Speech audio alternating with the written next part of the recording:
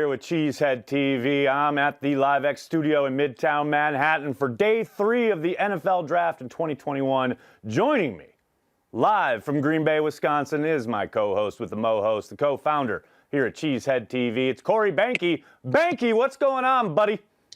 What's up? I can't believe I'm here for day 3. I can't believe you're here for day 3. This is insanity. Corey Banky.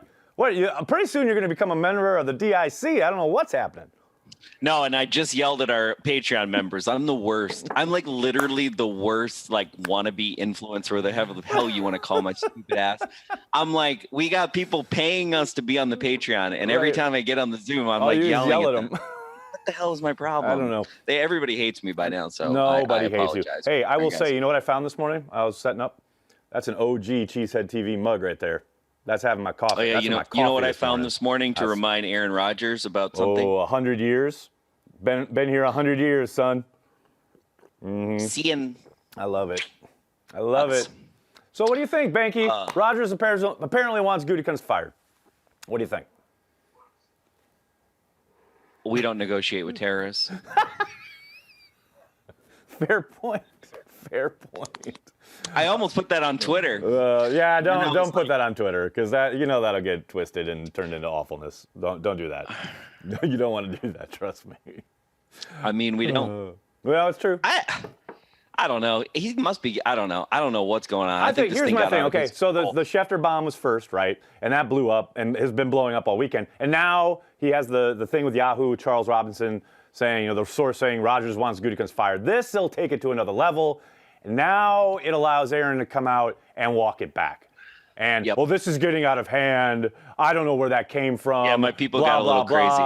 And then the he wants Gutekunst fired thing feels calculated so that it pushes the envelope enough where Rodgers can come out and say, oh, this is ridiculous. And, I think most people would buy that because it is ridiculous. By the way, slide back and listen to the news. Brian Gutekunst is not getting fired. And no. If, anyone is out there thinking, oh, they should fire him so they can keep Aaron, that is ludicrous and a terrible precedent to set. Not happening. For your franchise. So there's no way they're going to do that. Let's just get that out of the way right now. To your point, here's the thing. Some of the things that I've learned recently as a business owner is everybody's going to split the baby, right?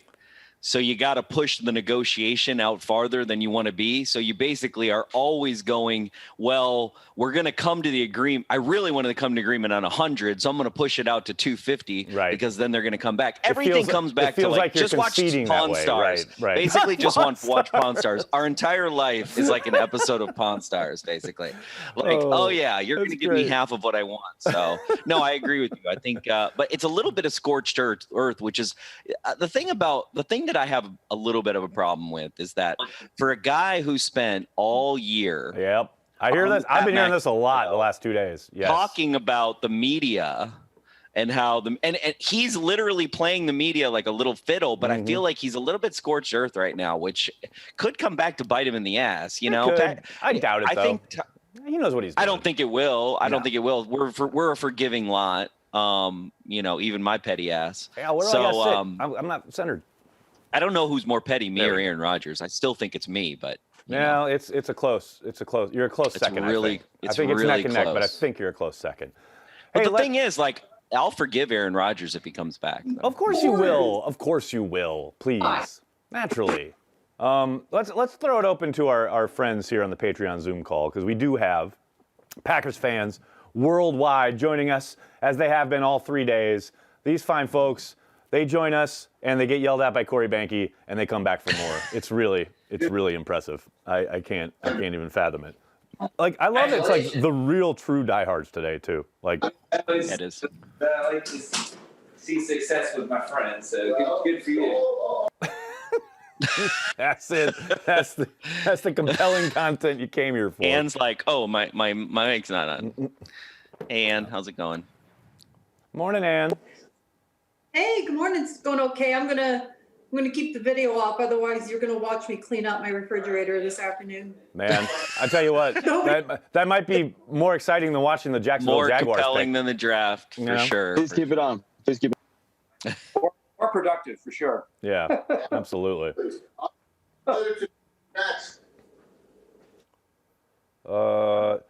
Joseph, let me ask you this, buddy, since I see you there. Where do you think Packers are, maybe not targeting, but what are the possibilities with their 4th round pick now that they have one left? I'm stressing about this 4th, honestly. Don't stress about it, man.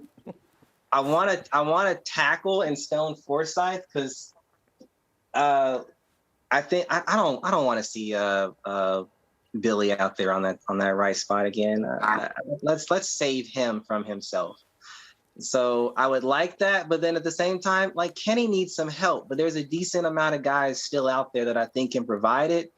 But let's not wait till like the back end of the 6th round and you know throw some random dude out there and like, oh, this will solve the run issue. If it's not, you know, it's highly unlikely, not impossible, but highly unlikely that, you know, if it's not addressed 4th, maybe even the 5th rounders, then yeah, it's basically you're rolling with what you had last year and you're really hoping for development from Kingsley Keke. I mean, essentially, that's what you're saying, which, okay, fine, but yeah, it's a little underwhelming and not exactly the get Kenny Clark some help I was hoping for heading into the draft.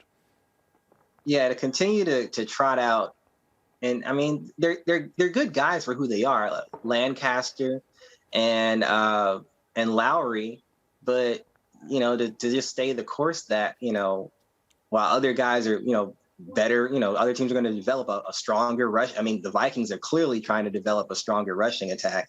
You know it just doesn't add up to me. I mean unless they're going to think Stokes is going to generate some coverage sacks. You know, and unless they're going to plan on maybe Barry bringing Gary down to play on that 4 or 5 technique. Well, that's what I think. I do think they're going to have a lot of kind of, as we were talking about Kenny on night 1, I think there is going to be a lot of flexibility and a lot of kind of maneuverability with their kind of chess pieces up front. Maybe that is part of the deal. You know, maybe they are looking at Gary playing some of that Brockers role that he does in LA. You know, right. I mean, that was my issue. I mean, Tyler's a fine worker bee, right? He's a guy who's there for the early downs, try to stop the run, etc. Keke is the one to me is kind of a real key for this front taking a step forward if they don't add anybody today, because you've seen flashes, you've seen him get after the quarterback. He had a couple sacks in 2 different games, you know, but the idea that he needs that consistency to just materialize coming out of this offseason. And I don't know, maybe Jerry Montgomery can get that out of him. But, yeah, to me, it's like you better hope you have them in a lot of obvious passing situations, because then I think they can get after people. But it's the early downs. You talk about Minnesota.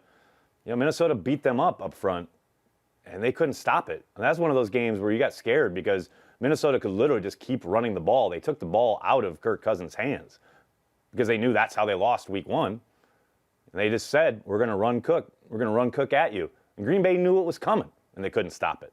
That's always concerning. Amar has his hand raised. What's up, Amar? And then he left. Is he driving again? I know, was driving. There he is. There he is.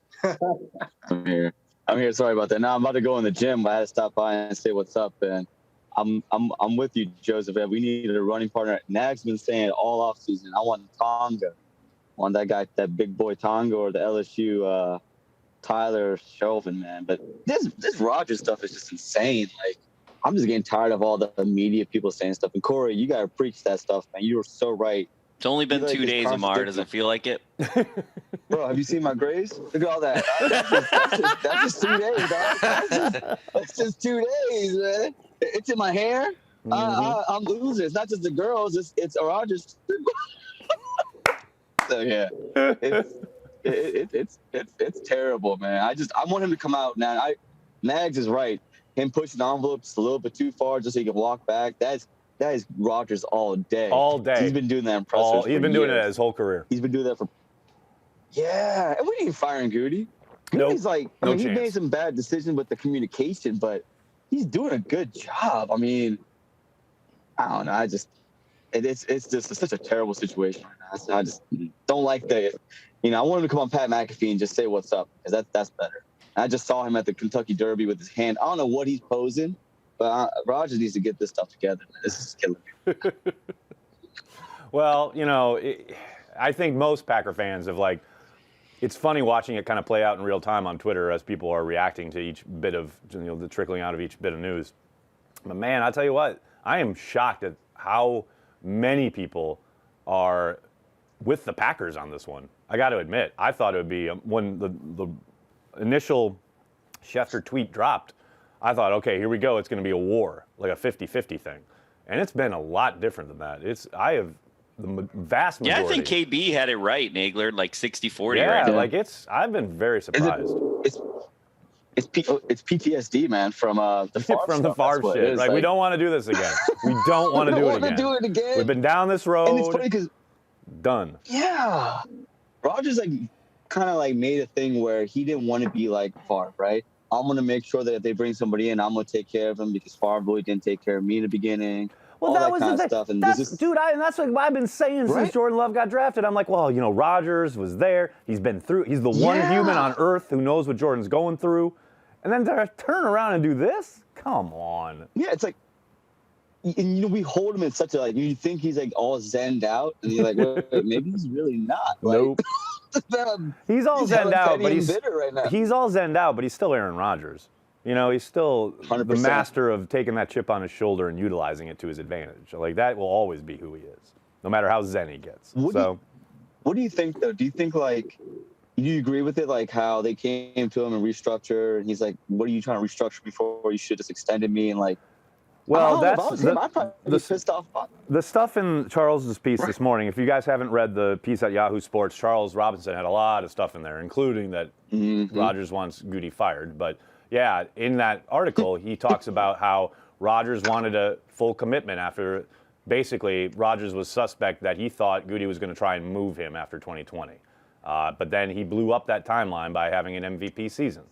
And apparently, they did approach the Packers about wanting a much longer, basically like a 5-year extension to commit to Rodgers, with some heavy guaranteed money, etc. And the Packers, if Robinson's reporting is to be believed, were willing to do a slight restructure, give him a little bit more guaranteed money, but they still wanted to keep their options open, which I understand.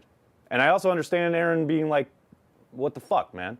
So, yeah, I'm not surprised by the Packers, how they've handled it. I am a little surprised at how DEFCON 5 Rodgers has been willing to go after that. You got to imagine, here's my thinking, okay? You got to imagine that his agents and his financial advisors made some kind of bet on the leverage that they have right now to be like, hey, we can get 10 to 50 million more dollars guaranteed, still get what we want for the trade in 2 years or wherever, maybe decide where we go after this, right? Yeah, maybe he doesn't have a no trade clause, so he can't, it's not one of those deals where he has to agree to wherever they trade him at the moment. Right. At the moment, that's not in his contract. And maybe he feels like with an MVP season, if you put all the things on the ledger, it's like, wow, if I scorch earth this shit, Packer fans will forgive me, right? The Green Bay Packers are a business organization, so that they'll get over that. I got 2 years left anyway, 50 mil and some decisions about where I go the next place. That might be the bank here somebody's telling him to make. Yeah, that's a really good point, Corey. That was a very good point. Big B is here. Look at Big B. Come on now. Brandon's got his hand raised. Luke's got his hand raised. Brandon, you go ahead. I'm going to get some coffee. Cool. Brandon, what's up? Hey, Aaron. I know you touched on this last night about Mark Murphy hopefully learning his lesson from the lack of communication from the Favre debacle. Right. Do you think there's a communication problem with the front office, or is this just how NFL does business? Kind of alluding to the Micah Hyde treatment. If they know they don't want you back, they don't talk to you. Right. So. Yeah, I think it is pretty particular to Green Bay. I do think the guys in the Ron Wolf tree are very much this way. And I think Goody leans much more towards Ted, who is even more kind of detached, right? Not a big time communicator not only from what we saw in the public, but from all accounts interior with football, etc. I think it's a little different franchise to franchise. Especially when you have an owner who may be driving a lot more of this stuff. But as I said, I can't remember if it was here or on the radio or whatever, the Patriots just went through this and they have an owner, and there was a lot of tension there, and that didn't solve anything. But ultimately, it's egos. It's people who are very good at what they do, and no one wants to back down. To me, it all comes back down to Murphy, though. Like I said yesterday, he's the one person in this hierarchy who's been through this before. I can't imagine that he didn't impress on Brian the importance of communicating with Aaron. And I understand that that's not usually how they operate, because personnel is personnel. They put the team together. That's their job. The players have no input, and that's how it should be, I think. But this is a special case. Aaron Rodgers is a fucking superstar, and you have been incredibly successful by and large because he's on your roster, because he is so good, because he is Aaron fucking Rodgers. So again, to me, this is the one time where Murphy needs to impress upon Gutekunst, okay, make sure you let Aaron know. And of course, obviously, he didn't do that. So to me, and I don't think that's probably the way it's run in most NFL towns. I think most NFL cities, the owner the owner himself would probably call the quarterback and say, look, we're probably there's a chance we might look at a quarterback here. We just want to give you the heads up. But, because the Packers have this deep belief in the division between personnel and the players, and never the twain shall meet, I just think Murphy wanted to let Brian do his job. But again, this is the one time for me that it should have been a special case. And it is, again, I don't know. I don't think this plays into it. It's hilarious to me. It's hilarious to me that Murphy breaking up the power structure, the whole reason he did it, he kept telling us, was because of the silos, because no one was communicating outside their silos. And now we're back in this situation because there was no communication. It just blows my mind. I hear you. I don't know that it's that, though. I really don't. Like, that's an easy thing to pin it on. That's like, I quit, my boss is an asshole, instead of like, I quit because I got a better job somewhere else, or, I know, but I can only work with the information we have. And the information we have... He didn't communicate with me, And the information we have is Rodgers was upset that Gutekunst didn't give him a heads up. They were drafting Love. That's literally it. That is the seed that has grown into this. So if that's the information... What else is the root of the problem here? Other that's than like some Kim Jong-un shit right there. I'm fascinated how you got there, but lay it out for me. Yeah, you know it. Jason's got his hand raised. No, like I said, we don't negotiate with terrorists. I'm looking at Lambeau Field right now. Okay, sitting in Green Bay. A couple years ago, when they did that restructuring of the powers that be, they instituted a mandatory retirement age. I think it's 65. Oh, that's Is been it, there. or is Oh, for the board? That's been Is it there. only for the board? No, for Okay. Murphy. That's been there forever. Yeah. It's for Murphy, but the board does have one too, I believe. But yeah, they do. He's 66 this summer, so I'm wondering. I think I think the age is 70. I have to go look at it. Yeah, I don't think it's 65. He's got like 65 is young. Yeah, Damn. he's got 3 or 4 more years, and then probably Ed Policy takes over. Okay, cool. Oh, wait, Joey's got his hand raised. Well, hold on, Joey. Luke's had his hand raised for a while, and I'm totally not getting back to Luke. Sorry, Luke. No worries. Hey, guys, I'm sorry I missed you yesterday. I know it's totally off subject, but what's your thoughts on our last 2 picks? Like the hat, Luke. The receiver. Oh, thank you, man. It's nice, but there's no tent. I'm missing the tent right now. Yeah, I had to take it down. Oh, no. So, landlord didn't like it. I love the center. And the Amari Rodgers pick is going to be a lot of fun. I think they're going to utilize him in a ton of different ways.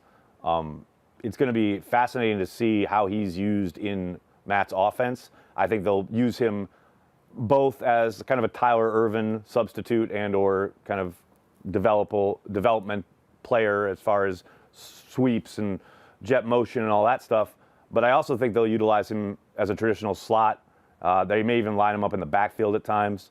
I think he's going to be a real chess piece, and I'm really excited to see it. Joey, go for it. Joey, you're muted, buddy. Yeah. There you go. Do you think this was kind of, all of the season he was talking about his new outlook on life, and like Amar mentioned, do you think that was true, but during negotiations for an extension, Gutekunst kind of showed his hand that not only are they wide open with their options, but they're pretty much settled on moving on to Lovely's in sometime these next few years.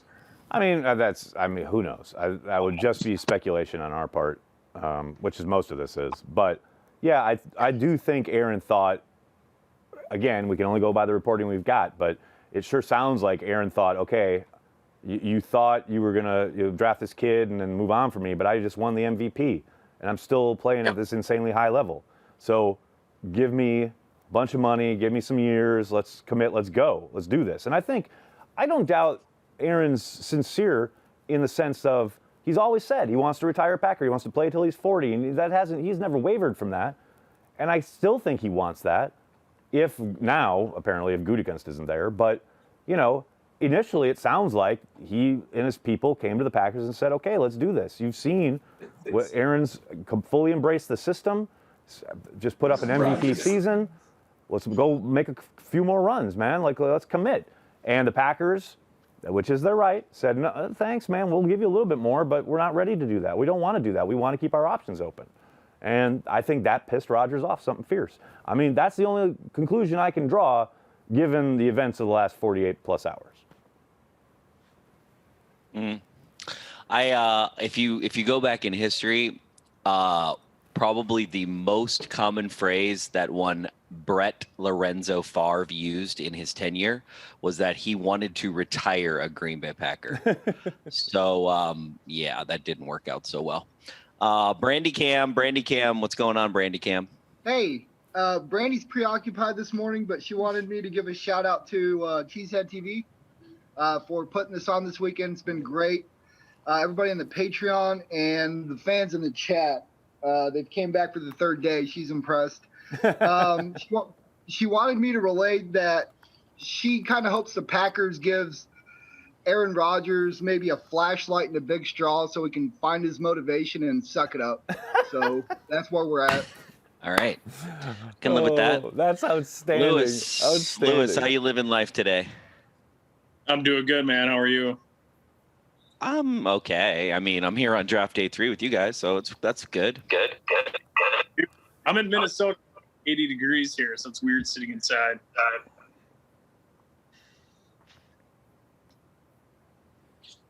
What's up? You got your hand raised. Yeah, the biggest thing I guess to talk about today is the Rodgers thing. The biggest thing I'm taking out of this is I just feel really bad for Jordan Love. Like, I'm shocked that he's doing this, knowing how that probably puts Love in a bad situation. And I'm curious what Nagler thinks about what the actual options are, right? Just given the situation. So they're not going to fire Goody, so they trade Rodgers, maybe trade Love, and I don't think they trade Love either, right? So really their option is you trade Rodgers because you're not just going to let him retire and get nothing for him, right? So I disagree. That's kind of I think that's exactly what they're going to do. I don't think they're going to. I totally take Brian at his word that they're not trading Aaron. They're going to tell Aaron you can report or you can retire, and if he wants to go the Carson Palmer route, he can try it. But I don't think, especially. And here's the other thing: if Jordan Love comes in and lights it up.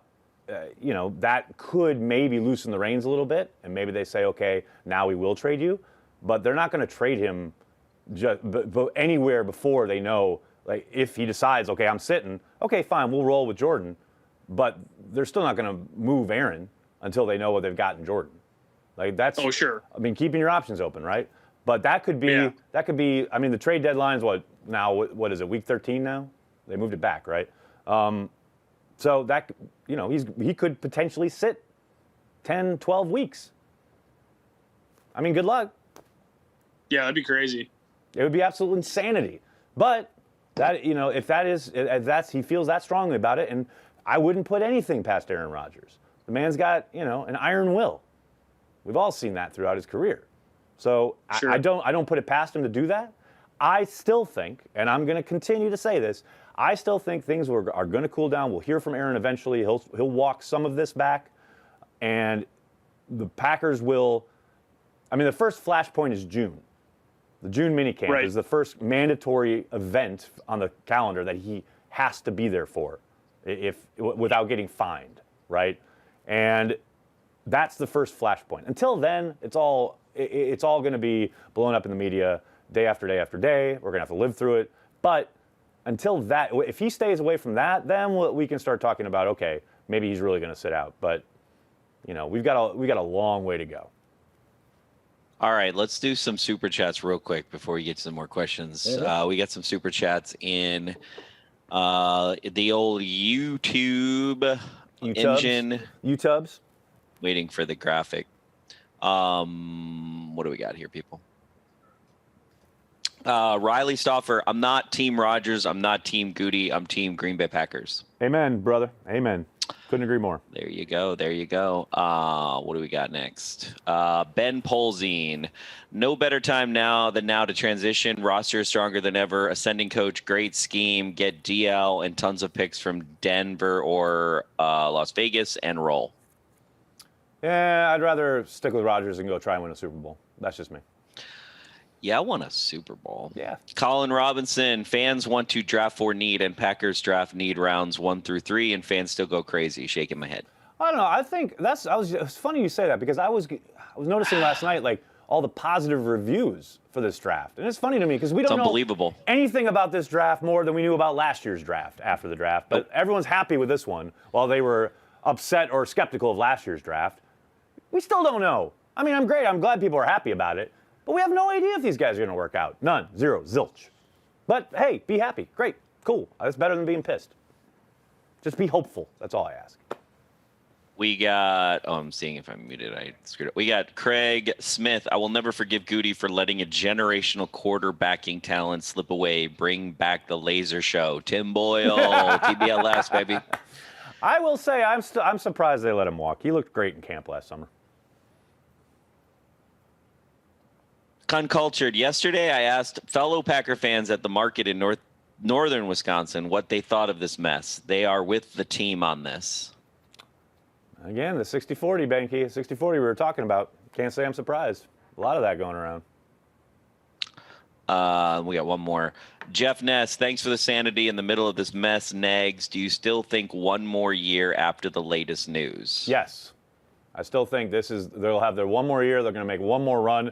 And, I mean, hell, just because of the way the roster is constructed currently with the cap, I think next year they're going to have to make some major changes. I think this is one more year. They've brought back the guys. We're going to run it back and try and make one more run at the Super Bowl with this core group.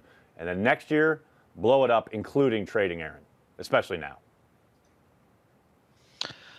Jocelyn has a question. Hi, Jocelyn. Hey, good morning, guys. Just not a question so much an observation. It's interesting how we've kind of deciphered that they emphasize the premium positions in the first round. I mean, that's kind of been broken down ad nauseum in the draft season. But now the last 3 second rounds, they've gone guard, running back, center. Like, yeah, I don't have right? an opinion of it. It's just I mean, it's complete 180. It's funny though because, like, I mean, God, you can't argue with the Elton Jenkins pick. Right. Dylan, you're hopeful, right? I think most people would say it's too early for a running back, but you can't deny his physicality. And now you've got Myers in the fold, another big physical guy. I mean, they want to, and we heard Goody last night talk about they want to be more physical and bigger up front. He mentioned that several times. Like, it's pretty clear between the Elton pick and now you got Myers. This is it, man. This is a transition to a bigger, stronger, more road grading group up front. I'm for it, man. I get it. It's clear he wants to put that imprint on this team. They're going to continue to pound the football unless, it's the NFC Championship game and they get 2 interceptions and then they decide to throw it 6 times, Well, other than that, they're going to run the ball. Nagler. Yeah. Nagler, stop talking. Mark, what you got? What you got from across the pond there, Mark? Good afternoon. So like you said about you still think one more year. Do you think the Packers, before all this kind of kicked off, where Rodgers is demanding this, that, and the other, do you think they were thinking even after the MVP season one more year, or do you think they were thinking, let's let him run out the rest of the contract until all this happened? I think more likely than not, they wanted to see another year of Jordan in practice. And maybe, who knows, with injuries, maybe he gets in a game or 2 or whatever. But I think they definitely needed and wanted one more year. and then they would see. Everyone thinks that there's like some definite timeline in the plan, so to speak, but it's never that simple, right? I think there's ideas or hopes, but you're never really sure until you at least see the development of the quarterback. And I think it was always going to be dependent on Jordan Love.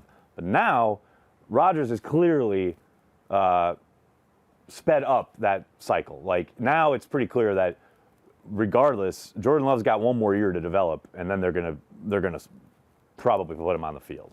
Is my hunch, would be my guess. But yeah, it's like, I don't think the plan was ever, okay, this is it, and then this is where we're going to trade him, and then this is where we're going to play Jordan. I think it was always dependent on how Jordan looked.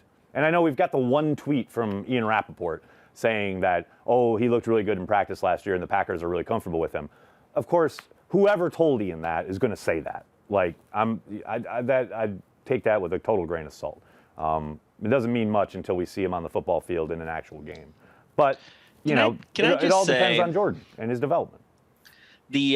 So just a little quick observation. So the Detroit Lions just picked, right? Right. I'm on Ross they St. put Brown. Equiminius' brother. Yeah. So they trot out the Detroit Lions 2020 NFL Fan of the Year for the Detroit Lions. Oh no. Kid looks 17 years old. Right. Okay. Right. I'm not hating on the youth right here because I got Big B and Joey in this chat, so I'm not hating on it. Okay. But let me just tell you one thing. The Packers Fan of the Year has literally never been under the age of like 75. Okay. So why that is because there's millions of people who are Packers fans, and they had to go all the way to find a diehard fan because they can't find somebody who's going to forget that the Lions suck. So they got to find somebody. It's like on TikTok when they or TikTok or Instagram, when some kid, like this girl, like finds squirts for the first time, and people are like from the 80s. They're like, those existed like 20 been here years. forever. Like all these kids, they're like, oh, this is new. It's like even like when people are esports streaming. I was thinking about this the other day. It's like, dude, we were playing Halo like 20 years ago. We just didn't film ourselves live streaming it. Right. It's just hilarious. It's like some of the shit that I said in my 20s on Halo. Those are some nuggets, people. That would have been gold, man. You put that on the internet today, you'd be canceled every which way but Sunday. Yeah. Oh yeah, for sure. Corey, I'm running to get another cup of coffee. I'll be right back. Okay, but Brandon has a question, and I'm sure I can't answer it. Brandon, I'll be right back. I need more coffee. Oh, you're good, Nagler. I was just wondering, do you guys see Rodgers being so headstrong that he doesn't get traded? He's not going to retire because he's not going to pay $30 million to retire. Do you see him sabotaging things? Because didn't he do that with McCarthy to get him fired? I mean, I don't. I think he's a professional at the end of the day. Personally, I think that I think it's the silly season, and I think when you have, I think the problem is most of us here, and including myself, are don't make the kind of money that he makes for sure. And it's just a different level, right? When you got people that make more money than we'll see in our lifetime that work for you, it's just a different game. I think that, whether he's getting bad information or good information, we'll see. But I really think this is a financial play. He's trying to extract as much leverage as he can in a moment when he's already signed a contract and he has no leverage. So he has public opinion. Maybe. And then he has the media, which is so disfractured and fragmented that you can't trust the media in a lot of ways. Like Ian Rappaport, okay, he's probably following journalistic standards. I know I hate on Peter Bukowski, but like Peter Bukowski, other people, they're not following journalistic standards. Like what are you going to believe? And also even people like Rob Domofsky that are following journalistic standards, they're getting information. They're allowing an anonymous source that could be usually an agent, right? So, I don't know. I don't think he'd sabotage it because, the idea that, yes, he certainly wanted McCarthy out, and that was the season he put, 52 throwaways or what have you, and it was changing plays at the line of scrimmage, blah, blah, blah. This all lines up for him to win a Super Bowl. You talk about his legacy, you talk about what people are going to remember. This squad was on the doorstep last year. It's been on the doorstep. And with him at quarterback, they can legitimately contend for a Super Bowl. I don't see him throwing that away just because he's disgruntled with the GM. I mean, could he? Sure, but I'd just be shocked. Nothing Yeah, about it makes nothing about his competitive nature would suggest that. Like, I understand why he was sick of McCarthy, but at some point, like, okay, you're upset with McCarthy and you're upset with the offense, so you get this new coach, and then you get the new offense, and now you're upset because they picked a quarterback and they didn't do enough to support you. They didn't draft the wide receiver. So at some point, man, maybe you're just the complainer. You know, like, suck it up and go win, man. You're so close. They're so close, and they've had some bad breaks, but I just think he's too competitive for that. I could never believe that he would do that. That's just me. Maybe I'm naive. Corey's got his hand raised.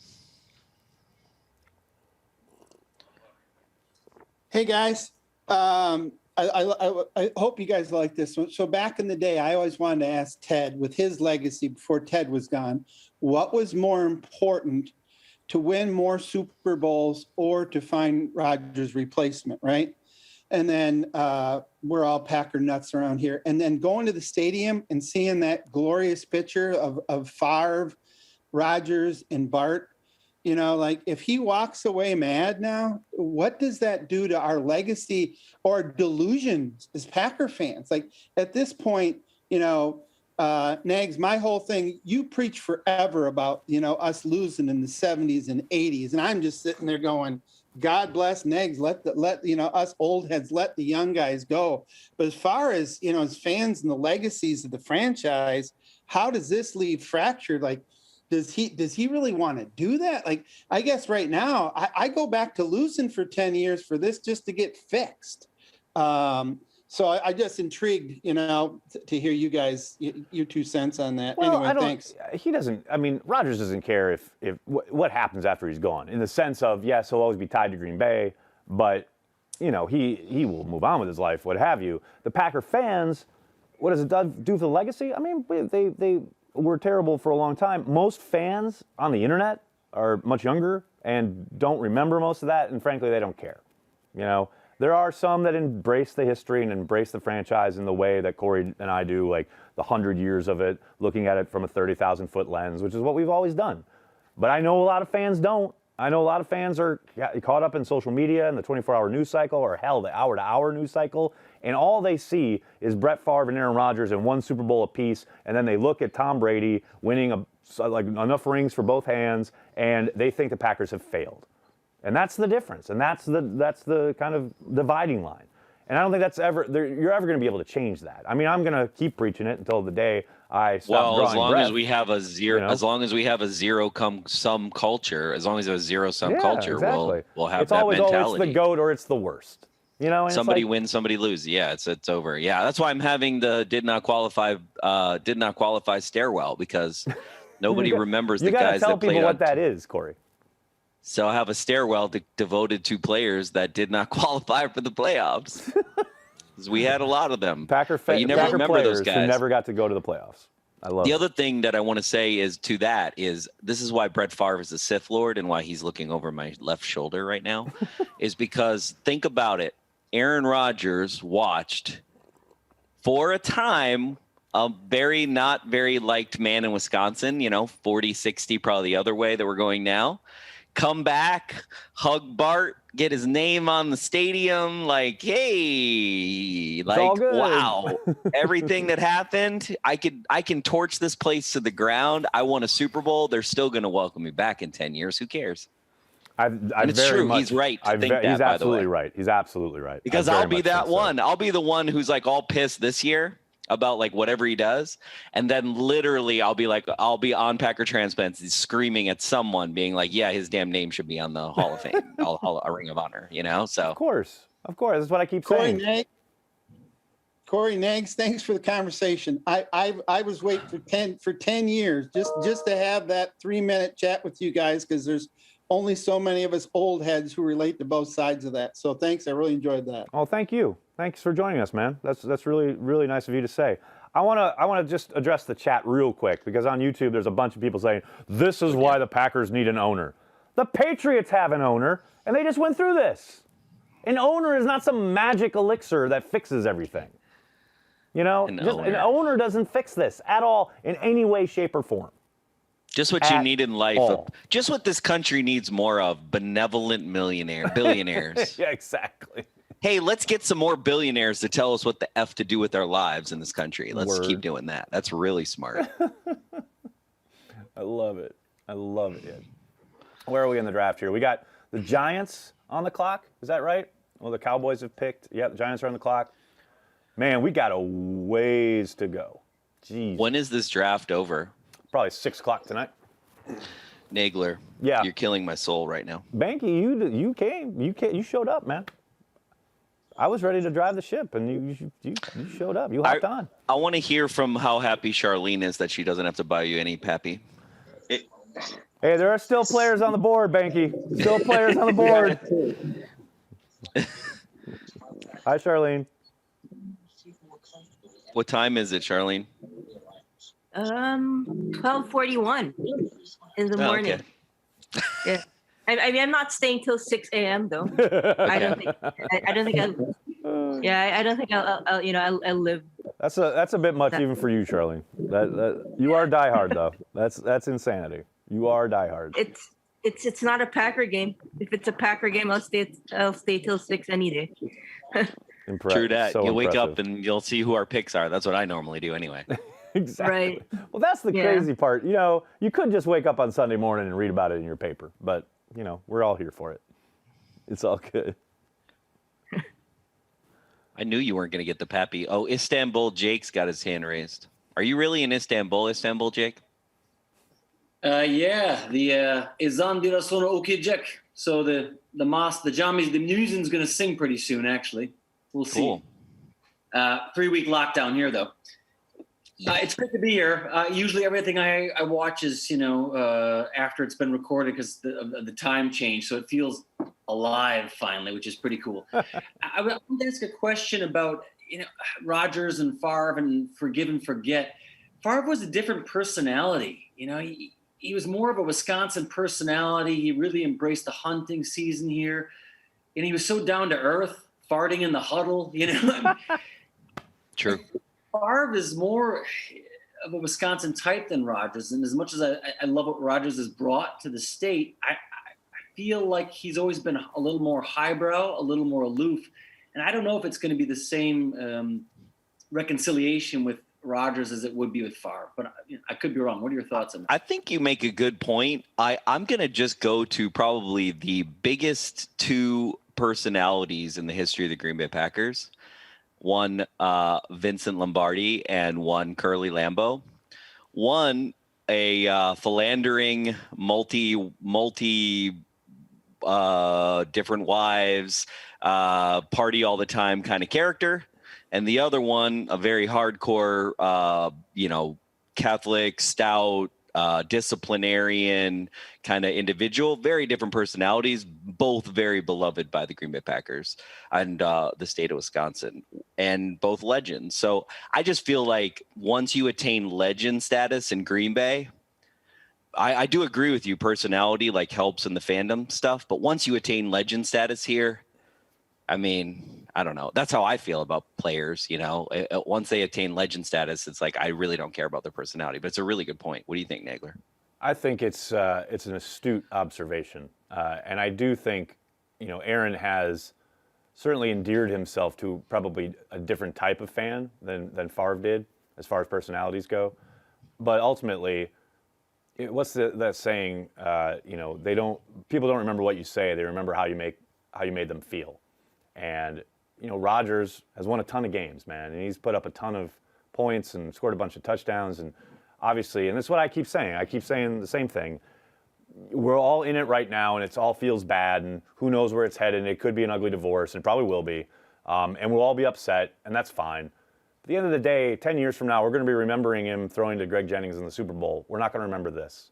We'll talk about it, and we'll rehash it. But the first thing most Packer fans will remember and feel inside when they think of Aaron Rodgers is winning the Super Bowl and winning a ton of games and having fun on Sundays. So true. So you said I very much agree. Yeah. But I just think at the end of the day, it's like he was a all-time Packers great. Some would argue the greatest player at his position ever in the history of the franchise.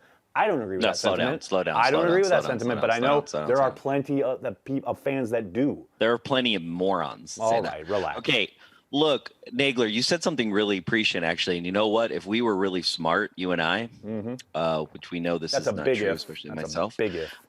If we were really smart, we would play. You said something about how we feel right now. Reminded me of the Trader video that I made. Man, I wish didn't you take it off the internet? You loser? I don't think so. Yeah, I think I did. But if I played that right now, you guys would feel like that's how.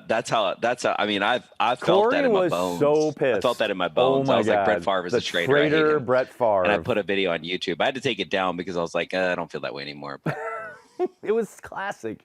You had like this whole moody intro, like these like effects. yeah, it was and black stuff. and white, and Black then it and showed white. him coming with helicopters, showing his car going to Viking Stadium, and I was like, "You are a traitor!" and it Oh, was God, like so it started good. with what the definition of treason Traitor is. was treason. Right?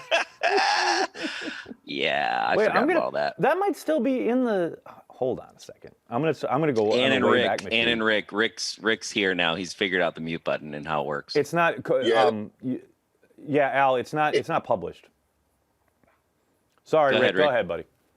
Yeah, no worries. So there were a couple of things. For whatever reason, I had too much bourbon and didn't sleep well last night. So I listened to a lot of the overnight crap from the pundits on the radio. And the one thing that I took away from it is how you got Rodgers and Drew Brees. And Drew Brees didn't get offensive help at wide receiver in the first round in the draft, and he wasn't all hurt about it. And you didn't hear about it in the media, and you didn't have the media pumping it up. And I just wonder how much of this it's become a media creation to play the game, and it self-perpetuates, or it has self-perpetuated itself. I don't hear this with other quarterbacks. You didn't hear this from Brady. You didn't hear it from Manning when they didn't pick wide receivers in the first round or the second round. Well, for whatever reason, the difference most people would push back on here is their activity, those teams being active in free agency. And the way the Packers have been very reticent to utilize free agency. Now, that's not to say that they were going out and getting all these weapons. And I think the Tampa Bay Bucks have really skewed the kind of perception there because of what they did last offseason, putting that team together around Brady. But more often than not, those teams you mentioned have been pretty active. Especially like the Patriots were always active in free agency, not necessarily big names sometimes, but they definitely utilized it. And I think that is part of Rodgers' frustration, the sense that like if you would only operate like other teams, I think that's where kind of the disconnect comes in. And I know I've spoken to Aaron about this literally off the record in the locker room. I mean, a number of people have, and they most players just want to know that the team is doing everything they can. And despite Green Bay's success, despite how many winning seasons they've put together, they look around and they see how other teams operate. And Green Bay is usually one of the only ones not utilizing every avenue. Now, that's an organizational philosophy, and that's how Green Bay operates. But I get the frustration in that regard. Yeah, but short of the Patriots and the Giants, nobody else has won more than one Super Bowl in his tenure. I totally and that get includes, it. So, the other one, and this is just two quick comments, then you guys can chat about them. One is he picked the worst year possible to play this game because nobody's got cap room this year. Right. Everybody's got cap room next year. So to me, it is all posturing for next year. And then the other one is, I think the reason Favre gets maybe a bit of a hall pass, besides I do agree with the Wisconsin thing, is that he had Rodgers to come right after him, and it didn't put us in the 1970s. Yep. And if Rodgers leaves this way and success doesn't follow in a couple of years or within a couple of years, I think fans are going to remember him for what he left for, because that will be the feeling they have. So I think that's pretty astute. But it does. I think it's astute. I think it's astute, but like you can't take away my trip from Philadelphia to Atlanta to Chicago to Dallas. First time a team ever did that. went on the road, beat everybody, kicked their ass, went into the Super Bowl, kicked the Steelers' ass. Like, you never taken that away from me. Wait, Al, I just G-chatted you something. Please. Oh, dear. Please. If you play that video, I'm going to play kill the video. you. Play the video, Al. God, why did I bring that up? Play it, Al. Play it. Okay, they're loading it up. He's got to pull it up. Dan, what's up, Dan? Dan, I know I got to get back to you, so you just don't, I'm an idiot, so sorry. No rush. It's all good. I wanted to go back to the owner thing. It's so dumb. It doesn't make any sense to me. If you're who's sitting there unhappy with Mark Murphy being like, oh, I wish this guy was unelected and could never be fired. Like, if you're a Cowboy fan and you don't like how Jerry Jones is doing things, well, you've got him until he dies. It's a really strange reaction to say, like, if he was an owner and you didn't like the owner, you couldn't get rid of him. If Mark Murphy does a bad job, firstly, he has to retire at 70 in a couple of years. But in theory, they could switch to a different CEO, a different president. I don't see how anyone doesn't think that's a better situation. It's such a weird. Couldn't agree more. And that's a great point. Like, there's a mechanism in place to replace Mark Murphy. There's nothing you can do about an owner who won't sell. Ask Washington fans how they like their owner who refuses to leave. But it's again, fans are so spoiled. We could imagine having Dan Snyder. Good Lord. Oh my goodness. Unbelievable. Unbelievable. Unbelievable. Yes. It's always the grass is greener, That's a really good point. I totally agree. 100%. Nagler, I need more coffee, but then when I come back, I want to do some super chats. Mm-hmm. I'm down with it. I am down with it. What else we got? No, even better. Even better if he's not here, because he doesn't want to see it. Wait, is it ready, Al? Almost there. All right. You guys, I can't even tell you what kind of a treat you are in for. All right, here we go. Corey Banke, his message to Brett Favre when Favre went to play for the Vikings. My name is Corey Banke, and I am a true Green Bay Packer fan. Rodgers just takes a one-step drop and fires to Jennings on the line of scrimmage. And so he completed it. It wouldn't have gone for much, but it was a couple-yard play. We have a report out of NBC Pro Football Talk. According to Mark Rosen of the Minneapolis St. Paul CBS affiliate, Favre will sign a contract with the Vikings today. Favre is currently on his way to Minnesota, blah, blah, blah. They talked to somebody at the Hattiesburg airport. The reception I got, I haven't been followed by a helicopter in quite a while. I'd be the first to admit I don't think I'm capable of making some of the plays I used to make. My mind may tell me I can, but I don't know if physically I can do that. As I've said before, I think both sides are wrong to a certain degree, but I have no ill feelings towards that. That stage of my career, I wish maybe could have been done differently, both sides. But I got a lot of friends on that team. Hell yeah, I like to hit them. All these damn practices out here and they didn't let us hit them. I want to get a nice little shot on you, Brett. I said it. Put it on the bulletin board. Had, a lot of those guys, we've had a lot of great games together. He's a good quarterback. We all know that. He's a Hall of Famer, but I don't think it's going to change who's going to be on top of the division. That's our goal, is to be on top of the North, and we're not going backwards for anyone. Well, I think if you're true Packer fans, you understand. My name is Corey Banke, and I am a true Green Bay Packer fan.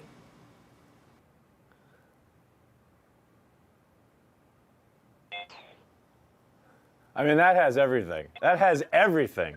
That has artfully done Corey Banke addressed to camera. It has clips from Donald Driver and Nick Barnett. It has Brett Favre in a Said it. Put it on a bulletin board. That's my favorite part about that one. That's amazing. That's amazing. What a trip. And we got the OG Cheesehead Nation chat in there with Brian Caribou. Come on. We got Greg Bedard in the chat. Come on. That was great. No one has ever been, I was talking to Joseph about this before. No one has ever been better at draft for the Packers, in my opinion, than Brian Caribou. I totally agree. Brian's the man. The guy just is able to tap into the vein of what the Packers will do and then what's out there and combine them. He was amazing. Corey, was that or was that just how you look? You look like a wayward child in that video.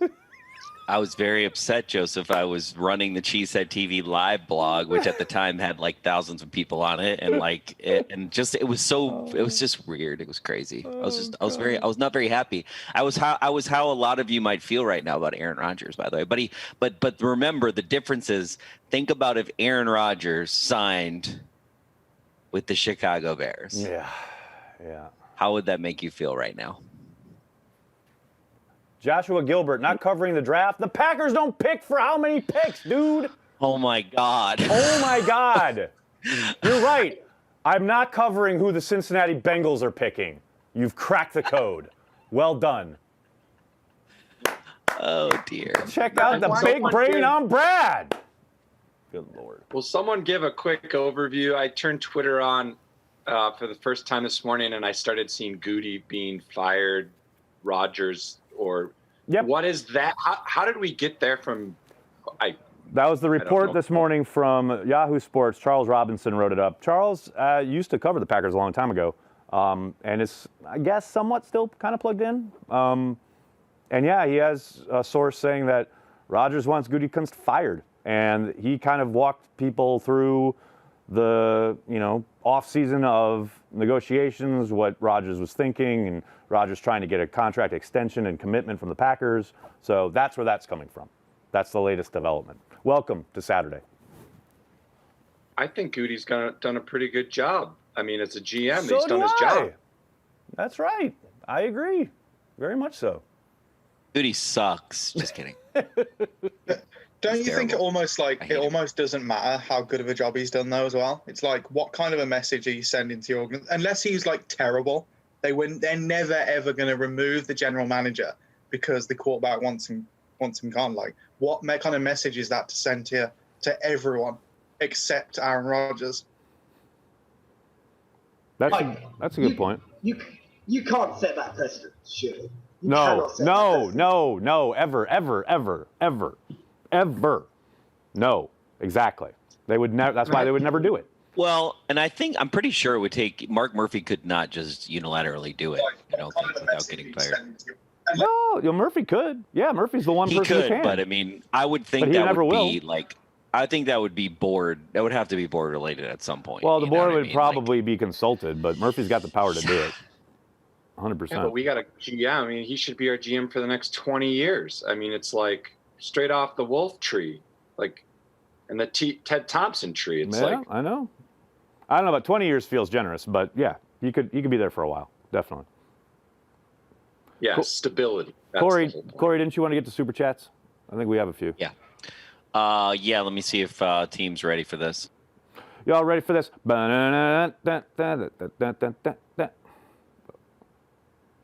I love it when they show the highlights of a cornerback who just got taken, and like all of his interceptions are passes, like horrible passes by the quarterback thrown directly to him. Those are always good. Like, great job, buddy. You hung on to the ball. You still got to catch it. There you All go. right, here we go. No doubt. Wait, so Joseph R., this wasn't you, right? You didn't do this $20 super chat? I shell out way too much already. Dear Nags, in this Patreon Zoom, you didn't get Asante Samuel Jr. I didn't get Samuel Cosme, but Joey the Jaguar still can't use a mic. We have time to develop these prospects. Go Pack Go. Banky loves Patreon. I believe I got it. Thank you. What's my next one? Matt, Aaron, and Rodgers tease Clay about being all Hollywood. Seriously, right? Oh, I think of that sure. all That's the so time. true. Back when they were first on Twitter. You're so Hollywood, bro. So true. What do we got? Animal Science TV. Can't Goot save face by trading Rodgers to Texans. You want out? Here you go. Enjoy Easterby.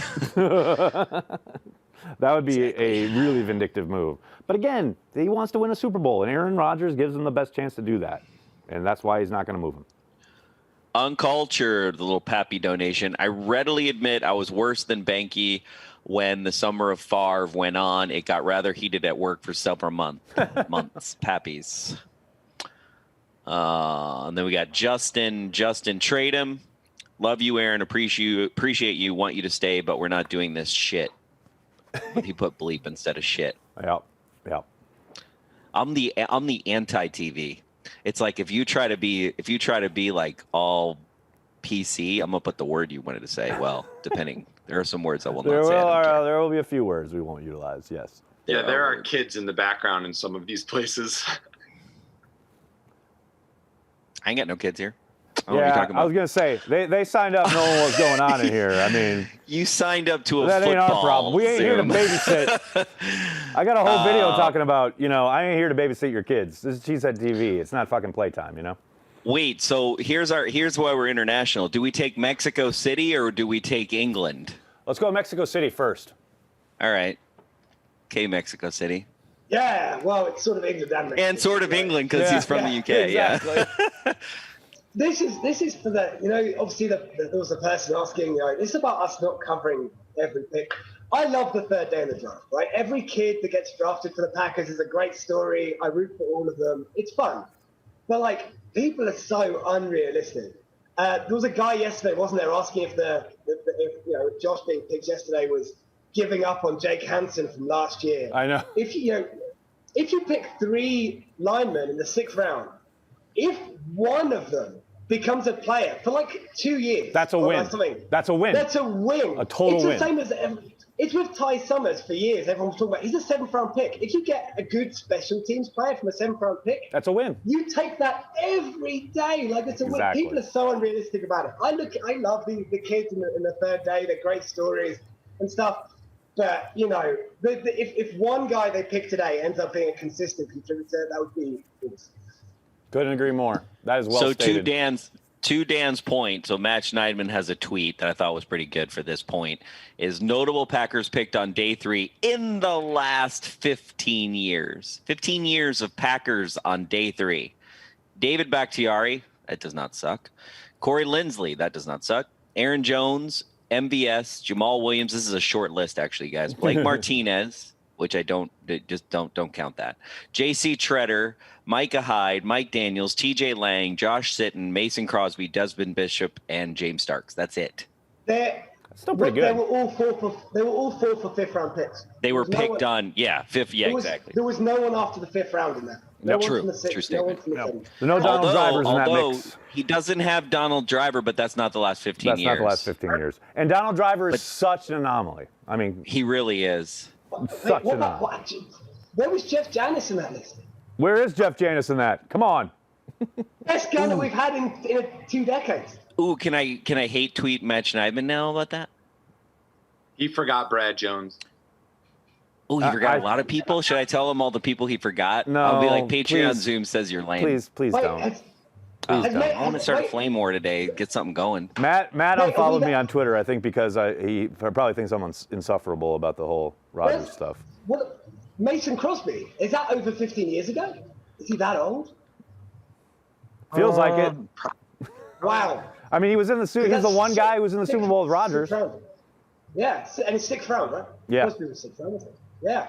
And that's a hell of a pick. If you get a kicker for 20 years.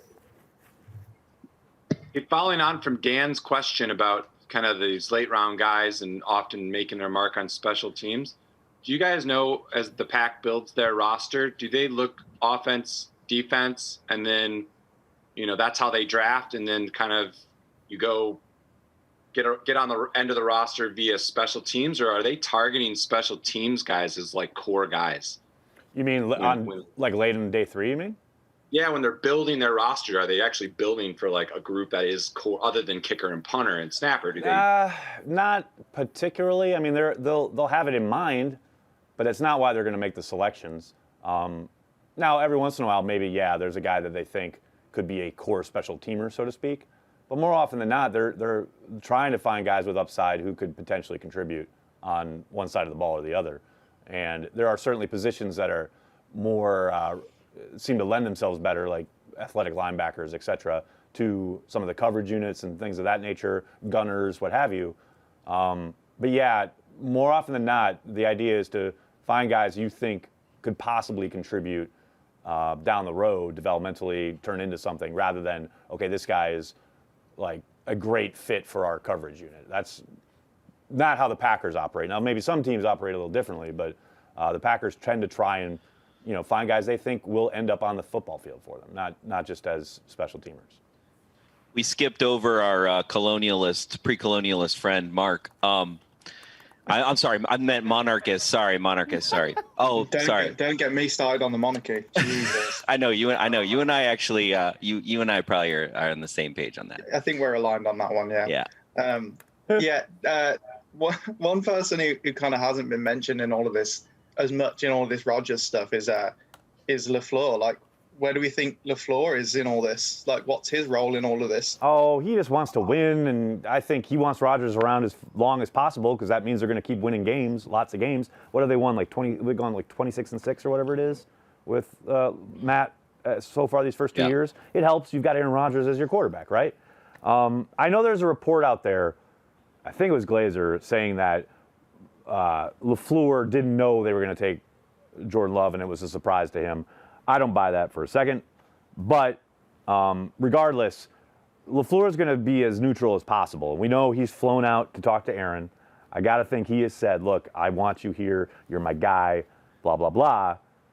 But, he's in the job of winning football games. And Aaron Rodgers gives him the best chance, bar none, to win football games in 2021. So he is going to try to be as neutral as possible, but also tell Aaron, I want you here. Because he wants to win. It's it's not difficult. That's not tough. Normally I don't talk about this stuff, but somebody brought this up on this derby picture. Yeah. It's kind of interesting. It's like, oh no, 4 of Aaron's friends. Right. And then Shailene gets to bring Miles Teller. So what? But then it's just interesting because it's like Shailene only gets 1 friend couple, but Aaron gets 4 friend couples. That's kind of like a metaphor for how Aaron is treating the Green Bay Packers right now. Holy shit, I know you did not just say those words into a microphone for the world to hear. Just saying, look at the picture. The picture speaks picture's worth 1,000 words, It doesn't Nagler. mean anything about anything. I know. It's just interesting. I was like, who is that guy in the picture? And it was Miles Teller. And I was like, oh, Miles Teller. Cool. He got invited. Oh, you guys. Amazing. I wonder if they had like a non-disclosure agreement at the Kentucky Derby. You have literally driven me to drink. That calls for the first beer of the day. I wonder if like when they go to the Kentucky Derby together, like if everybody's got to sign an NDA. That's a really good question. We should. Oh, damn it! Next time we talk to Dave, we and should then ask him that. there's like a thing of like, oh, we're not going to talk about the Packers today. Yeah. Like, do you just say we'll leave it all at home? unwritten rule. Yeah. I mean, it's got to be, right? Although they're all buds, so. Yeah. But what about Miles Teller? Do you have to be like, yo, Miles? Yo, Miles, none of this. Bro. Don't put it on the tweet streets. No Packer stuff today. Okay, buddy. Probably. Oh, that's so good. Oh, I love this on Twitter. When do they offer Aaron Rodgers his locker? Remember that? Oh, my God. Oh, my God. It's like all coming back to me. Remember when they offered Favre his locker? That's amazing. I forgot all about that till just this moment. That's insane. Yeah, like they had memories you never thought you'd have to dredge up. Piece, like Favre's locker. They presented it to him as a gift. I forgot all about that. That's amazing. Holy shit. That's incredible. That's incredible. Kind of going back to, and this is probably the only comment I want to make because I wanted to make this more about the draft than Aaron all day. But in regards to the whole, like, he wants Goot fired, and I'm with Banky on that. That's probably the extreme, and this is probably more of a, like they say in sales, meet me in the middle. And I think probably what that middle might be is like, okay, like, can I at least say, like, hey, based on what I see in the draft, like, do you like this guy? Do you want to go after this guy? Like he said, he didn't say his name, but he said, last year, I kind of like that kid out of LSU, which is most likely Justin Jefferson. I was like, well, we're going to trade up, we trade up and get this guy, I think that's probably maybe that middle ground he's probably looking for, in addition to, whatever the money might be. Yeah, I agree with all that. But the problem is he, like, again, it comes down to their philosophy of the players aren't involved in anything when it comes to player selection or roster building. And they've been pretty damn successful with that. I get Aaron's frustration. I totally understand it. Especially, like I said, when he looks around at how other teams operate, But he's the quarterback of the Green Bay Packers. And this is his team. And this is how they work. All right. Nagler, let's go to some super chats. All right. You're going to try and trigger me. No, I'm not. I don't have okay. anything to trigger you with right now. I tried to trigger you with a Shailene Woodley, but everybody just said I was just stupid. But, what else is new? You just caused me to drink, so that's good. Oh, yeah, I drove you to drink. No, that's not good. Andres Philippe Bernal, a player, even AR, can't decide who you draft, who's GM, who's a head coach, etc. We love him, but if it's time, it's time. Go Pack. Totally Go agree. Pick. Amen. Go Pack. What do we have here? Brody Nicholson. Oh, no, Jordan Stewart. Oh, do we skip Brody? Jordan Stewart. It sounds like more aggressive since Thursday. Anyway, he asked for Curly and Lombardi statues removed next. Maybe a statue put up of him in a water glass, a la the McAfee show. Nuclear June coming? Question mark. Amazing. June is the how first did we watch point, get no here? doubt. We're 48 hours from this. What the hell? Vince Lombardi is gonna just break open that statue and be like, what the hell's going on over here? What the hell? It's so weird. Brody Nicholson, Nags, please tell me 12 will stay and help win Super Bowl. He's going to tell you that. So Yes, we'll be here for one more year. Super Bowl or bust. Oh, don't say that. It's true. Nagler. It's true. You're killing me right now. All right, so we got one more. Shadow Wolf 712. I think a couple more. Hope. What's that? Oh, there we go. Hoping Aaron Rodgers stops acting like Karen Rodgers soon. This is so tiresome. On a relevant note, fingers crossed for a DT or OT next. DT is my preference here. Get Kenny Clark some help. That's what I want. Oh, and then we got a Riley Stoffer. Do you think Rodgers would still want to leave if we win the Super Bowl? Yes. One more. Cameron Tanjong. This may have been said already, but do you think that maybe, just maybe, A-Rod's seen Jordan's development and that may have influenced a bit of his behavior? Jordan's raw talent is just so enticing. We said that last night. It's one of my favorite narratives playing out right now, which is this whole if it's like a Star Wars movie. If the last season is a Star Wars movie, it's at some point Rodgers looks over and sees that the dark side is in Jordan Love, and then he remembers that he truly believes in the dark side, and he remembers that a Sith Lord taught him how to do everything he needs to do. So then he almost wins the Super Bowl, but then he's like, if I don't leave or get out of this place, I will be destroyed by this up and coming heir apparent. That's a great movie. That's amazing. Well, let's do. I'm all in. I mean, I like it. It'd be better than the last Star Wars, or the middle one. Yeah. Middle one, I think, was the worst one, right? Correct. I'm loving the draft. Never change the intro music. Go Pack Go, baby. That's what I'm talking about, Devin. Thank you, buddy. Wow. Okay, how many picks away? Good Lord, we still have a fucking hour to wait. When do we pick? 100 and what? 142, and we're on 131. Oh, my Lord. Tulio Fonseca. Wow. Tulio's just joining us for the time. Tulio, damn, I was so fucking busy last 2 nights. I missed you guys. Hope you're doing great, and we find a gem IDL today. Go Pack Go from Brazil. What's up? Brazil. Ciao. Love Ciao, Brazil. Bella. Oh, my gosh. I don't know where I would want to live, Rio or Mexico City, if I was to pick South America. It's really hard. Mm-hmm. Mexico City's in Central America. You know what? Argentina, I'm going to ban you from this chat. U.S. dollar. I'm American. I don't know geography. I don't know if you actually. Okay, wait. No, there's South America and North America. Get the Central America out of here. There's Republicans and Democrats? Is there a party for the middle? No, it's the same thing. Mexico City is in North America, buddy. This is amazing. What the fuck are we doing? So see, I wasn't even really wrong. I was really wrong. But you should come here because Mexican food over Brazilian food. Oh my god. Even though they're both good. I agree. Mexican food. Well, the taco is the greatest food ever invented in the world. I am clipping this. I'm clipping it and putting it on Twitter. It's amazing. Please don't. Anyway, hopefully the Packers might play here, whereas they definitely won't play in Brazil. Well, they definitely won't play in the next 5 years, right? Maybe one day. Well, no, it could be in the next, not this year, but in 2 years when they start. They have to be in the international rotation, and Mexico City is in that rotation. It's possible. Oh, it is? I thought it was just London. No. Mexico City gets one game. Mexico City will get a game, and London will get a game, and they're going to try eventually to push into Berlin, and then 10 years down the line, they want to get into China. But yeah, Mexico City will be in the rotation almost right away. As someone who's lived in London for a long time, there are more NFL fans here. Oh, no doubt. In Mexico City? It's much bigger. Yeah, as a percentage of the population, like there's more people. England has very hardcore fans. England has a small group of very hardcore fans. But here they have some hardcore fans, but they have a lot more casual fans. There aren't really casual NFL fans in the UK, but there are here. The NFL, it's all about the money. NFL wants the huge TV deals you get from Britain, whereas if NFL was really focused on getting the most amount of fans, this is a much better market for it. The time zones are much better. No one in Europe can watch a primetime game because it's always on a work night. It finishes at 5 a.m.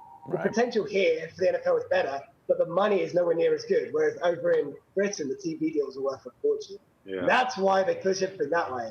But yeah, no, there's more fans here. And the stadiums in Mexico, I mean, Azteca, what's that, 150,000 fans or something like that? It's enormous, but I don't know if it meets all the safety standards. Yeah. Well, just don't look any further than a couple years ago when they were gonna play there, and then the field was all screwed up and chewed up, and they had to cancel that game. Canada had the same problem. Yeah, Canada. That was. Somebody was like, "Yeah, let's do a preseason game in and then they ended Green up Bay like playing 80 yards. That was. I know Michael Klink's really mad at me right now. They were going 7. I got to jump in here. That's not on us. Cyril, that's on it's all your fault. Yeah, the NFL crew was supposed to deal with that. Like, what, they didn't know the goalposts are on the outside of the end zone or the inside of the end zone? I love it. Old school style, like the NFL used to be. Where did they hold that game again? It wasn't even in. Was it? Edmonton? No, it wasn't Edmonton. Winnipeg. Well, see, there's your problem. It's not even real, Canada. It's a great stadium. The problem is, it's not an NFL stadium. And what did they show up 2 days before the prep? It was poorly done. Can I say something about? Go ahead, Dan. Can I say something about the Matt LaFleur stuff? Like, I really couldn't care less how involved or not involved he was with the Jordan Love pick. Like, coaches need to win now or they get fired. So if you're making a decision for the future, you can't give them that big a say. You have to take responsibility for it because it's not necessarily in their interest for you to make that move. Like, you can't let coaches have too much sway in long-term decisions because they are there to look after the short term. It's 100% why the GM coach role is just too big. And trying to balance that role. It's why it's so often just a disaster for football teams because as a coach, you want to win now. You have to win now, like you say, or you get fired. So when you're the general manager and the coach, you're trying to balance that looking out for the long term, but needing to win right away. And that's why usually it's overwhelming and guys are unable. It's an untenable position, as we all saw play out with Mike Sherman. Also, Nagler, let's not forget the GM coach role literally killed Vince Lombardi. I mean, I don't know about literally, but yes, it certainly didn't help. It was a contributing factor, let's say that. Yeah. Like COVID. I want to do some super chats real quick, because we got some to play. Overshadow Sean. Corey's mind is a beautiful mystery. I don't know about that. It's just clogged up with a lot of useless nonsense. Mostly Nagler's words in my ears. What do we got next? Devin Summers. You guys think Kiki can be that guy by Clark? What do you think, Nagler? Man, I hope so. We talked about this a little earlier. He's got to continue to develop. And the thing with Kiki is just a lack of consistency because we've seen he can do it, both on early downs and in obvious passing situations. I love his game. I really liked him when they picked him, and I thought they got a bit of a steal, but he just hasn't developed. I mean, by the end of last year, he should have been, A, he should have been on the field a whole hell of a lot more, but B, he should have been a lot more effective when he was playing. And I think Jerry Montgomery's probably not putting him in the rotation because he knows he just can't count on him. You know, there are games where he just looks really disruptive and quick off the ball, and then there are games where he just gets completely washed out. And yeah, I'm hopeful, man. You guys know me. I'm rooting for every player. I'm hoping for development. That's what this whole team is built on. That's their whole MO. And Kiki, it would seem as we keep continuing down this path of a draft where it certainly looks, early returns, that we're not going to get significant help for Kenny Clark. They got to be counting on Kiki's development. And I'm going to be interested at the end of today, if we don't have some selections along the defensive front, I'm certainly going to ask Brian about that. Because, yeah, there are times when you're going to be able to get by because your offense is scoring 30-plus points a game. But there are going to be times when the Minnesota Vikings come into town and run the ball down your fucking throat. You've got to have an answer for that. Because last year, they certainly didn't. I just want to give a shout out to the people in the YouTube chat, because the amount of people on the YouTube chat that know that Mexico City is in North America, it's a lot. Jamie, oh my God, Corey. It literally came out of my mouth, and Jamie's like, "Oh dear." Uncultured. I appreciate you not giving me shit about it. We got Robin. I'm still doing super chats here, Riley. Sorry, I should have told you. Robin, so happy to not have to be up until 3 a.m. All of our EMEA fans probably are happy. Kenny Sills, so damn sad all weekend. Talk about how AJ Dillon is going to be everyone's new favorite player if he isn't already. Need a pick me up. You got to pick me up, Nagler? The Packers are winning the Super Bowl. Let's go. How's that? Are they going to win the Super Bowl if they don't have Aaron Rodgers? Nope. Okay, Will French he's next, right? Yeah. David Orioli. Packers will play in London in the relatively near future, and 12 probably won't even be there. Oof. Ouch. Hot damn. That's a truth bomb right there. It is. Will French, can't wait to get Devontae, Amari, Jones, Dillon, and Degara on the field at the same time. Defenses won't know what's coming. That's a lot of fun. That is a lot of fun to think about. I'm down with that. Corey, I appreciate the shout out. Oh, you're welcome. Whoa, Joseph Czar, what cannot be underestimated in this quarrel? Is that what we're calling this now? A quarrel? Is the deep cut nickname Goody. GOAT nickname potential holds serious sway, quote, in the streets. In the streets, if you will. In the streets. Aaron Gonzalez, last 48 hours feels like a bad dream, and seeing that derby photo makes me want to drink, LOL, and it's only 10 a.m. here in Cali. Go Pack Go. Well, you know what? Nagler already started drinking. I cracked one open for all of us. It's all good. Salud. Yeah. Charlene's probably half in the bag as it is. We're all good. That's all we got. Thank you for the super chats, you guys. Try to get through them because that stalls me to not show you what a moron I am. Amar, what's going on, Amar? Oh, I'm good, man. I'm good. When you said Amar/Amari, a little part of me is going to always feel good, knowing that every time that Amari's name is said, my name is in there too, so I'm going to roll with it.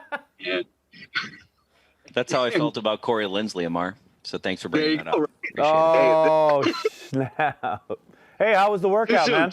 How was the gym? It was good. It was good. I was able to exercise some of my demons. Worked on my, T-Rex arms, like AJ Hawk, and I was feeling good. I got to work on my bird chest. Got to get that going. But other than that, that was good. I'm waiting for Tonga. Right now. All right. But I know we're just give me Tonga. That's all I'm asking. The other guy from Ohio State got taken. Just give me Tonga, please. Just give me Tonga. Or Marco Wilson. We're 9 picks away. 9 picks away. 9 picks. Let's go. All right. Here we go. Coming down the pipe. And I appreciate you cracking one for me. Yeah, man. I'm here for you. I'm here for you. I see you. What else we got? We got Brandy's hubby. What's up? Corey. Hey, hanging out, having a good time. I had a question regarding the draft. We have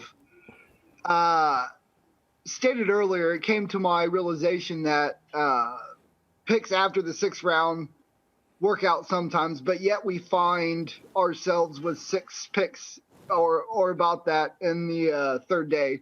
Mm-hmm. Is this a good way to do it, or how would you circumvent the draft process in order to increase your odds through rounds 1 through 5? I mean, heading into the draft, I thought there was a good chance that Goody would try and package some of those.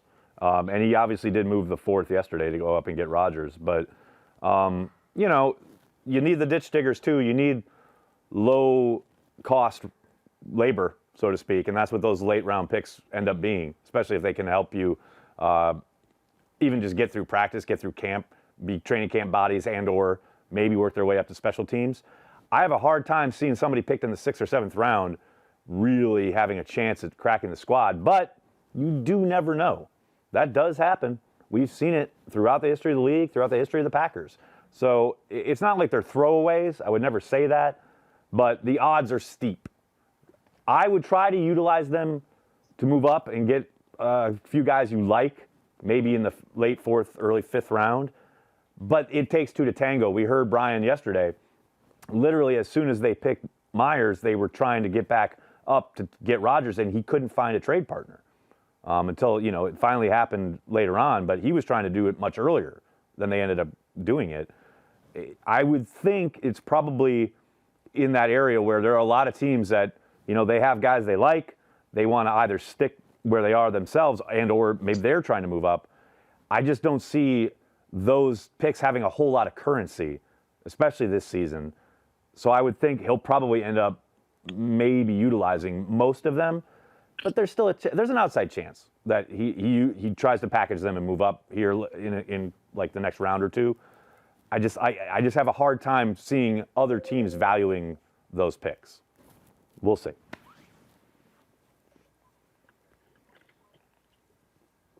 The Titans are on the clock. We're 8 picks away. Let's go. Come on.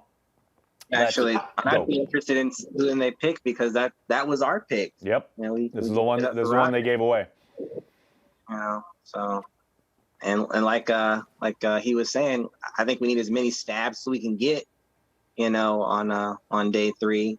And a lot of times these 4th round guys, these are guys with possibly 3rd round grades who just due to, players being, Well, what's interesting too, though, what's interesting is the fact that they got, if you're following Gutekunst and apparently his board, the Packers got 2 second-round picks yesterday because they were literally trying to decide which one to take when they took Myers.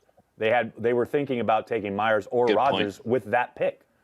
And then they turned back around and traded up in the 3rd for Amari Rodgers, but they clearly would have taken him in the 2nd.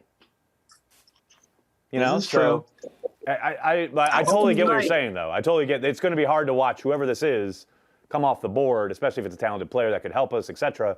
But, the Packers, they did pretty well for themselves yesterday.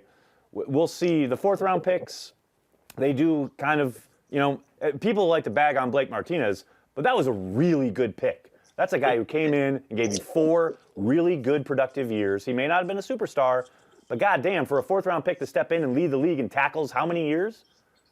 And not only like the league, but set fucking Packers records for tackles and production and never missed a snap. That guy never went. I'm thinking he missed like 3 or 4 snaps his entire career. That's really good value. So to your point, yeah, a 4th rounder, it's nothing to sneeze at. There's no doubt about that. Definitely agree there. If he takes off, then, it's all good. But he's got to get it in. Yeah, very much agreed. What are you thinking, Joseph? As the board has fallen with the guys that are still available, what are you thinking here coming down the pipe? I really want defensive. I've only got 9 guys on the defensive line, or just the defensive line in general. 9 guys left on my board. So unless Goot comes out of nowhere with some guy, Tui Peloto, Jay Tefele's teammate from SC, our Pappy guy, Rashad Weaver's still there. Marvin Wilson from FSU, and then Jonathan Marshall, who is the most athletic defensive lineman in this year's class. So maybe, but I guess we'll just have to see. I hear you, man. Who is there a player that would be your dream pick? So if they take him, again, we can all celebrate. I'm with Marshall. I have 2 draft crushes that are still on the board, and that's Marshall from Arkansas, and then Jonathan Adams Jr. from Arkansas State, who's a wide receiver. He was a Blitnikoff finalist, and he was just a jump ball 50-50 like matchup nightmare. And he also returned kicks. So those are 2 of my, and Janarius Robinson just fell to the Vikings. So now I'm down to 8. Down to 8. Yeah. All right, so we'll be on the lookout for those. Hopefully, maybe. Robin, see you there. We got our across the pond peoples in the Patreon Zoom today. Another Good UK stuff. dweller here, another anti-monarchist. Anyway, I love it. Corey, you've started a Thank you. movement. Thank No, I Packers didn't. fans, This movement is anti-monarchy. 400. This movement's like 1,000 years old. I'm just aware. part of it. I'm aware. See, Britain has an owner. That's the problem. Yeah. It's just one of the things about the kind of, it's a curveball point or question about the Rodgers situation, is just how much, in a sense, is it really, it's also affecting QB3 in a sense, because if you start a season with Rodgers as quarterback 1, Love is 2, then you can have a developmental guy as 3. You could take a guy with a 7th round pick to be QB3. But if you are going in with Love as your number 1, you'd kind of want an experienced guy as your number 2. So it's like, it's not just, it's basically the full quarterback room is being affected. Because I was thinking, whenever you were talking about the later rounds, that's a good time to get a developmental guy. But can you really commit to that if you don't even know who QB1 is going to be? I don't think it matters. I think you absolutely will see them maybe not take a quarterback, although I think there's a good chance they do. And I think they would have anyway, even without the drama surrounding the position at the moment. But yeah, they'll absolutely have to bring someone in. You can't run camp. You can't run your reps without a third quarterback. You've got to do it. Now, who that is, maybe it is a developmental guy. Maybe it's RG3 who's sitting out there, as a free agent and has run this offense, has experience with LaFleur. That's a possibility. But yeah, there's zero doubt they will add a quarterback to the roster at some point. Maybe today, maybe in the next few days in undrafted free agency. But they will add a quarterback. They have to. Now, I have zero doubt the Packers will if the Packers take a quarterback here on day 3, it will be blown up into some bullshit on the internet, because that's the internet. But they were going to do that regardless, because they have to. They literally have to. So, yes, is the short answer to your question. It has thrown the quarterback room into flux, but not in the sense of, oh, God, what do we do? The path is pretty clear. They're going to need a third arm. So they'll get one, and the outside world will interpret it however they want to. Agendas will be formed, etc. But this was always going to be the case. They were always going to have to get a third quarterback. So it's not that big of doesn't throw a wrench into the work that much, essentially. Carol's got her hand raised. Carol, we missed you yesterday. Carol, my nemesis, how are you? Hi, I missed you guys too. So I tried to send Nylar a message to give a warning. I just have to get some stuff off my chest. Oh, here we go. Oh, shit. Here we go. Like, I am literally in the middle of packing to move halfway across the country. That's why I wasn't on the chat last night. But I have to stop because I have to get this shit off my chest. So here we go. Heads up. It's about the Rodgers situation. I am just like over everybody on the internet so ready to assume the worst. It's like they're enjoying this, like, this confirms everything terrible that I believe about Aaron Rodgers. And it's like they love it and I'm over it. So I'm going to tell a story called My First Real Job.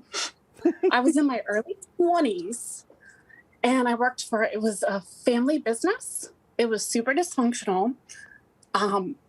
We were really close though. I loved them. I was a great employee, like MVP level, really good, hardworking. I was very loyal to them. I stayed with them for a long time.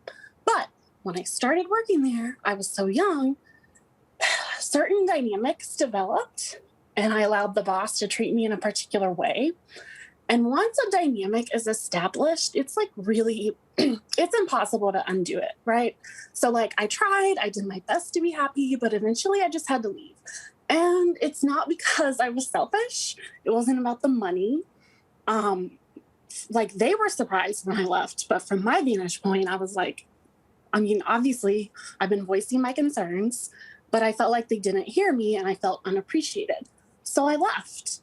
And it was complicated because I love them and they love me, but I had to leave. I was miserable. After I left, they asked me to come back. We reapproached on different terms. And things were definitely better.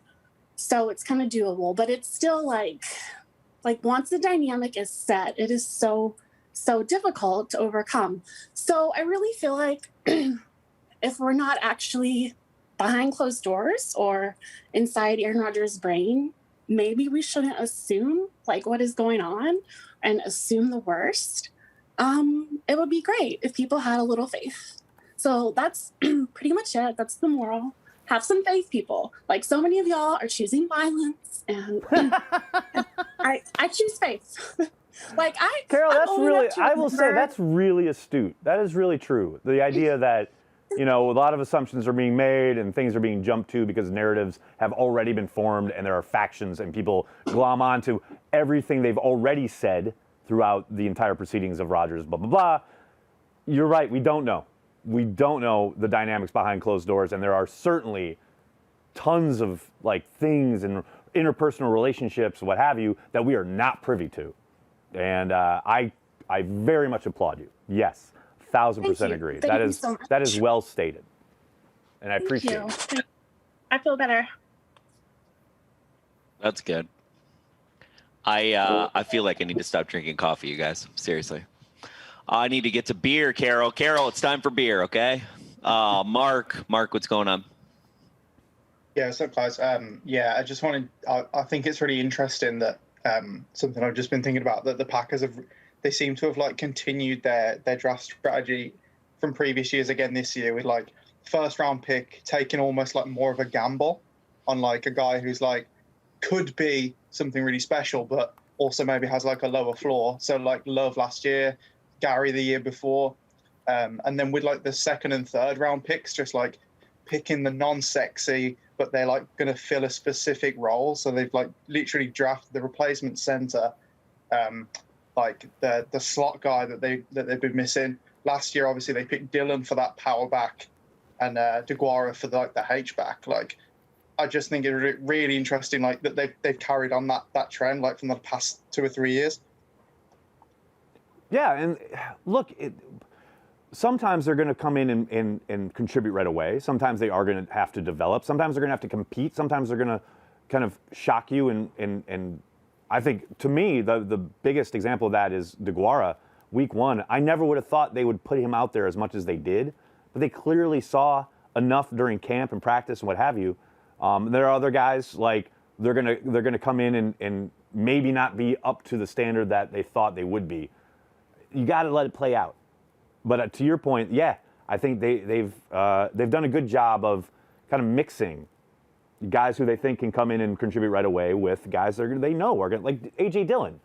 Everyone was beside themselves when they picked A.J. Dillon last year, but they knew that he was going to be used sparingly that first year, and now he's going to be set to take over a much bigger share of the load. And I just wish more people had the ability to stand back and look at the big picture that way, rather than, okay, we have to plug him in here, and we plug this guy in here. Where does this guy fit? This makes no sense at all in the immediate sense. But long term, if you step back, yeah, they have a plan, and they continue to maybe adjust and try and fill some holes while also looking to the future, which is, I appreciate, and I think they do a good job of always having, not always, but almost always having a replacement ready on hand, because they do look to the future as much as they do trying to find guys who can contribute right away. And I just wish more people understood that. That's just me. I want to go to some super chats. Wait, Fonseca. before you do, I want to say hi to Paul Brettel. I see Paul's here. Hi, Paul Brettel. Yeah, I want to talk to Paul. What's up, Paul? How's it going, bud? I am fantastic. It's day 3 of the draft. 4 picks away, buddy. 4 picks away. You and Joseph going to have to break this shit down for us. Corey, sorry. No, sorry. Yeah. Paul's probably one of the few people on here who, besides Joseph, who knows anything about what's going on today. I'm definitely not one of them. Tulio Fonseca, just want to say, hey, what's up? I see him in the Zoom Patreon. Seen you on YouTube for a long time. So what's up? I believe he's in Brazil. Is your audio working, Tulio? No. Just saying hi.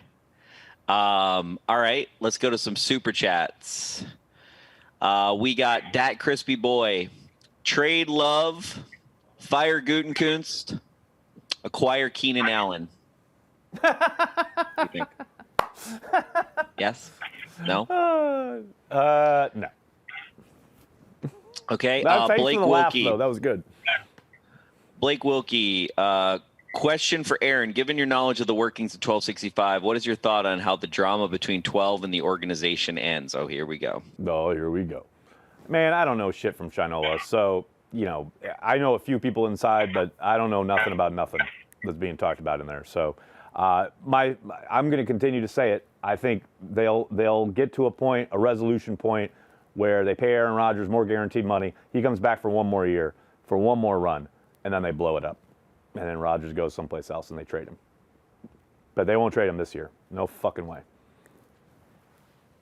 Okay. Uncultured Barbarian. Since I'm in Wisconsin, I'll hoist a beer or two for those in chat who can't. Go Pack Go and Pappies. Salute.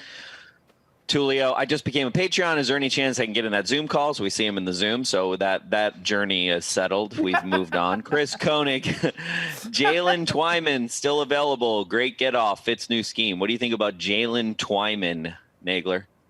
I have no idea. Is that a day 3 prospect? Okay, am I being asked Paul about Brettel, day 3 what do you prospects? think about? Come on now. What does Paul Brettel think about Jalen Twyman? Never heard of him. I'm just gonna say that out loud.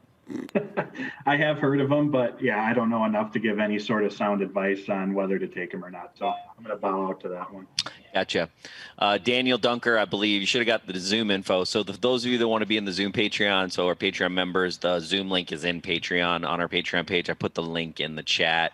Michael Hodder, Rodgers adamant he won't return unless Goot is fired. Bleacher Report, vomit emoji. By the way, that's Hi, not... welcome.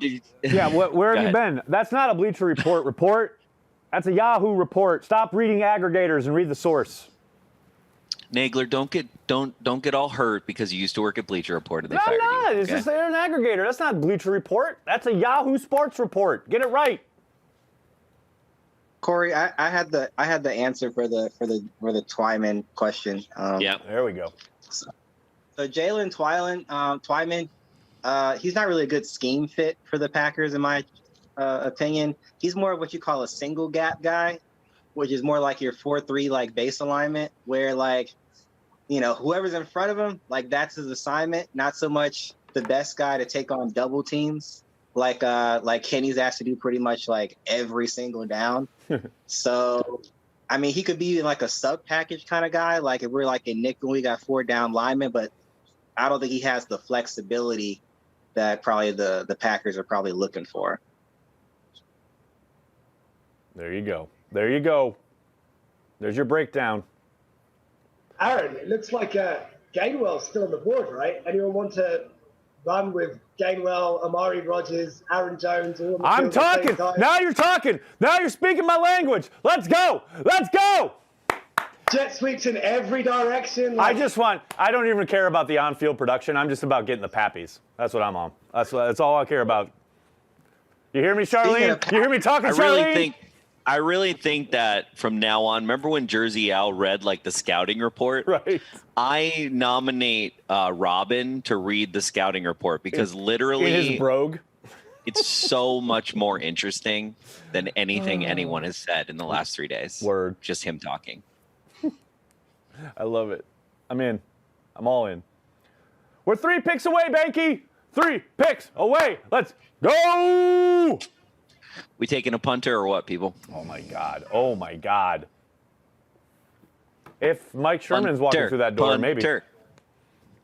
We're doing punter, kick returner, punt returner. We got a kick returner. We got Rodgers yesterday.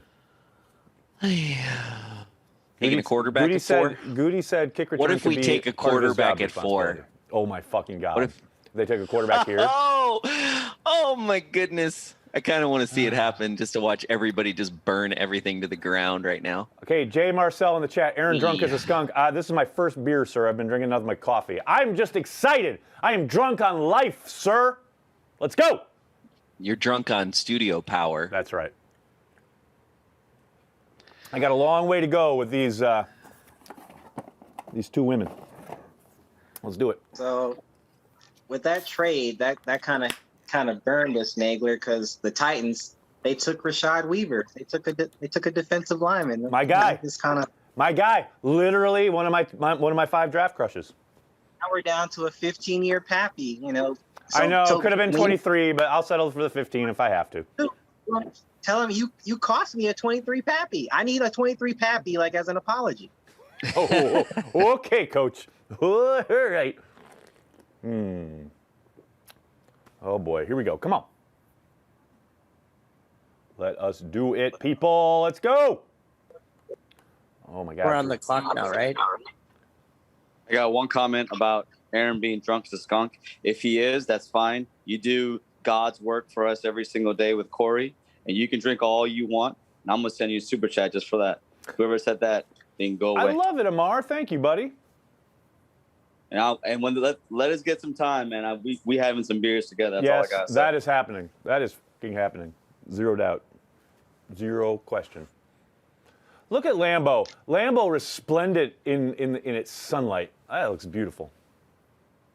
Packers are on the clock, baby. Nagler. Yeah. I'm just going to tell you this right now. Yeah. I know you already know this, but what's that? I've literally never looked at Lambeau Field and been like, man, Lambeau's not beautiful right now. Packers are taking Royce Newman. Royce Newman, offensive tackle. How do we feel about it? Who's Royce Newman? Talk to me. Talk to me about Royce Newman. What school? Royce Newman? He's Ole not on Miss. my board. Ole Miss, offensive lineman. Here we go. Finally, the Packers packering. I like it. I've got him, 4-star recruit. A little bit of information. I know his RAS score was good. He's like a good in space kind of guy. Here we go. Maybe not particularly strong. Not like the strongest guy. So that's about all I've got. Newman. Give me some Royce Newman. I love it. I'm in. Let's go. I said offensive tackle. They went offensive tackle. He allowed 2 sacks and 430 pass blocks. He's not the worst. I'll take it. He was good in the Senior Bowl. He was good in the Senior Bowl. Of course, yeah. They love Senior Bowl guys, right? That's what they do. Yeah, he was, because he went in. So I remember this is the guy. He started a guard, right? We moved to right tackle, and he went to the Senior Bowl to prove that he was a tackle prospect, not a guard prospect. And teams liked him. I remember. I feel like I saw on a website somewhere a bunch of Bears fans wanted him. That means he's probably terrible. But no, apparently he was good at the Senior Bowl. I do remember him being. Royce Newman, let's do it. He started every game straight, 32 games straight. So that's awesome. So he was the guy that did the Senior Bowl, and he said he had to prove to be a tackle because they had him at guard, right? I think so. PFF has him down for 3 sacks and 859 pass blocks. Okay, I'll take that. He played right tackle his last year. He did play right tackle, but before that, he'd started at guard. And the question was, could he stay at tackle? And he went to the Senior Bowl, and I remember he played well, and I remember some teams saying they liked him. Okay, so we got a swing tackle. Okay, so he's probably right tackle only, though, right? I mean, that's what I would think. It's very rare that if a guy's been, playing on the right side, he's going to, like, predominantly or exclusively, that they're all of a sudden going to switch him to left. I mean, you never really know for sure, but I would doubt it. Particularly a guy who started at guard and then ended up at right tackle. Very likely he goes all the way to left tackle after. But hey, that speaks to his athleticism. I'll take that. I like it. Well, I think he can move. I think getting to the second level was not the problem. I think that wasn't the issue. I think it was a question of strength. Getting to the second level was not the problem. Yeah, Yosh Neiman just demanded a trade. It's so funny. Oh, that's great. I love it. Hey, Jordan Love's going to be protected pretty well. Yeah, huh? he is. Yeah, he is. We still need some more weapons for Jordan, though. I know, we really do. That out there. I mean, they've only got one wide receiver under contract next year when Jordan takes over. So, got to get ready. Okay, I've got something interesting. So I've just found some stuff on Royce Newman, and here's interesting. Is it from Bleacher Report, Dan? Because we don't want to hear. No, it's not. It's from a scouting report. It's a scouting report a while ago. One of the athletic comparisons is Ricky Wagner, and one of the comparisons of, in terms of on tape comparisons, is Billy Turner. So. All right, guys, they already got. I like it. Yeah, and this Ken Ingalls reported this is the comp for Blake Martinez, right? Yes, this is a compensatory pick. So swap we out Blake for basically some offensive line help. We lost Blake Martinez like 10 years ago, and then we got this pick. I'm down with it. I'm cool with it. Royce Newman, baby. Ow! Welcome to the club.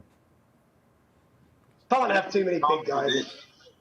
On the Raz score, he's got elite speed, good size, good explosion, okay agility. I'm down with that.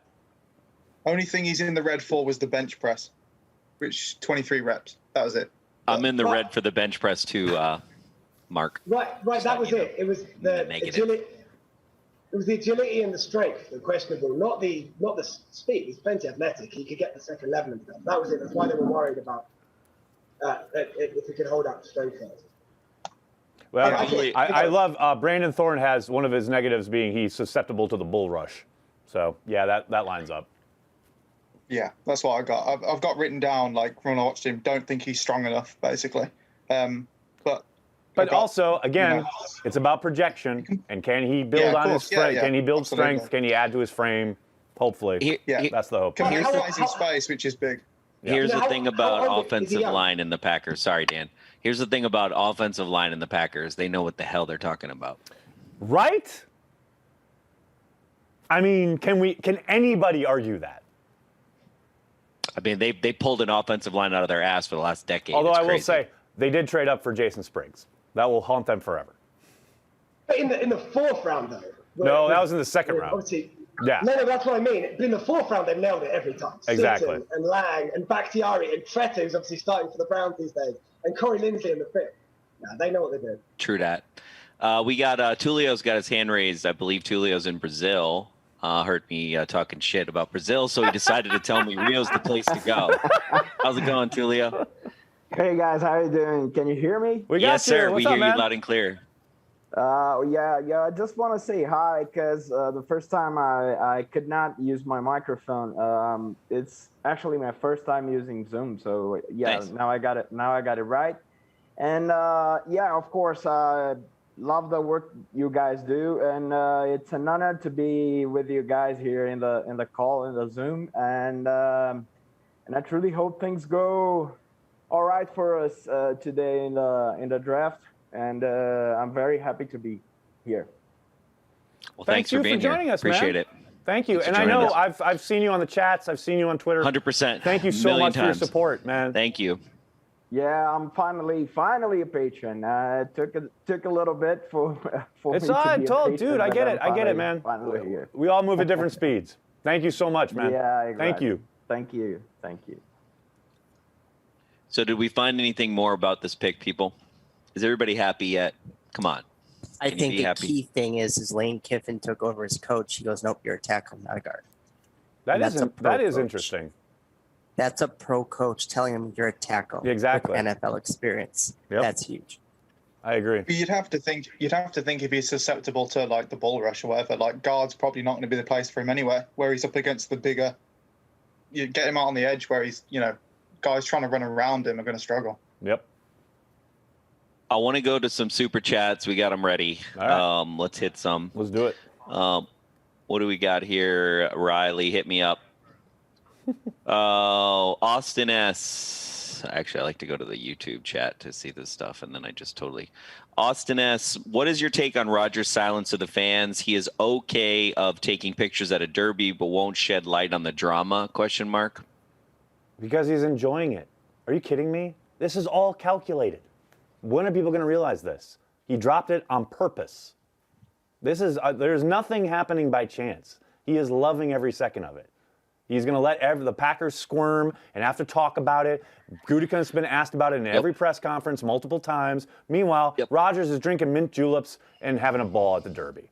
He loves this. But who's he going to bet on? Like, we asked David Bakhtiari that 2 days ago. Whoever he's going to open up the racing forum and just pick. I thought it was funny. Andy Herman always finds these. It's like literally Andy Herman I feel like Andy Herman just sits in his office and like tries to think of like Packers memes because he came out with this thing of like which horse that Rodgers is going to bet on. All right. Yeah, I was doing super chats and I forgot. Evernight 2020. What do you think blowing it up next season is going to look like? Trading Aaron Rodgers, probably moving on from Preston Smith, possibly moving on from Zadarius Smith, and then let the rest of the chips fall where they may. Oh my God, I shouldn't have asked that question. Uncultured Barbarian. Just want to say that I love the people on the stream. Such a good group of people, entertaining and informative. Pappies. Thanks, Uncultured. Thanks, Uncultured. Appreciate you. One of the real ones. Duke Backus. I was entertaining friends and family. This isn't a super chat, but I was in the chat. Duke, I was entertaining what's up, friends and family for the draft the last 2 days, but I'm finally able to join my Cheesehead TV family. Let's go. What's up, Duke? What's How's up, it going, Duke? bud? One of the old school ones. Love you, Duke. Neil Wagner. But can Newman punt? That's a fair point. Fair question. Winking emoji. We'll find out. Anthony M. Good morning. Woke up randomly at 3:45 a.m. here in Sydney, just in time for our 4th round pick. Well done. Can't ever complain at drafting promising OL. Take care. I love that you carry the G so hard that your body wakes you up just in time for the Packers selection. You're like, we're taking 4 right now. Let's go. Have we picked? Oh, no. Okay. Matt, will Packers use the 1st round pick they get from the inevitable Aaron Rodgers trade on a premier wide receiver? God. Pappy. Oh. The takes are gold in this chat. The takes are gold. The gold, I say. There's it's the gold in zone up chats. in here. What are they going to call the gold zone when Jordan Love is thrown into it? The love zone. It's going to be the love zone. The tunnel of love. The zone of love. I'm all in. That's all we got, Nick. Is that it? It's all all on right, you now. very good. It's all on you to carry the show, buddy. Oh, we're fucked. We are totally fucked now. We are. I love it. All right, I'll jump in then. Here we go. I wanted to say, first of all, thanks, Corey and Aaron.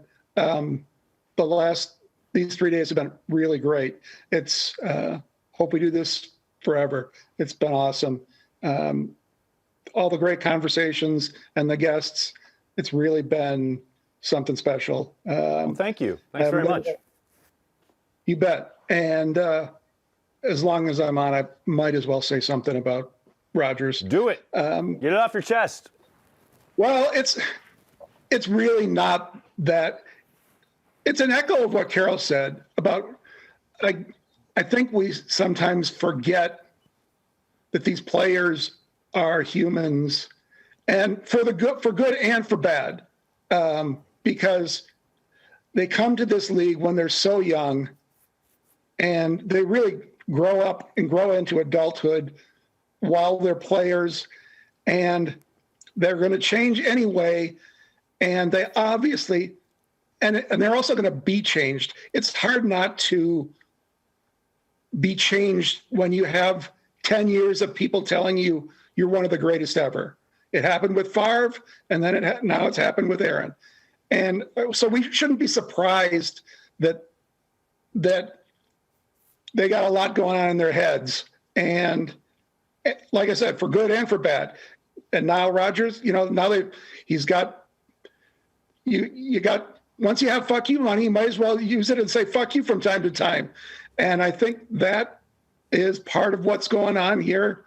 But also it is this, the being told how great you are by everyone around you for a decade is going to change anyone.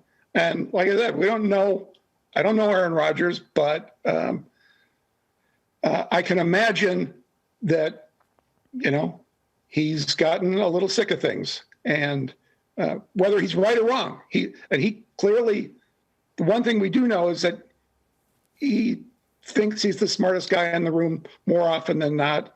He's often right, but he's got a lot.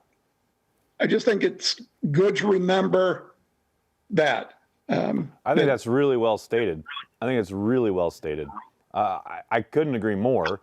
And I do think that perspective gets lost. This idea that they are kids when they enter the league. And then if you are good, even if you're not Aaron Rodgers, even if you're just an NFL player, you're one of the best in the world at what you do. and you are going to be kind of in that headspace for as long as you're in the league. But especially if you're Aaron Rodgers, yeah, you've been mentioned with the greats most of your entire career.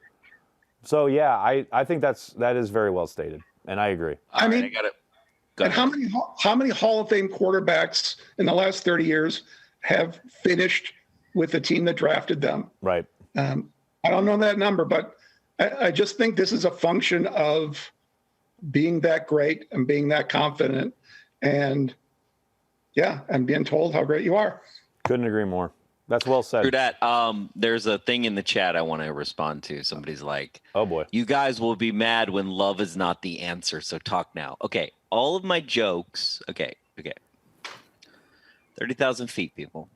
All of us in this chat are diehard Packer fans. Most of the people watching YouTube are diehard Packer fans. We can all pretty much joke about the situation because we are the pawns here.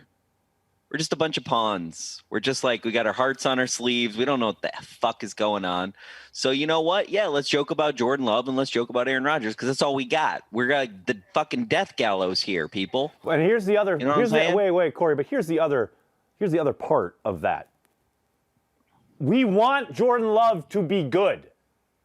We're hoping he's good. We are invested in the Green Bay Packers being good.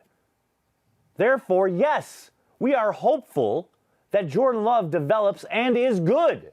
I don't need him to be a superstar. I don't need him to be a Hall of Famer. I just want him to be good so the Packers keep winning. Fucking sue me. Like this idea, talk your shit now. Yeah, I'm going to talk my hopeful shit. There's enough fucking bullshit on the internet. You can go on Twitter anytime you want and find a bunch of people to join you in being miserable and saying Aaron Rodgers leaving is going to be the worst thing to ever happen to the Packers. Everyone said the exact same thing about Brett Favre leaving. So go ahead, be miserable. We'll be over here hoping for the best, cheering for the team, rooting for the Green Bay Packers because we're Packers fans. Thank you for coming to my TED Talk. I didn't even realize that would trigger you. That's what's hilarious. Normally I know what's going to trigger you. Thought that was going to trigger me, but it didn't. Super chat. Can we give that guy his money back? Like, no, Joseph, don't you understand? It's all about the sweet engagement. You know what I'm saying? Sweet engagement. It's all about that sweet. That's why they're here. Keep them here. What do we got? Cyril wants to say something. What's up, Cyril? You know. And Eggs, when you look back over time, generally anytime we messed up this franchise was when we didn't transition a player out properly. Like we either gave him too much at the end or made him a coach. Yeah, well, hanging on, right? True story. I mean, they literally went through 2 fucking coaches because they used to play for the team in their glory days. Whether it's Bart Starr or Forrest Gregg. And I would say... That is a really good point. I will say a really good point. To this day, Bart Starr was figuring it out just as he got fired. Like, towards the end of his tenure, if you go back and you look, like, he finally was kind of figuring it out, which is understandable. No, it's understandable in the sense that, like, yeah, this is a guy who was a great player, but that doesn't automatically make you a great coach. You've got to figure it out. But if you think about it, Nagler, to this point, Cyril makes a really good point. If you think about it, Bart Starr and Forrest Gregg low-key held the Packers hostage for 10 years. Yeah, I don't think there's any question. Which is really messing my brain up right now. All right, Corey, you got to take the ship. I got to jump on with John Eric Sullivan. Well, people have questions for you, though. Well, that's the thing. They'll get them when I get back. I'm sure Nick doesn't like to hear from me. He wants to hear from you, I'm sure. Nick, what you got going on, bud? Probably a question for Nagler, huh? No, actually, I wanted to kind of add on to what Jim was saying about, how these are humans, right? And they have human emotions and they do things that are human. And it makes me also think about something that Aaron said, which is that this is intentional, right? Like this is planned. It's not just kind of happening from a timing wise coincidentally. And I just want to know your input, Corey, about how do his teammates in the locker room balance that, all right, well, he's our guy and he's one of us as a player. He should get paid more because he's great, versus you're putting us through all of this now kind of thing. Because it seems like a bit of kind of some shithousery, you know, like, would you? I mean, I hear you, but like, look at the video of Amari, right? And he's like, I want to play for Aaron Rodgers. Like, there's no doubt Aaron Rodgers has God status right now, as much as he's a human being, right? Yeah. Like, he has achieved it. He's achieved it inside the team. I mean, I'm sure it affects them. I also think they're consummate professionals. And I think, you know, you put your head down and you just, you know, keep going. I mean, but you make a good point. Like, I definitely think it's got to affect them on some level. Robin, what you got? Yeah, just similar in a sense to what Nick and Jim and Carol have all been saying, you know, the human aspect of it. I think it's Rodgers must be, this is just a side comment really, he must be kind of sitting in a position where he's kind of going, I was MVP last season. I was the man. I've been the man before. I've done this. I've done that. And he's sitting going, I'm not asking for the world. I'm not trying to defend Rodgers. I'm a Packers fan, but I just think that it is, because I mean, I think Perry as well on Twitter, when this all came out, also said, you know, just as long as he knows we love him, no matter what he's done. But it's the human aspect. It's like the tool thrown into the machine that just literally makes us all go, oh shit, yeah, he might be potentially being a dick, but you know, he's got his reasons. He's a human being. Yep. And I think that's the hardest thing amongst all of it, because maybe there's a lot of people that want to go, you know, oh, screw him, you know, hope this happens to him, hope he retires, hope he never throws a ball again. But he's got his reasons. And until we know them, we have to kind of temper the expectations of what we think's going on. Because at the end of the day, the biggest thing is none of us really know. None of us really know. I mean, that's why I tweeted what I did about, like, let's wait till he hears. And everybody's like, well, obviously he's saying it through his people, and we know, you know. But yeah, until the man says something, I'm not really judging. I'm only making death gallows humor because I'm really depressed about it, as we all are, right? And we don't know what to make of it. Brandy, you guys. Oh, hi, Brandy. Nice to see you. Missed you earlier. You guys got your hand raised. Sorry. One of the biggest reasons I'm a Packers fan is because tradition. The franchise storied. You know, with everything at your fingertips these days, it's I want something now. I want food now. I want this show now. I don't want to watch commercials. Everything's now. The Packers take the approach of, tradition. They develop. They plan for the future. It's hard for people to grasp that these days. And that's the aspect I appreciate the most. And, you know, you put that towards Aaron Rodgers and Jordan Love, you know, it all comes full circle. You know, we'll get some resolution. It'll happen. No problems. Yeah, I agree with that sentiment. And I also agree that, you know, out of the 32 teams, you have one public entity that is operating their tenure on a 10 and a 25-year plan, and has been doing so for a long time. And you know, you can say these billionaire owners are doing that. I mean, Jerry Jones just knows how to make money, but they're not really operating at the same level or for the same things philosophically. So it's a really good point. I am going to take some super chats next. I see Tyler's on. Hey, Tyler, what's up, buddy? Oh, Corey Jennerjohn's on. I'm going to come to you guys. Let me do some. I see Harold too. Harold is in Germany. Got all the internationals, a lot of the countries represented today on this draft 3. Let's do some super chats, people. What do we got, Riley? What's the first one? One day I'll learn how to read. Uncultured. Whatever they call the end zone, they can't call it the love boat. The Vikings ruined that sometime back. Pappies. Oh, that's true. That's true. Deshaun Perry, after all of this, I still think 12 stays in Green Bay. Yeah. And I mean, you know, I'm like the ultimate optimist. And like, we haven't heard from Rodgers. You know, you got like pushing, if you want to split the baby, as they say in the biz, you know, you got to push the baby out here so everybody can come to the agreement where the middle is. So, you know, maybe there's just extremist views. Who knows? Who knows what's going on? Who knows? But I hope you're right. Aaron Gonzalez, Thanks for hosting these 3 days. Been awesome to hear from you guys, former players and fellow fans. Feels like a Packers convention. Yeah, it does. It kind of feels like Fan Fest, actually. I think, I like our format better than we did last year. Last year was great that first day, but it was like everything with COVID and everything else was a lot harder. And having Nagler in the studio, I think, is great. Seeing everybody on the screen. Dustin Logan. If we trade Rodgers, we lose $30 million. If he retires, he pays Green Bay $20 million. Doesn't make sense for either side to not agree to one last year. I think you're right, Dustin. I think you get right to that splitting the baby. Neither side wants what, could potentially happen. So, here's where we are. You got to use, here's the thing about the draft for me. And I think this is for a lot of us, except for, some of us that really love the nerdiness of the meat lottery.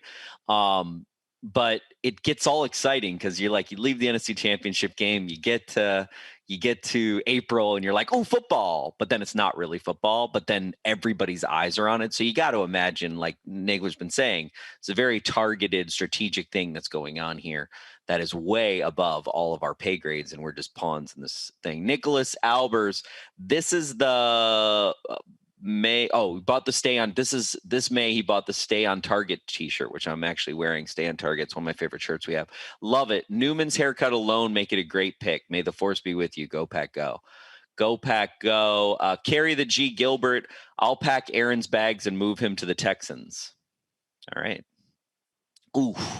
Aaron on the Texans, man, I'll feel for him. Austin S. This has potential to be 1,000 times worse than the Brett Favre situation just because of the rise of social media. Hate it for love. Love for love. Hashtag. Austin, I agree. It sucks. I don't know. I think us old heads, I don't know if I agree with you that it's going to be worse than Brett. Brett was like, Brett turned around the franchise. Aaron continued it. I don't know. You could be right. Kim Herman, wow, $50 super chat. Thank you. Haven't kicked in much to you guys lately. Great weekend. Couldn't believe all the great guests on Thursday. Stay chill, Mark and Madison. Thank you, Mark and Madison. Appreciate you. That's awesome of you. Samuel Hines. If 12 leaves, Corey needs to do another trader vid. Well, it depends. Because here's the thing. Because Aaron Rodgers does not have currently, we believe, a no trade clause, right? So my biggest problem with Favre was I knew Favre could move on, right? We got Aaron Rodgers in the draft. I was very excited about it. There's a video of me being really excited about it when we took it because I just felt like Ted really did the thing that he always said he wanted to do, which was like value. You get the best player available. Like it did feel like it was not strategic of them to take Aaron Rodgers. It felt like, holy crap, if I am adhering to my philosophy that I've been espousing for the last 2 decades, I've got to take this guy, Aaron Rodgers. So of course that's going to affect Favre. My problem with Favre was that he went to the Vikings. Okay. Like Aaron Rodgers cannot go to a team in the NFC North. And I thought that was a travesty of our management, of our board of directors, all the way down to everything that Brett Favre was able to stay inside the NFC North. Look, everybody's got to get paid. Everybody's got to make money. Like Aaron Rodgers, if he's going to move on to somewhere, he's going to move on. I don't think he's a trader if he moves on. I actually don't think he's a trader if he moves at this point, based on what we did. But Brett, it was just kind of like he really wanted to stick it to Ted. But you know what? Who's more petty, Brett Favre or Aaron Rodgers? I think the jury is still out on that. Uncultured Barbarian, one of my buds is out of his mind as the worst Packers ball he's experienced is the Ray Rhodes era. Ooh, 8-8, so bad. Since my fandom started in the 70s, I look at him and say, you want to know how I got these scars? Pappy. Nice. Uncultured. I like it. Tyler Herrick, what do you have to say about such things? I've been contemplating a lot. Just got to my hotel room here in San Jose, California. It's beautiful in Silicon Valley today. Not a cloud in the sky, but man, I don't know, dude. This whole thing is just a mess, man. I went through like a lot of the stages of grief, like everybody else, I think. And I was really angry yesterday, and I was like, yeah, fuck you, Rodgers. Like, get out of town, dude. No one wants you here anymore. I was just super mad. But now I'm just kind of like, just sad. Like, this whole situation didn't need to be like this, but he's just like going crazy. And I just don't understand. And I think I speak for a lot of Packers fans when I say, like, dude, Rodgers, just tell us what's going on. Like, be a man, step up, stop leaking shit, go in front of a podium and be like, you know what? They pissed me off with that love pick. I want out. Like, say it, just say it, dude. And now we're hearing that, the leaking of the information that Coach Matt LaFleur didn't even know that they were going to pick Jordan Love was strategic as well. Speaking of strategy. So obviously we were talking about, how it was strategic before. So now apparently the coaches are on Aaron's side and management's on the team's side, and Cheesehead TV is getting paid millions by the team to put out pro team information. Wait, when did that happen? When did that happen? Which one? The last part? I never cashed that check. I know, right? I'm still waiting on the check to come in. Only thing I get from the Packers sometimes is their lawyers being like, "Stop doing that." Literally. Oh, did I say that out loud? Sorry. Yeah, I think we're all just going through the stages of grief right now. It sucks. Yeah, I mean that's what it is. We're going through the stages of grief live on air.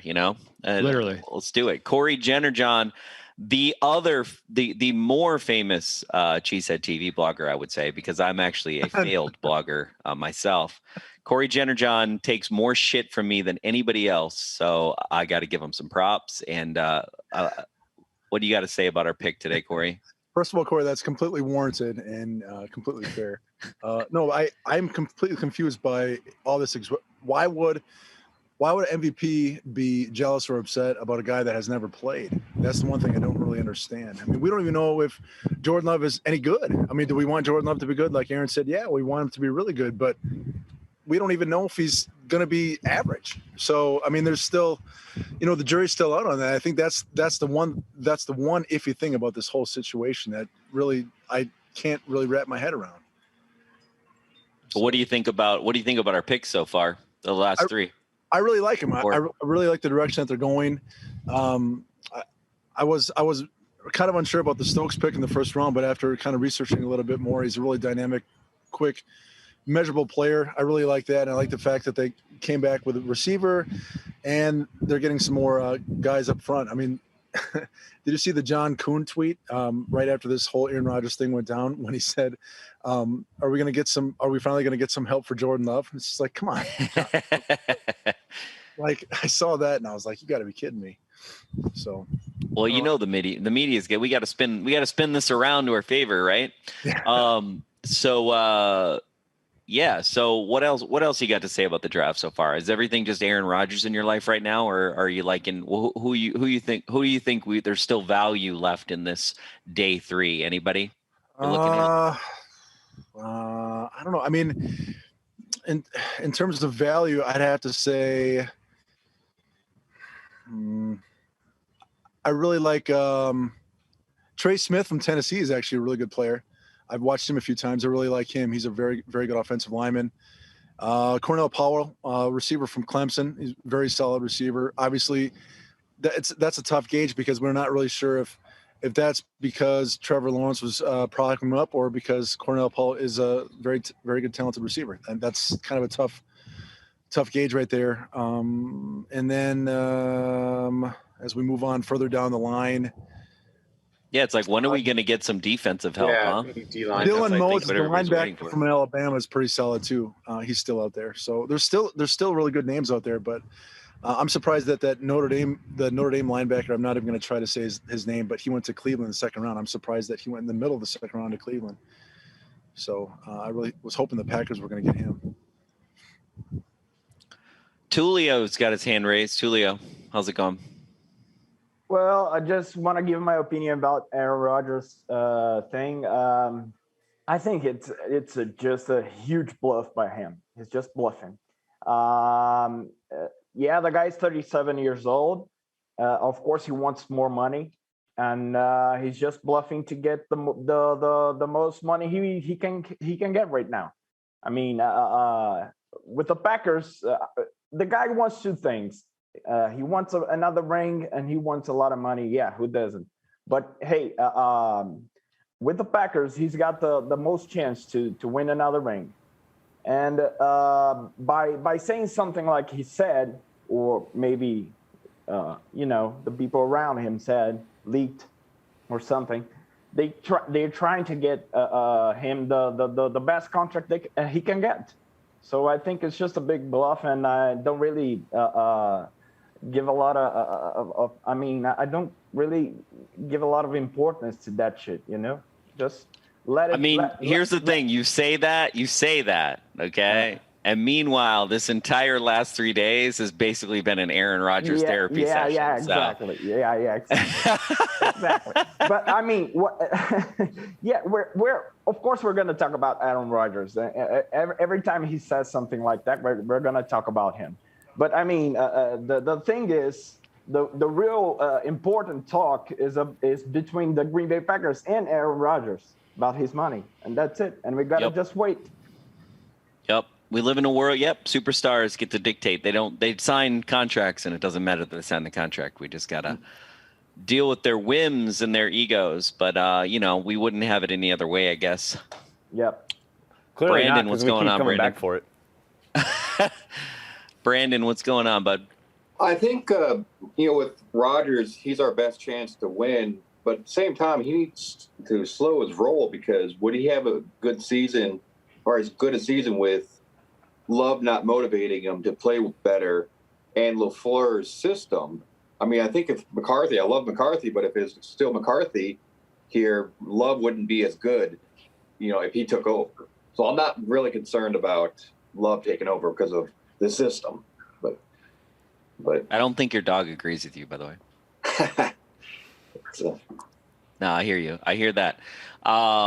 We got Nagler back. What's up, Nagler? What's up? See up? the studio. We can go away from the Zoom. Oh, it's all good, man. Oh, it's great. John Eric Sullivan just talked about Royce Newman, and I'm damn, he's got me pumped up for this kid. Sounds like they are not going to pigeonhole him at tackle or guard. They're going to pretty much throw him in the mix and see where he fits best. He was asked a couple times about, initial kind of thoughts as to where he best fits.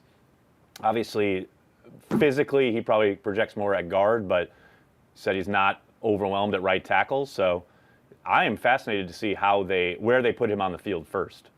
But yeah, I'm excited. More clay to play with up front. Nick, what do you got, bud? I'm gonna go get a coffee, I think. Go. I just wanted to know if you or Corey or somebody could follow on your point about defensive help that we might find interior, hopefully. Our offense is loaded, and I like where the draft is going, but we need some help for Kenny. I don't know anything about the defense. It ain't looking good.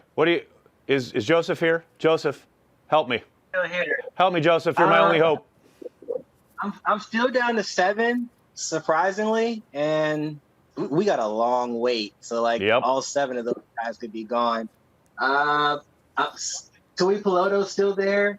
I know some guys were talking about Davian Nixon yesterday, and I was like, whoa, well, yeah, Nixon's been in the chat. The chat loves Nixon. Yeah, so him and then Marvin Wilson, who I liked from last year, but he just didn't really produce, and he was hurt. So maybe, if he can stay healthy, maybe he actually turns into the Pro Bowler people thought he was, 2 years ago. Well, it's funny too because it's a tricky year, right? In the sense that guys are hurt, and there was a weird college football season. Guys were opting out. It's a tough year. It's a tough year to project, especially now we get into this late day 3 area. There are going to be a lot of question marks on pretty much all these guys at this point, I would think. Yeah, and he could have helped himself. He would have, I think his effort on the field is also kind of lacking. Hit and miss, as it were. Yeah, FSU has ever since they got rid of Jimbo Fisher. FSU has not been the same. So that's true. It's a whole lot of chaos down there. So I get it. So he should have just came out last year and just he could have been a day 2 guy, but we got a few guys here, and we'll see how it plays out. I want to say hi to Tyler. Tyler has joined us. Hello, Jet Setter. How you doing, buddy? What's up, man? I did a whole monologue about Rodgers while you were gone. Did you? How was that? How'd that go? How do you feel about it? It's just the stages of grief. It's a good therapy session. Good to air it out after a long day of work. I feel you. It is what it is. You're killing it on social, man. Keep it up. Thank you, sir. Appreciate you. So good. So good. Harold's here. What's up, Harold? Yes, I should like to protest against all these anti-Rodgers rants. I've held my peace thus far, but in his defense, he is the outstanding quarterback in the league, arguably, at least amongst top 2 or 3. Apparently, the Packers are unwilling to give him maybe the $40-50 million in guaranteed money, which would ensure that he can continue playing for the team and not worry he's going to potentially be cut. Oh Let's say if no, he is would have Aaron a bad Rodgers season. worried? Oh no. Well, I'm speaking from his perspective. I mean, we understand the team's perspective. Of course. But Rodgers is the best player. He gives the Packers the best chance to Correct. win. Right now, I do not understand why the Packers would not be willing to accommodate his salary demands. Now, does that mean that Rodgers really doesn't want to play for the team and is using all these passive-aggressive comments, the leak on Monday, to force him, the Packers, to trade him? I mean, this is a matter of speculation since we have no idea about the nature of negotiations between him and the team. Well, that's We're speaking in a so vacuum. you're answering your own question because you did just say the Packers won't meet his demands, but we have no idea what his demands are or if the Packers have not met them. We know that they have they've clearly not done exactly what he wants. But Harold, it's a negotiation. You don't just acquiesce. You know, it's like I understand, and I know the next shoe to drop is the Packers probably leaking what he's turned down. That's the next kind of chess piece here to get public opinion back towards the Packers, and that's undoubtedly coming. But you know, we don't know. We don't know what has been offered, what has been turned down, what the demands are. That's why I would love Aaron to get in front of a microphone and talk about it, which of course he won't. I know, because up to now, we have to assume that what he's doing, it's a purely irrational. But we know that Aaron Rodgers plans everything to the minutest detail. So we have to assume this leak was deliberate. 100%. Therefore, he's exercising his right to schadenfreude. He's being petulant. That is But as I precisely was what he's stating the doing. other day, he's backed himself a bit into a corner because I don't think the public will be on his side in this. Therefore, he loses more leverage against the team. So none of this makes much sense. But does he, though? Yes and He no. kinda I was going gets to say, I don't think he loses much. I think this is his way of getting leverage because, to your point, like he has no normally you sign a contract, you have no leverage because you're like, oh, I've signed a contract. I can either break the contract or go through the contract. But he can use public opinion and social media to gain more leverage over the Packers, really. That's, I think, his play. Nagler, I mentioned it earlier. Do you agree with Greg Rosenthal's opinion that the leak that Love's pick was not, or that LaFleur didn't know about Love's pick, basically, that was purposeful leak by LaFleur's team to say that they're on Rodgers' side? I think it's a well-timed leak. I don't buy it for a second. I think, yes, they're trying to make sure that LaFleur is viewed as neutral. So now we're sending smoke signals to each other. A lot of 1,000%. That's how the game is played. LaFleur has a team. That's the thing. No one thinks about coaches having agents, but they all do. Right. You know? So, 1,000%. That is Matt LaFleur going, I am Switzerland in this regard. Half the time I tell Nagler stuff, it's through my team and smoke signals. Most of the shit I learn about Cheesehead TV is through someone else here at LiveX. Yes, correct. It's not correct, but that is 1,000% correct.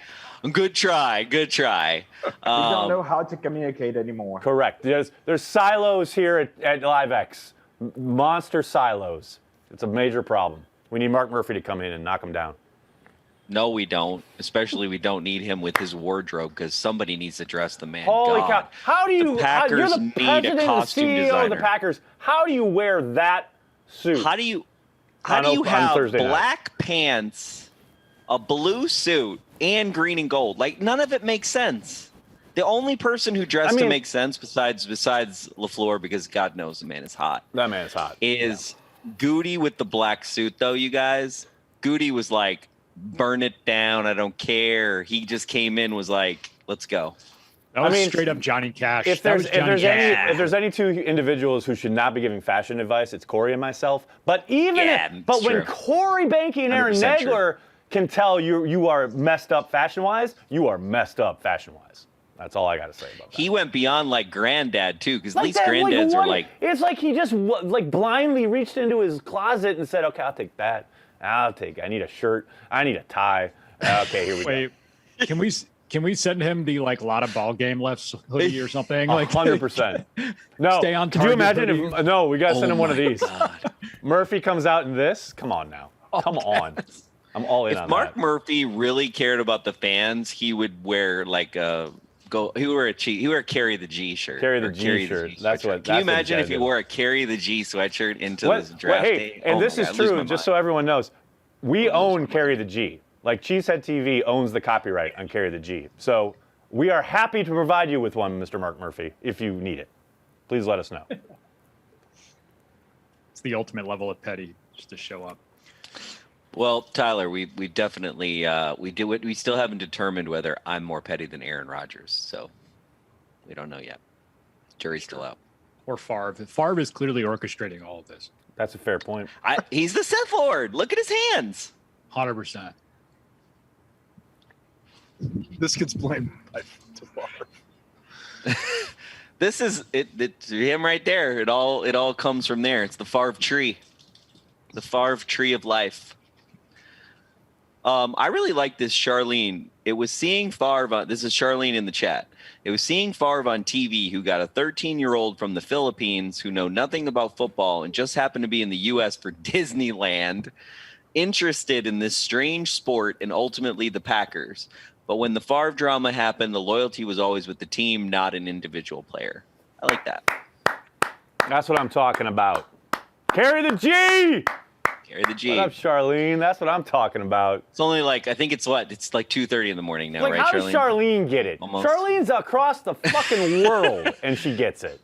But people in Green Charlene Bay gets it more than bitching most about Wisconsin the Packers. fans. Good Lord. Amazing. Amazing. All right, I got to upload this funny how damn it's a- video. It's funny how there seems to be a generational split between Packers Yes. fans who are. There's like a generational split of like, oh, I didn't see any of that far stuff, or I was too young, but Rodgers should get what he wants, because I want him to stay with the team. Or I'm not saying it's specifically generational, but It's pretty it just seems generational, that though. way. I got a lot can of, get on board with Tyler, that, I got a lot Tyler. of 18-year-olds mad at me on Twitter, let me tell you. I'm an old Real, head. They're all real soft. All the generations. Well, I'm a millennial, so I've been through a lot in my life. I've seen both sides Oh, of it. you've seen some shit, my friend, no doubt. 9/11, recession, other recession, pandemic, Favre. We've seen it all. Favre. Yeah, Favre is on that list, no doubt. Did you just loop in 9/11, Favre, and the pandemic together in one sentence? He did. Well, I can tell you, they're both. A lot of those Genius. conspiracy theories are on the same level. So we'll see. I love that's it. true. I'm all in on that. Oh God! I'm gonna do some super chats. I think. Do it. I didn't ask my team if they were ready, so I'm gonna ask them right now. Uh-huh. Wait, Royce. All right, Overshadow Sean. Here we go. What Overshadow say? Oh yeah, I had to saw these. I'm still pissed that number 4 guy took Magic Man's job. Oh, I remember I remember my grandfather. It was what was it? There were the 3. It was Favre, Dilfer, and Mark. What was his name? Not Burnett. Well, there were the 3 quarterbacks, and my grandfather was like, he was all in on not Favre. He was like, oh no, we watched all the games that year, and like so many people were not on that Favre tip at all. No. At all. Man, the remember, old heads, people hated the old Favre heads at early the because time. he was all over the map and threw interceptions, and they wanted him benched. Lord. Yeah. I remember my dad all right. being like beside himself that they traded for him because they gave up a first-round pick. He couldn't believe it. Better mullet, Rice Newman or Corey? Oh, it's got to be Banky. I don't know what Corey you're talking about. That's gotta be because, Banky. Like I told you before, like I've said before. Okay. A mullet is if I had it short on the top and long in the back, people. Hi, Tulio. Long Thanks for everywhere. joining us. Tyler, Hi, do you Tulio. know what? Oh, Tyler wasn't here. Tyler, you know what a mullet is? Do I have a mullet? Yes or no? No, there's not enough party in the back. You got some business up front. You just have longer hair. Sorry to disappoint everybody. Okay, that's what I thought. Thanks, Tyler. You would have to cut more off the top. You'd have to cut more off the top and Yeah, off the sides. I'd have to be like, it's when you get that really short on the top. Like Jason has it right now, kind of. If I had Jason. Just kidding, Jason. I know, you're like, yeah, I'm giving you shit today. I think your daughter styled your hair this morning, right? Oh, it's my Jimmy Neutron hair, but once a week it looks like this. Nice. I like it. Neutron. Jimmy Neutron. He just did a Jimmy all right. Neutron poll. What else I got, people? You can keep moving, Riley. Carry the G, Gilbert. So Rodgers wants Brian fired or he not coming back. That's the word. That's according to Bleacher Report aggregating Yahoo Sports. That's the word. Exactly. What do we got next? Uncultured Nags. Since this is turning into Game of Thrones, which major players do we match up with? They're doppelgangers from Westeros. I don't know, but Rodgers is on like Littlefinger level at this point. So Rodgers is Littlefinger. So who's Mark Murphy?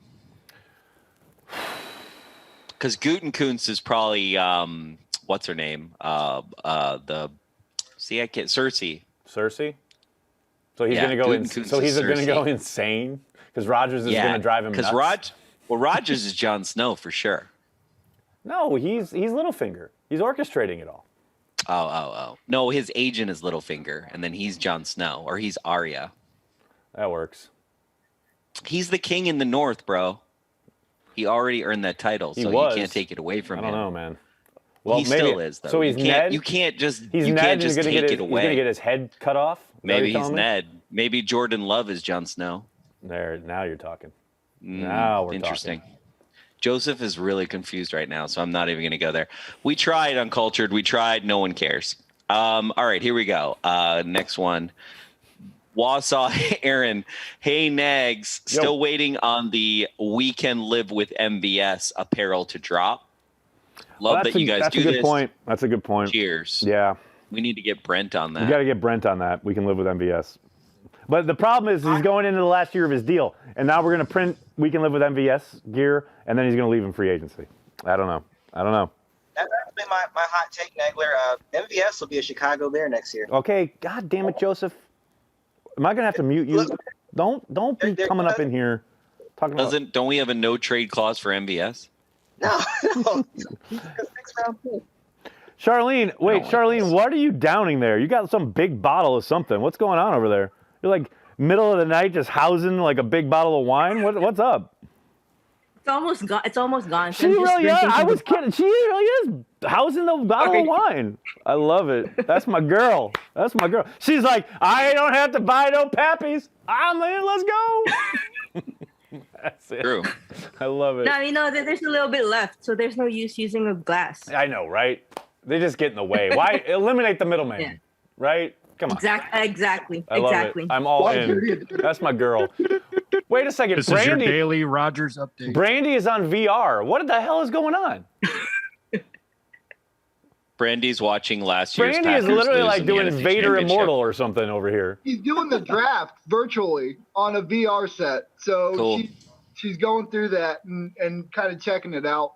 I'll tell you what, watching Brandy with the headset on is probably more exciting than the actual VR presentation.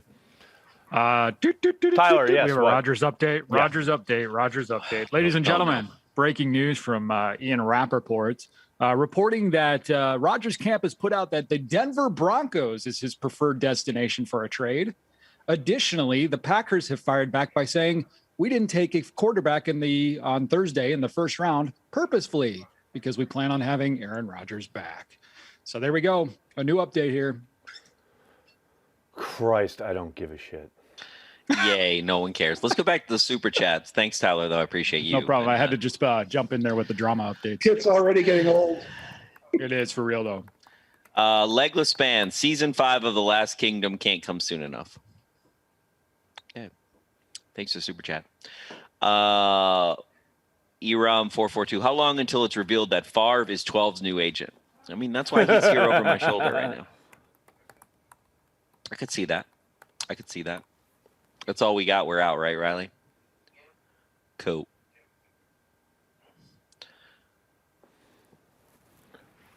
All right. I had to respond to that on Twitter. Had to be done. I like Chuck's shirt. I'm just going to say that. I like he's got the championship shirt on with the lightning. I like that. That is a hot shirt. I like it a lot. That is phenomenal. Look at that. That's what I'm talking about. So what am I looking at here? Is that Joey's basement still? Or what's going on over here? No one knows. I think it's the H&R Block guy. No, that I remember that from, but I'm just trying to see the tableau. I'm missing the hangers on the ceiling, but it's good. It's good stuff. Well, he's going to brand them. Yeah. So. Exactly. I actually saw Joey's dad earlier.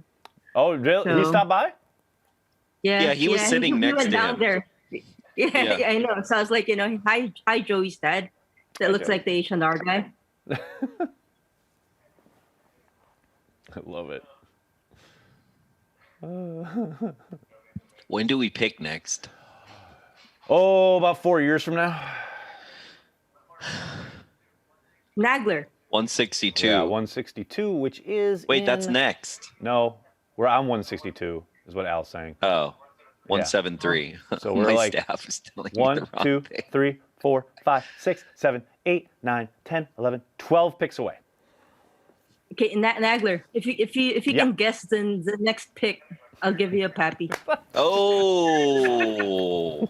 Because he's not. Charlie, I'm not going to do that. And you're just like twisting the knife. You're just like, yeah, fuck you. You're never going to get it.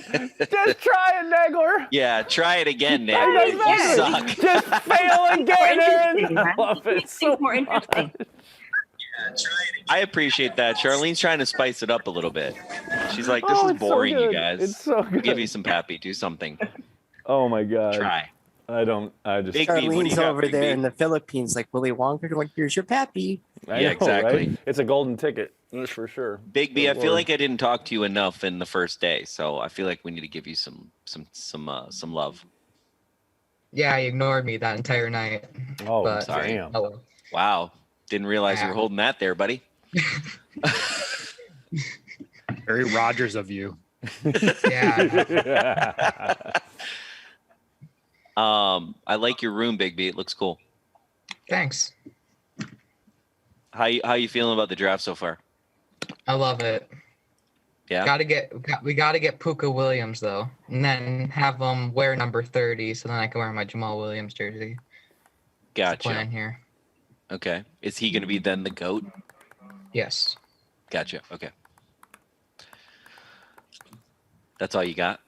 Yeah, pretty much. Yeah. Okay. Exciting stuff. Very. Do we know when Joey's going to come back, or is he just going to give us the H&R Block guy the whole time? The whole time. Well, he's at work at his ice cream shop thingamabob, so. Wait, so probably he gonna be gone left for on the a camera while. while he's working?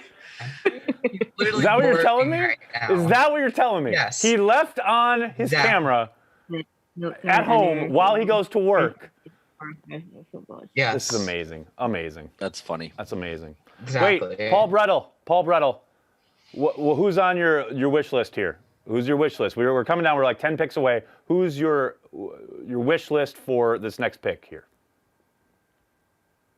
Unmute yourself, buddy. I can't hear you.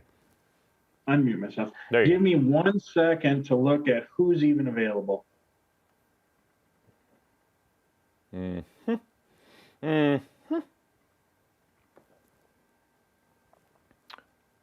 I'm doing that from a position standpoint.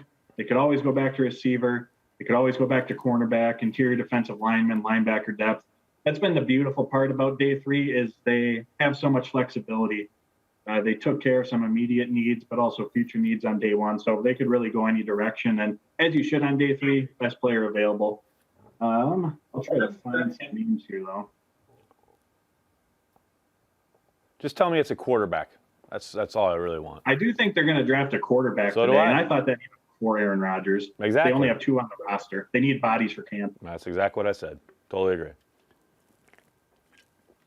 I would think, like you say, the best of several areas is probably in the cards. I wouldn't, I don't know. Like inside backer, I'm not going to say they're perilously thin, but they could probably use another body there. Yeah, backer, line. I mean, defense just feels like we need to And I focus really on like Martin and Barnes, and I think they're comfortable with them too, but both those guys missed time last year. So you obviously need depth. Burks is in his last year, and he's he is what he is at this point. He's a special team stalwart. Yes, that's what he is. Yep, exactly. Ty Summers as well. Yep. Oh, is Jamar Johnson still available?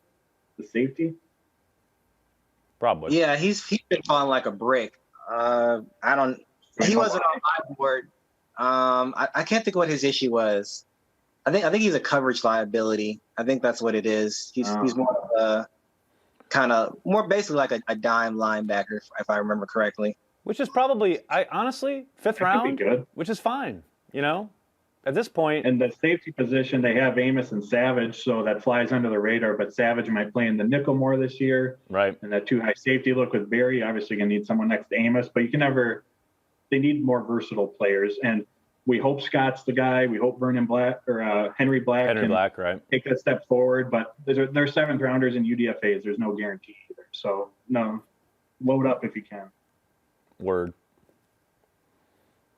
Yeah, I am fascinated by the safety position, Paul. I'm glad you brought that up because, like you say, it is a different scheme, and a lot of what they want to do, if they are following the Rams model, is pretty static pre-snap and then changing after the snap and trying to give the quarterback the same look. We heard Rodgers talk about that all week leading up to the Rams game. Yeah, and I think Savage has shown he's much better closer to the line of scrimmage.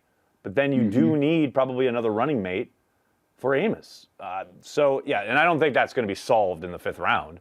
But definitely you want to add depth, I would think, at that position at some point. Although they do have young guys, probably unproven, but guys that they could maybe, we'll see how camp rolls out. But, yeah, I mean, there's a number of different ways they could go. But I think safety is kind of this weird, like, kind of not another world, but it's like this unknown because of the scheme shift more than anything else.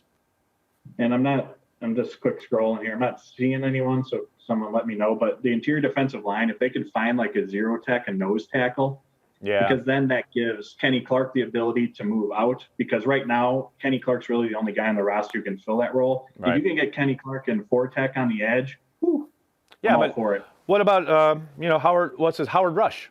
He's still back. He's back now. Come on now. He's a big man. It was funny because they let him go and then they brought him back. But yeah, he is an enormous man. He's a mountain of man. And I know he didn't play last year, but put him out there and just let him absorb some bodies. I'm down with that. But maybe that's the plan. Who knows? Right, exactly. Eat up space and let Kenny Clark go do Kenny Clark things. That's what I'm talking about. Let Kenny, for once in his life, get a one-on-one. Just once. Just one time. That's all I want. How far away are we? Where are we at? We got 1, 2, 3, 4. Oh, God, this is moving slow. Hey, Paul, I got a question. Slow. Brandy's got it. Brandy, go ahead. I got a question, Paul. I understand Joe Barry's going to come in and change things up, but do you see Adrian Amos as a long-term solution in the Packers secondary? Do you think they'll keep him around?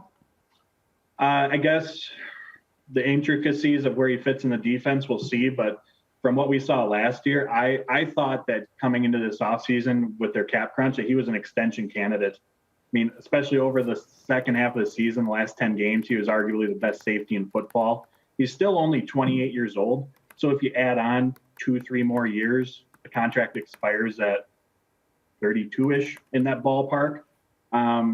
So I think that's possibly still in play. And in Gutekunst's press conference, he said that there was 4 or 5 contracts that they're working on. So presumably Devontae Adams is one. Yep. Aaron Rodgers is probably one. Zadarius Smith, an extension, could be one. I think Amos could be in that discussion as well. I mean, he's been rock solid and still fairly young too. Yeah, I think Amos is definitely one of those contracts. It's interesting. The Zadarius Smith thing is interesting because we know they restructured him. Zadarius really wanted an extension, and I heard that he was pretty pissed that they didn't extend him. And then we get to a couple days ago on his Insta when he puts up that comparison to Khalil Mack, and he literally put up on Insta, "I deserve a raise." I think that's there's something bubbling there. That's something to watch out for. I was wondering too, was it just, do you think they just ran out of time? Like the two sides? Kind of, yeah. I just think, yes. I think the agent kind of went for it, so to speak. And the Packers were like, yeah, not right now. But you know, that's complete guesswork on my part, obviously. But I do know Z really wanted an extension, and he didn't get one. Well, his cap hit next year now is over $28 million. Precisely. So that leaves the Packers two options: they're either extending him or they're cutting him. Like that's exactly. One or the other's coming. That's why I said before that could be part of blowing it up. That's what I mean. Yep. What you got, Nick? Hope y'all like Rashawn Gary. Yep. I do. I like Rashawn Gary. I love Rashawn Gary. Me too. Love me Rashawn Gary. All right. I just wanted to ask Paul a question. He had mentioned that he thought we might see Savage come down more and play in the slot. And so my first part is, does he have kind of that? I mean, I know he's faster than heck, but like, does he have some of the technique and this coverage stuff? And then with Joe Barry's new scheme, he talked a bit about like the slot corner position. He called it a certain, I forget the name. Yeah, whatever that is. And like, is that, you know, where Jair moves down into the slot, but then we lose him on the outside? I'm just curious how you see that playing out. I think this year it's going to be more of a combination. If we look at what the Rams did last year with Jalen Ramsey, he moved around quite a bit. I looked this up recently. Ramsey had like 200 slot snaps last year. Alexander had like 30. So I think we're going to see more of Alexander there, not necessarily just putting him there to put him there, but following the team's best receiver. Again, we're just assuming that it's going to look similar. This might not happen. I think we could see more of Savage there as well. And when he came out of college, I know a number of draft analysts noted his ability to play in the slot. So I think he certainly has that skill set. And he did it some last year as well. But he's a player who I don't necessarily want to pigeonhole him there and say, all right, you're the slot, because he's just so dynamic, letting him close to the line of scrimmage, run around, do whatever. So I honestly think between those two and Sullivan, it's going to be a combination of, I still at this point would guess Sullivan's going to take the bulk of them, but I think that breakdown is going to be closer to equal this year, not 33, 33, 33, but more together than what it was last year. So I think it's going to be kind of by committee. That's my guess.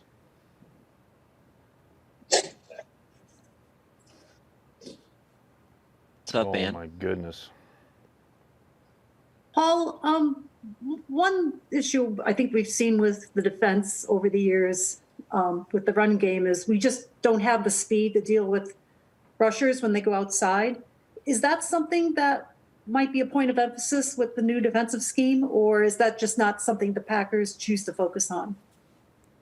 I mean, yeah, I imagine it's going to be. When we look at areas that they have to improve on, it's tackling. And then to their credit, the run defense did improve last year from where it was, even without any additions. But I think that's definitely going to be a big part of it. Preston Smith last year, he in addition to just not producing as a pass rusher, he struggled with contain oftentimes as well. It's just, like you said, speed's a part of it, and getting some more dynamic players in there, which they have. I mean, Jamal Martin flying around, and hopefully with this new, in this new Joe Barry defense, they're going to rely on the safeties heavily as well to be a part of the run defense. So it's going to be a part of it, but in today's NFL, the passing game dominates. So I think as kind of a collective thought, not just with the Packers, but around the league, it's stop the pass first. And if teams run on you a little bit, we're okay with that. Okay. Word. Oh my God, how far away? One, two, well, we're at 3. round 5, 164. Oh my God, like 5-6 picks away. Let's go. It's like ebbs and flows. Like they go through 10 picks in 30 seconds. I know, and then all of a sudden it takes forever. Although I will say, at least the Packers have like 2 picks at 173 and 178, so we don't have to wait. We'll have 2 new Packers momentarily. I'm in on that. It'd go faster if every U.S. citizen was allowed to announce a pick. That's true too. Oh, I like it. I like it. Joseph, we got any D linemen left? We're down to 6. Tui Peloto, Marquise Spencer out of Mississippi State. Agundajay fell, I guess, terribly out of Notre Dame. Wilson, wow. Marshall from Arkansas, and a dark horse for me, not Miles Boykin. Or is it Miles Boykin? No, it's something else. I think it's Mike Boykin from North Alabama. North Alabama, as opposed to Just something South they Alabama. I know the Packers meet with a lot of players as part of this process, but Trill Williams, Dalen Hayes, Frank Darby are all players left who the Packers have met with as part of this process. So, yeah, I have Trill as my number 2 free safety, and he kind of like you said about Amos and Savage. If there was a guy that could free up Savage to maybe move around a little bit more, I do like Trill. And then Tariq Thompson out of San Diego State, who basically plays in the mode of KZ out of from the Falcons. He replaced him at San Diego State. I like Casey. He's a good player. If he can bring that to the Packers, I'd be down for that. Oh, Isaiah Loudermilk got drafted. Nice. Yeah, he did. Good for him. He did indeed. You Badgers, you're all the same. I'm sure Corey was thrilled with it. Oh yeah, Corey, big Badger, Corey Banky. Huge Badger fan, bro. Dude, your eyes literally just rolled right out of your head. That was amazing. I don't know why I have maybe I don't know. Maybe it's like I don't know. Like you live in Green Bay. I get this like vibe from my buddies. That's like, that elitist Madison mentality. You get this tribalism. I don't know what it is. Corey, one time I went to Eagle Park Brewing, and in Wisconsin, I was hanging out there, and the Packers game on. It was trying to think of which game it was. I think it was, I don't know, sometime last year. Anyways, the Packer game was on. Well, the Badgers game was on right before it. I'm not kidding.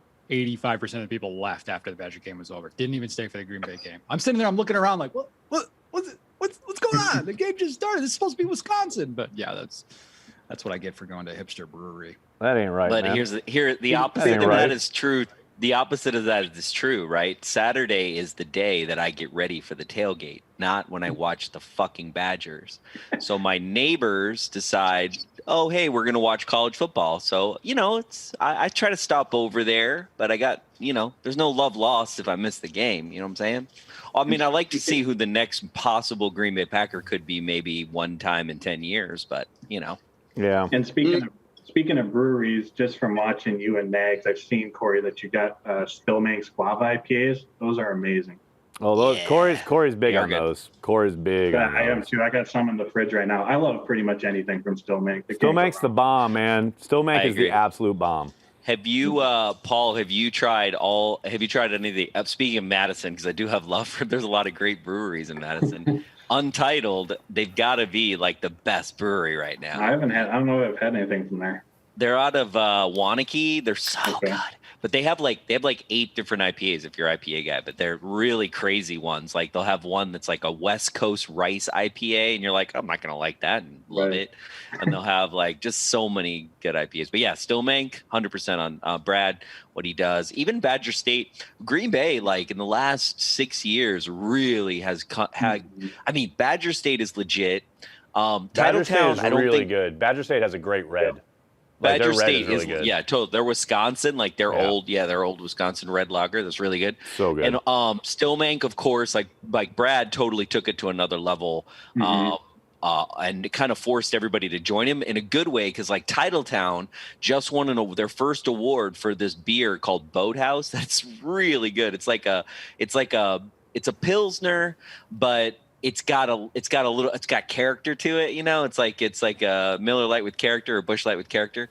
And it's really good. Also, Untitled has this Italian Pilsner that's legit. There's so many good beers right now. It's crazy. We're in a beer renaissance in Wisconsin. Like whenever my friends come to Green Bay to visit, I always got to make sure to take them to Stillmank. Yeah. Oh, their tap room too. Their tap room is phenomenal. It's so cute and it's small, and you're on the east side, and you go by Kroll's East, and you're like, oh wait, there's Kroll's East. There'd been a long time where I never even had been to Kroll. I had never been to Kroll's East. I was like, obviously Kroll's East exists because there's a Kroll's West, but I've been to Kroll's West my whole entire life.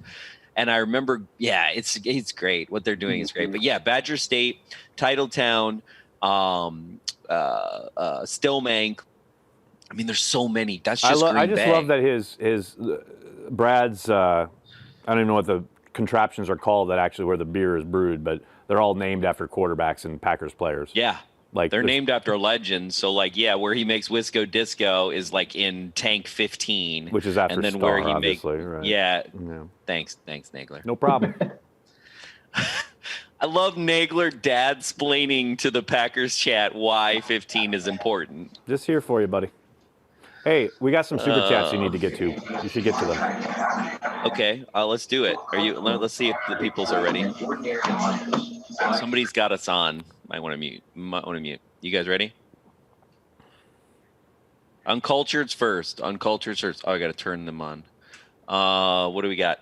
Charlene would get along great in Wisconsin. A bud once introduced his girlfriend to me while I was drinking wine straight out of a box. Pappies. What do we got next? That's hardcore. From Daryl, anyone interested in DT Marvin Wilson from FSU? FSU DTs, what do we think? Joseph or Paul, what's up? Or anybody? I have no idea. Yeah, he's definitely on my board. Like I said, just the injuries, the lack of production the last 2 years. He's got the length. I believe he's 6'5", 290. So he's got the length to play the 5, the 4. I don't know if you really want him doing the dirty work closer to like a 3 technique, but he's a definite upgrade over Dean Lauer, if you ask me. And we don't need Tyler Lancaster trotting out there on the edge either. So I think he's an immediate like a guy to push Dean to play early with Kiki on the other side. Yes to Marvin Wilson. We said that? What happened? I heard Joseph saying it, but somebody said something.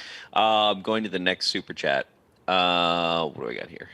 Oh, before I go to the super chat, want to give a shout out. New Jersey Packer. This is the best draft show ever. Thanks, GSET TV. Thank you. It's actually more interesting. I wasn't going to join day 3, but then I was like, you know what? I don't get to see Nagler that often. So, it's a chance to hang out. Great Randy, and I like you guys too, so I'm not hating. It's not hate, but I did it for Nagler. I'm just gonna say that should be on a shirt. Randy Cohn, great hearing so many knowledgeable draft talk without also having everyone sound like an asshole. Oh, yeah, thanks. We're definitely here for that. All right, Iram442, can't wait to see 12 in a Jets uniform after winning the Super Bowl this year with Green Bay. LOL. Oh, because Rodgers wants to go West Coast, they ship him to the East. That's great. I'm all in. I'm all in. Brian Aschenbrenner, if your Devontae and Rodgers is potentially gone, do you bounce to free agency instead of re-signing? No, not if. Well, it's on the Packers. Like if they offer a huge extension, yeah, he'll take it. Their money's green. It's all about the money. But if he's determined to hit free agency, yeah, and especially with Rodgers leaving, there's a 3% chance that happens. But I would put significant money on the fact that the Packers are probably working on some kind of extension, and that'll get done this summer, was my guess. Sorry, someone was saying something. Yeah, just very quickly, sorry. Do you think it is all about the money, or do you think it's more about guaranteed years? You mean with Rodgers? Yeah, sorry. It's both, man. I think probably leaning more towards the money, but he also wants the commitment, is my guess. Robin, we're trying to talk. This is a Devontae. You just turned it into Rodgers. Nice. Yeah, sorry. It's a question I've been meaning to ask about Rodgers for ages. Sorry. No, you're fine, Robin. I'm just thinking it's hilarious. Like, I was talking to somebody about this last night. I was like, no matter what, we're just going to be talking about this all day, every day. Yep.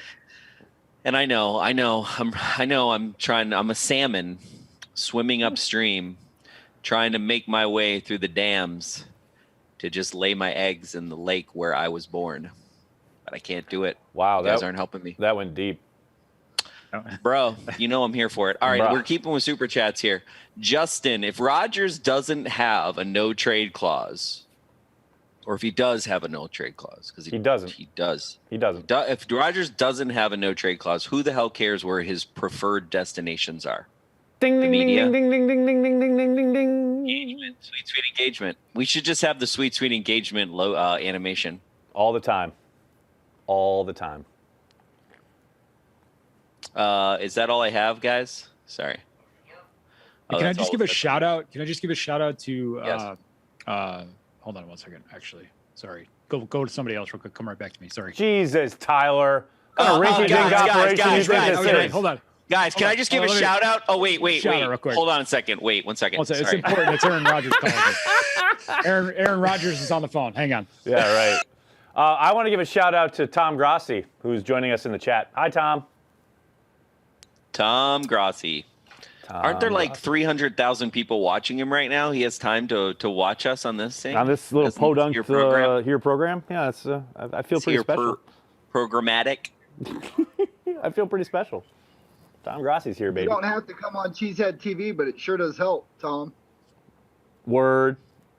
Exactly. Wait, we got hands raised? It's all good. What's going on here? It was just the misses. Nobody important. Oh, damn. Just Snaps, kidding. bro. Just kidding. She's watching live. Wow, so I hope she's not watching, bro. She is. That was the joke. That was the joke. That was the joke. Damn. It was a come on. I know you guys are all hurt by Aaron Rodgers. Tyler. I know, right? Are we trading Tyler now? Molly Yeah, is literally in my ear going, it wasn't funny. Oh, rest in peace to me. Anyways, just want to give a shout out to Joseph. You've been very knowledgeable the past 3 days. I've learned a lot listening to you and your draft board, and I appreciate you, man. That's all. That's all I wanted to say earlier. Word. I got love for Joseph. Definitely. Yeah. You know, honestly, it's here, and I have to give him a shout out. Second that. It's only fair.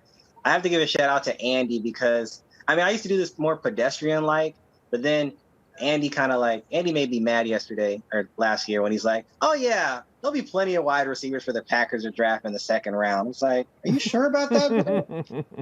Like, okay. And I've been on it ever since. That's awesome. I love that. But Goot thought the same thing, so I guess he's hanging out on his own. Right. Andy's doing his own thing today. I don't blame him. I mean, I thought it was crazy when Nagler was like, yeah, we're going to do a Patreon Zoom every week. And I was like, okay, well, it's going to be like you and that's it. And like, actually, it's like Joseph is like pretty much people on here right now. And then, a couple other people, but it's been pretty consistent. What's kind of blown me away is how consistent it is of people showing up. It's a little community, Banky. That's what it's all about. Packer fans worldwide. That's what we do. Although I will say, there are a lot of people here who I have not seen with regularity on the Patreon happy hours, and I hope you guys will join us. It's basically this every Wednesday, except it's not broadcast, so we really say shit. Except it's not on YouTube. Yeah, exactly. So you should stop by. It's a lot of fun. Well, Nags, you haven't talked to me either, and this is the first time here. Old Timer Dave, by the way. Old Timer Dave! What is up? Dave. Oh, there goes the neighborhood. Holy shit. What's up, man? You are old school. Old school. In more ways than one. I got to throw my 2 cents worth in. Yes, please. Please. I'm of the mindset where if Rodgers wants out, that's all well and good, but he still has a 3-year contract. He doesn't want to play. He's got 2 options. He can retire, or he can sit the bench and just sit there for 3 years and then try and find a team to play for.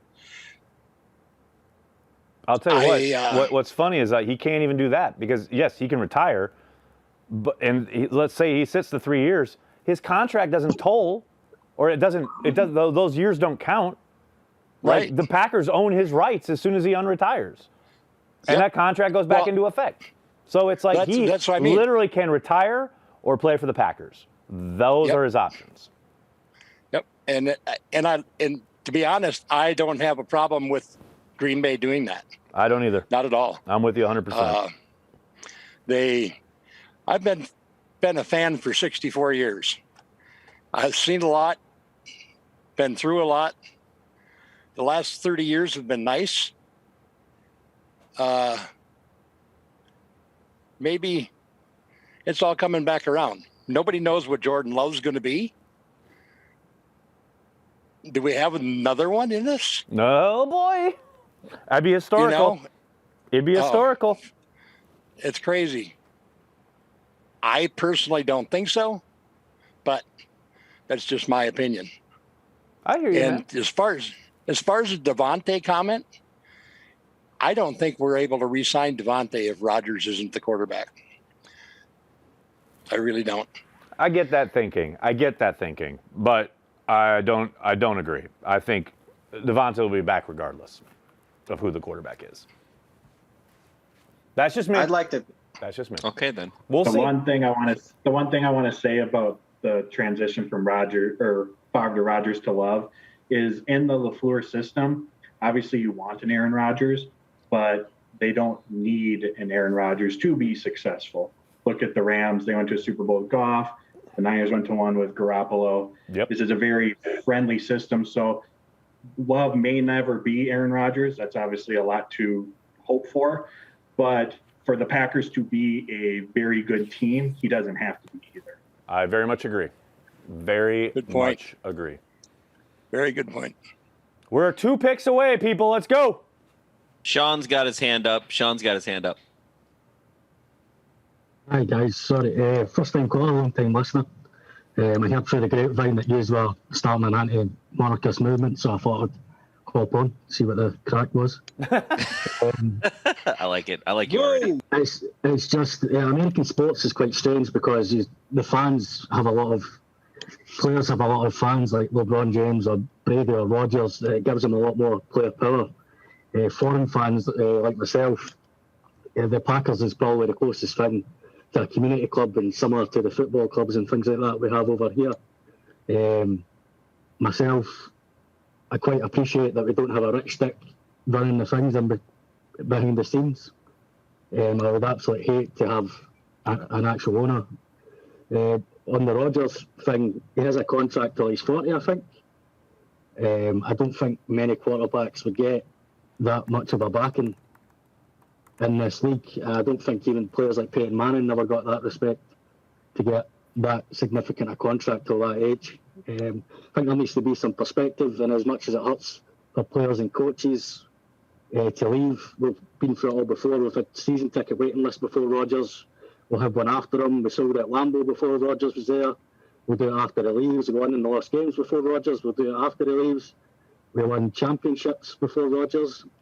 And I'm sure the Packers organisation will try the hardest to win more when he leaves. I don't really agree in the order, but God family and the Green Bay Packers, and that's the way that us Packers fans seem to live our life, I think. I love how people across the fucking world get it. Like, thank you. Yes, 1,000,000,000%. Yes. 1,000 trillion% yes. Like, it's not, people get so emotional about it. People get so invested in Aaron Rodgers. But, like, he's amazing. We've done a lot with him. But, man, life moves on. Life moves forward.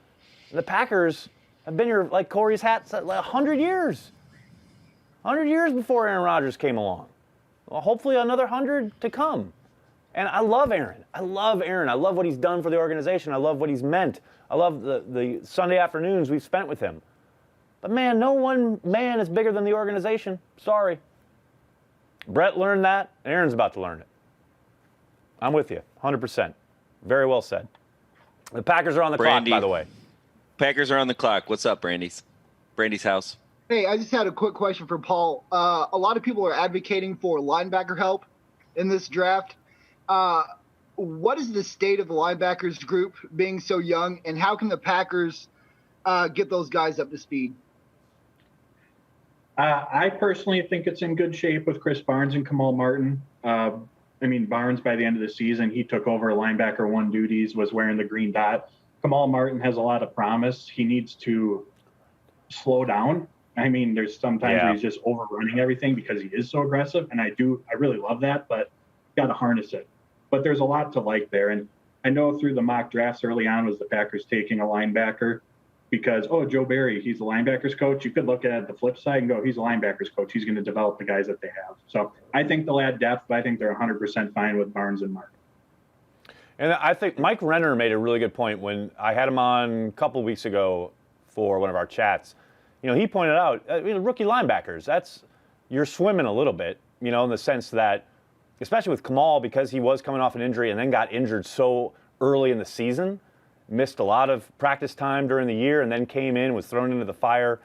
It's kind of almost expected that, yeah, you're going to be kind of hair on fire, like you say, overrunning stuff, really kind of swimming when it comes to what you're being asked to do, your assignments, overrunning stuff, etc. But man, I tell you what, you saw the physicality. He had a really good camp. I'm excited for that year 2 jump, so to speak. And they always talk about the importance of developing from year 1 to year 2. Kamal Martin is a guy who could really take a big, big step. He's got the upside. The athleticism is there. One of the reasons he fell in the draft the way he did was because he was coming off that knee injury.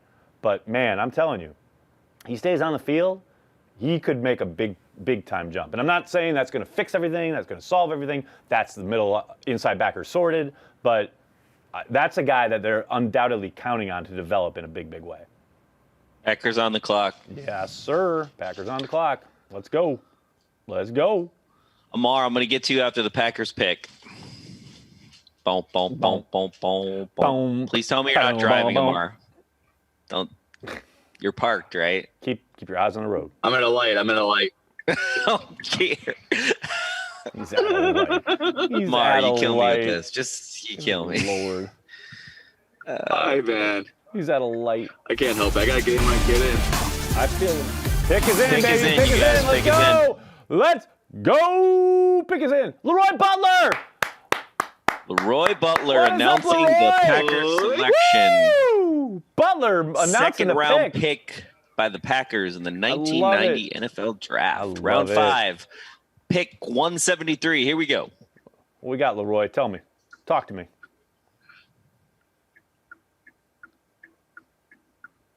Be perfect if Butler announces Marvin Wilson because they're both from Florida. To Darrell There it Slayton, is. Florida. Some help for Kenny Clark.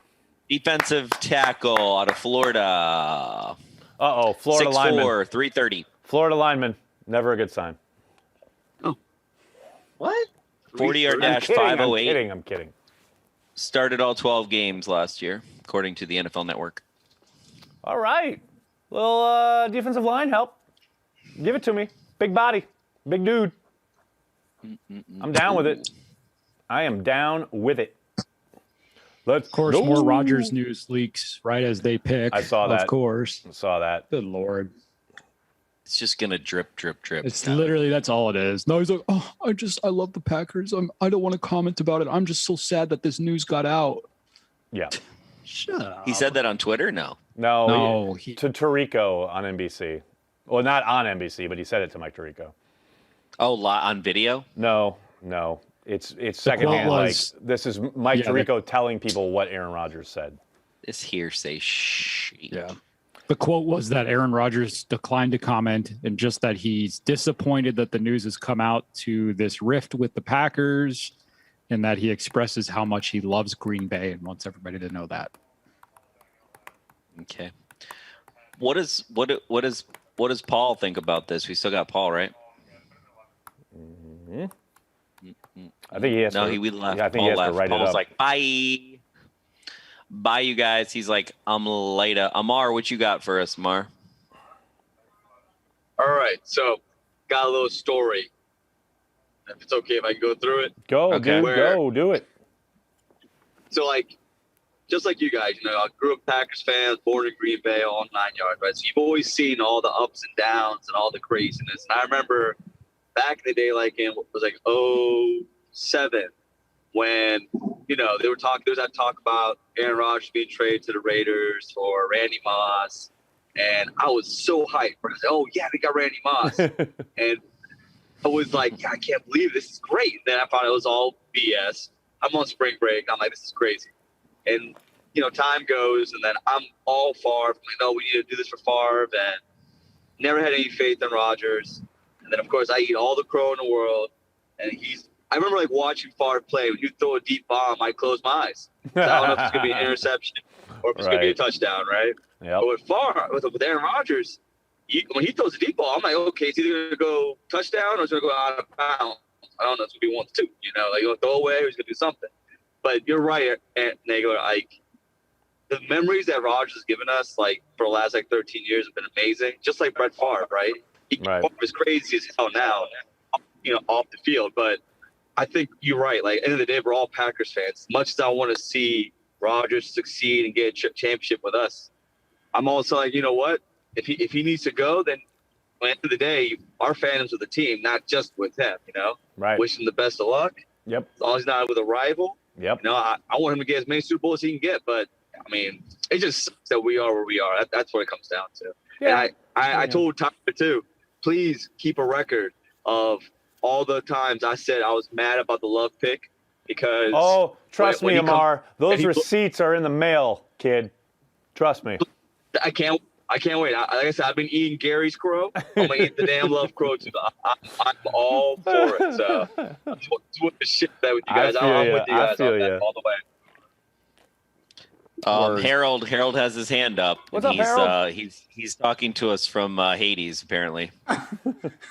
Yes, I'm blacked out. I'm tired, guys. I had a bad day today, but not getting into that. Sorry about that, Harold. But apart from Rodgers' attempt at urgent PR repair, I should like to point out that I think this has been an outstanding Packers draft. I think they filled needs at all the key positions, and I'm actually terrifically overjoyed and actually surprised, given, of course, what I thought about last year's draft, at least one of the picks.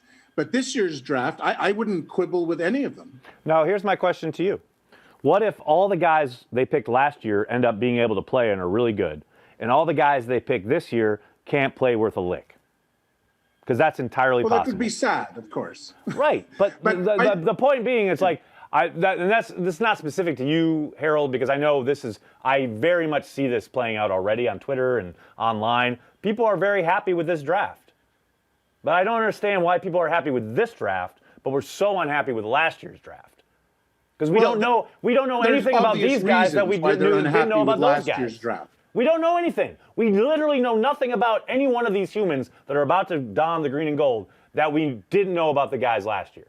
Yet everyone was ready to kill last year's draft and is ready to praise this year's draft, when our knowledge of how it's going to play out is equally infinitesimal. Yeah, but that's true for every draft. So why are we even talking about picks? Correct, because we want to see who they you take. just because hit we the are nail. invested. Why are we talking? I've been asking why are we talking about this the whole time, but here we are. Here we all are. Day 3 of the draft. No, but Harold, By the way, I hear what you're saying. I hear what you're saying. With reference to AR-12, Pete Doherty, I think he was interviewed yesterday on his Packers Wire chat or whatever it was. Right. He said that he only gives a 20% chance of Rodgers coming back. Now, I respect Pete Doherty tremendously. I would say after Aaron Nagler, who would be my number one Packers analyst, even though you don't consider yourself that, Pete Doherty would be my number 2 guy. And if he's saying the Packers only have Rodgers only has a 20% chance of returning, how much weight do you place in what Doherty is reporting? I mean, but Domofsky said the same thing on Thursday night. He said, I think Domofsky said 5% yesterday. Yeah. And I would say Harold, if Doherty's 2, he's 3 for sure. And I mean, he's pretty much bad. But it's also reporters. No. They're guessing. Nobody knows. Here's my thing. I am of the stalwart belief that Aaron Rodgers will be back in the green and gold starting week 1 for the Packers in 2021. If he's not, I am ready to roll with Jordan Love. I don't give a shit, man. I love the Packers.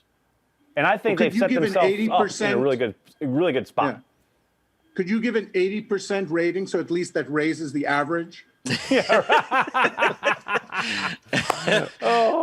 think there's a 99.4% chance that he's back with the Packers next year. There you go. Now we've tipped the scales. Well done. I want to do some super chats if my team is ready. If you guys are ready, let's do some super chats. Okay, let me know when you are. I saw some in there. I saw some people. Mixing we're it all up. Jon Snow. We know nothing. That is 100% Nagler. That's what they want. Yep. We're 2 picks away from us picking now, people. Let's go. Tampa's 176. Their pick is in. We're picking at 178. My team is telling me. 178. Yep. Yeah, let's hold on super chats till after the pick. Yeah, after the pick, definitely. Oh boy. D. We got 2 picks to go. Let's go. Man, people are obsessed with Aaron Rodgers at the Derby. Holy shit. Nagler, how long before we hear from Rodgers himself? Oh, sometime. He'll let this twist in the wind for a while. Tuesday at McAfee. He might Exactly. That'll be his first chance. He could step in and just quash all this, right? He could literally end it all with a tweet. He could reach into his pocket right now, pull out his phone, and end it. But you know why he won't? He loves it. And this is all by design, to make the Packers squirm. That's what it all is about. I keep telling everybody. Oh, come on.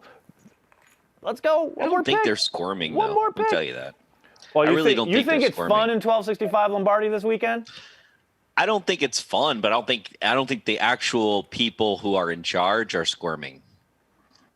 I think like I said, it's all the pawns. So it's the people who work in 1265, but a couple layers lower than the top people. Yep. I don't think Brian is squirming. Jason Wallace is squirming.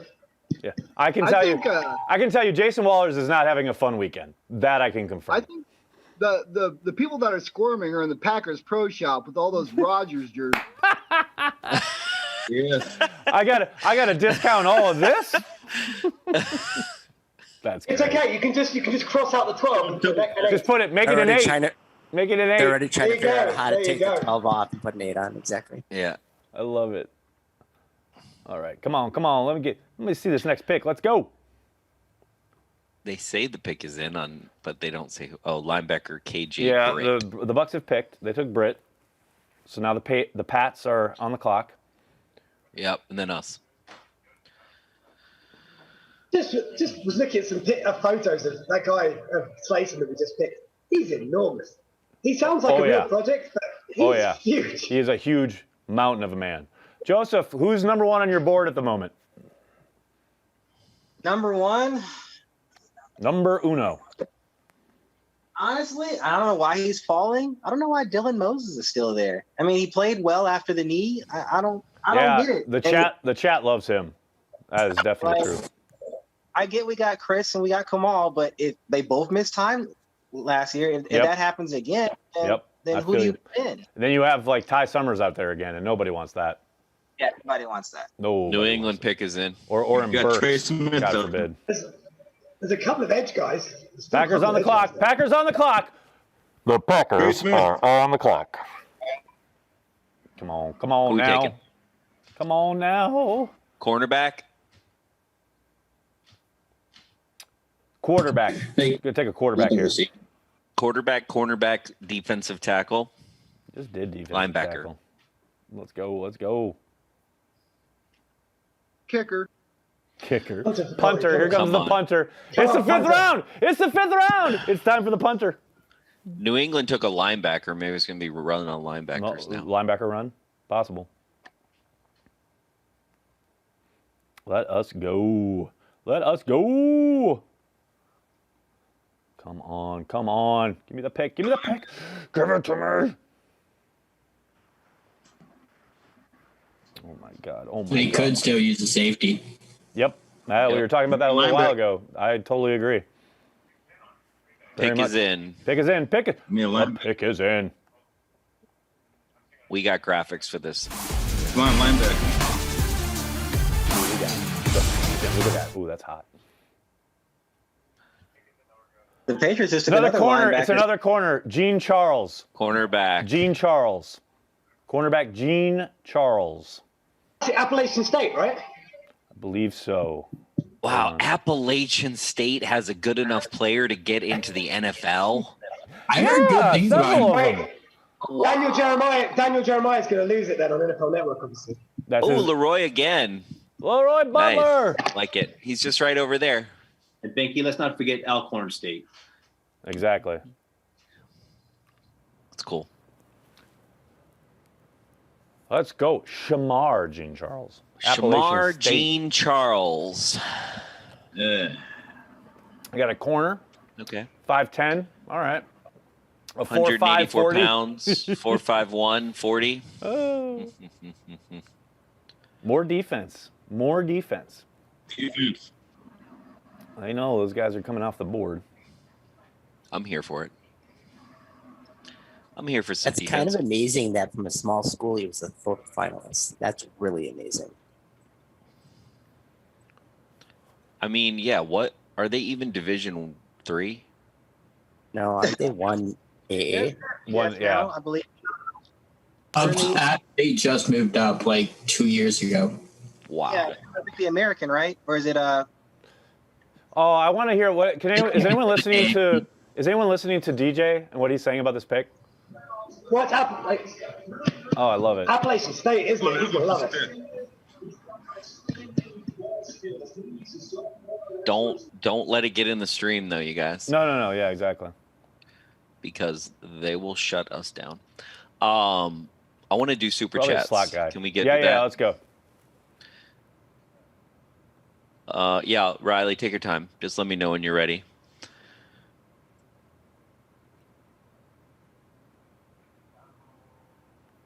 Let me know who we're starting with, Riley.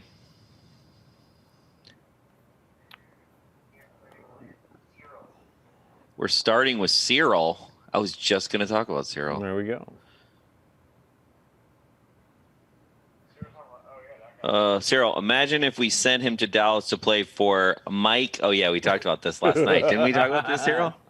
We talked about that would be hilarious. This will all work out some. Enjoy the weekend. Thank you for that, Cyril. Appreciate it. But, yeah, we talked about this, how, like, he gets a trade. We trade him to Dallas, and he has to play for Mike. And then he's got to be like, yeah, I like Mike now. We made up. He's a good coach. I just was being a shithead because I didn't want it to be about me. What do we got? Jamie Morris. When the Packers eventually play in London, how many of you all are coming over so have a few beers with the UK cheeseheads? Oh, That would that's be happening. me. That is happening. Yes. That would be me. Corey and I will definitely be there. No doubt. The only reason I would not be there is if the NFL pulls a douchebag move and makes it on a Packer home game, because I'm going to have to protest then. So I'm just going to tell you that right now. I will not be protesting. If I have to pay my own way, I will be going. Yeah, well, if I'm protesting, then you're going to have to pay your own way. That's my point. Jim J. Next Cheesehead TV t-shirt needs to be Favre sitting on his dark throne looking at A-Rod saying, use your aggressive feelings, boy. Let the hate flow through you. I like it. I like it. What do we got next? Jim, thank you for the super chat. Sean Ferry, what does Paul think about your boy Yaboa? Your boy Yaboa from Ole Miss at tight end. Well, Paul left, so he doesn't like us anymore. What do you think about Yaboa? Did he already get taken? Joseph, did he already get taken? No, we were talking about maybe like 15, 20 minutes ago. Bleacher actually mocked him to us in the fourth, and I was like, that's a little early. Typical like athletic, like move tight end, not so much in the blocking game. I could see it, but I mean, we got to give Degara and hopefully Jace a chance to, do something on their own right. Yeah. I mean, I feel like tight end was probably the strongest depth position the Packers have right now. They've been building up there for a while now. Lord, it's like, what else do you want in life? You have one of the best blocking tight ends in the NFL on the downward slope. You got Tunyon, one of the best upside tight ends in the game right now, and you got Jace and Degara right behind him. We just drafted him, so yeah, 100%. What's next, you guys? You can move forward from this one. Kalatu Barada. Is this the most needs-based draft the Packers have had in a while? Seems like the Packers are checking all the boxes. Yeah, agreed. It's funny because who was it? Might have been Jason Wilde asking Goody the other day about the pre-draft press conference about Ted saying need has always been a tiebreaker. It feels like need kind of edged in front of tie-breaking status this weekend. And that's not to say it's bad, but they certainly seem to have locked in on all the areas where we did certainly talk about every single position that has been taken so far as areas where the Packers needed, things that Packers needed to address this offseason. Not necessarily they had to draft, maybe free agency, what have you, even trade was a possibility, but they have gone all in with this draft to check most of those boxes. Now, we'll see how it plays out, but yes, I think need has seemingly has edged in front of tiebreaker status this weekend. Philip, I want to say maybe, Philip Gardner, is this real? Yes, unfortunately it is real. I was in denial the afternoon of Thursday because I had contractors in my house trying to make this thing happen. I was like, you guys, this is BS. And then Andy Herman and Aaron Nagler basically were like, no, dude, I didn't realize the whole Schefter tweet. And now here we are 48 hours later, and we're just down a rabbit hole of death and despair. And it sucks. And this basically turned into a Packers therapy stream. So welcome to it, you guys. In hour 4, you will be given super chats. Yeah. Russ Stevens, I was really surprised when Rodgers got his last contract and didn't come away with fully guaranteed contract or a no trade clause. The no trade clause was surprise. That's the shocker to me. I guess at the time when it was negotiated, Rodgers was probably sitting there thinking, I don't even think it was top of mind. Why would it be, right? So, yeah. Right, I mean, but here's the thing, right? Surprising. If it's I'm only saying this because, I have, unfortunately, I have to deal with agreements, and I'm sure there's a lot of people on our chat that have to agree with agreements, right? So, you go through each line and you say, here, I'm going to give them this, they're going to give me this, and everything is basically, and you got to imagine, Rodgers' agent has a lawyer and Rodgers has a lawyer for his contract, I would assume. Yep. So that is very interesting. There must have been some give for both of those things that they wanted more than the fully guaranteed. Well, I don't think the Packers were ever going to give a fully guaranteed contract. I mean, that's not really their MO, right? Even for Aaron Rodgers, I don't see that happening. Philip Gardner, is it worth considering Rodgers' dedication level to playing? The reports coming out about him waiting to host Jeopardy concerns me about his motivation. Again, Aaron Rodgers is one of the most competitive humans I've ever seen in my entire life. If he's stepping foot on a football field, he is all in. Would he love to host Jeopardy? That's pretty apparent. But there is not a thing he has done or said or would ever say or do to have me convinced that his heart's not 100% into it when he's playing football. I understand you can have divided concentration, what have you, maybe want to do one or more things, but hey, I'm like that. I do Cheesehead TV full time, but I still, write other stuff. I still work on other projects. That doesn't mean my heart's not in Cheesehead TV.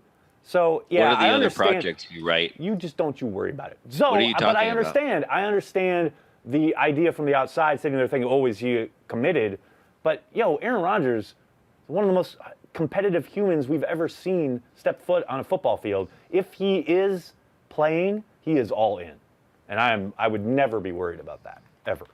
Yeah, I agree with that sentiment, although we need to have a sidebar later, it sounds like. Jeff Ness, Negs nailed it. Rodgers PR guys pushed the narrative far enough for him to walk it back. Yeah, that's exactly that I keep saying, and that's where this is. I keep saying this, and I'm going to probably say it all summer. Rodgers wants to create as much shit as he can, and then he will at some point walk it back, and then he will be back with the team. That is. He wants to make everybody as uncomfortable as possible. Unless he's gone too far and he's gone over to the dark side. That's fair. It's a possibility. We don't know. Wait, I got to get through some super chats. I'm going to get to Jocelyn and Dan. We got, how many more we got? You can go to the next one there. Yeah, thank you, Riley. Devin Summers, don't bash my fake brother Ty. Who was bashing Ty Summers? Oh yeah, Ty didn't even say Ty Summers because that's right, because everyone did. I remember week 15 he got his first tackle. No. He had a tackle in week 3. He was pressed into duty against the Saints, and he actually played pretty darn well. Was. He actually played okay. That's what it was. He actually played okay in that game.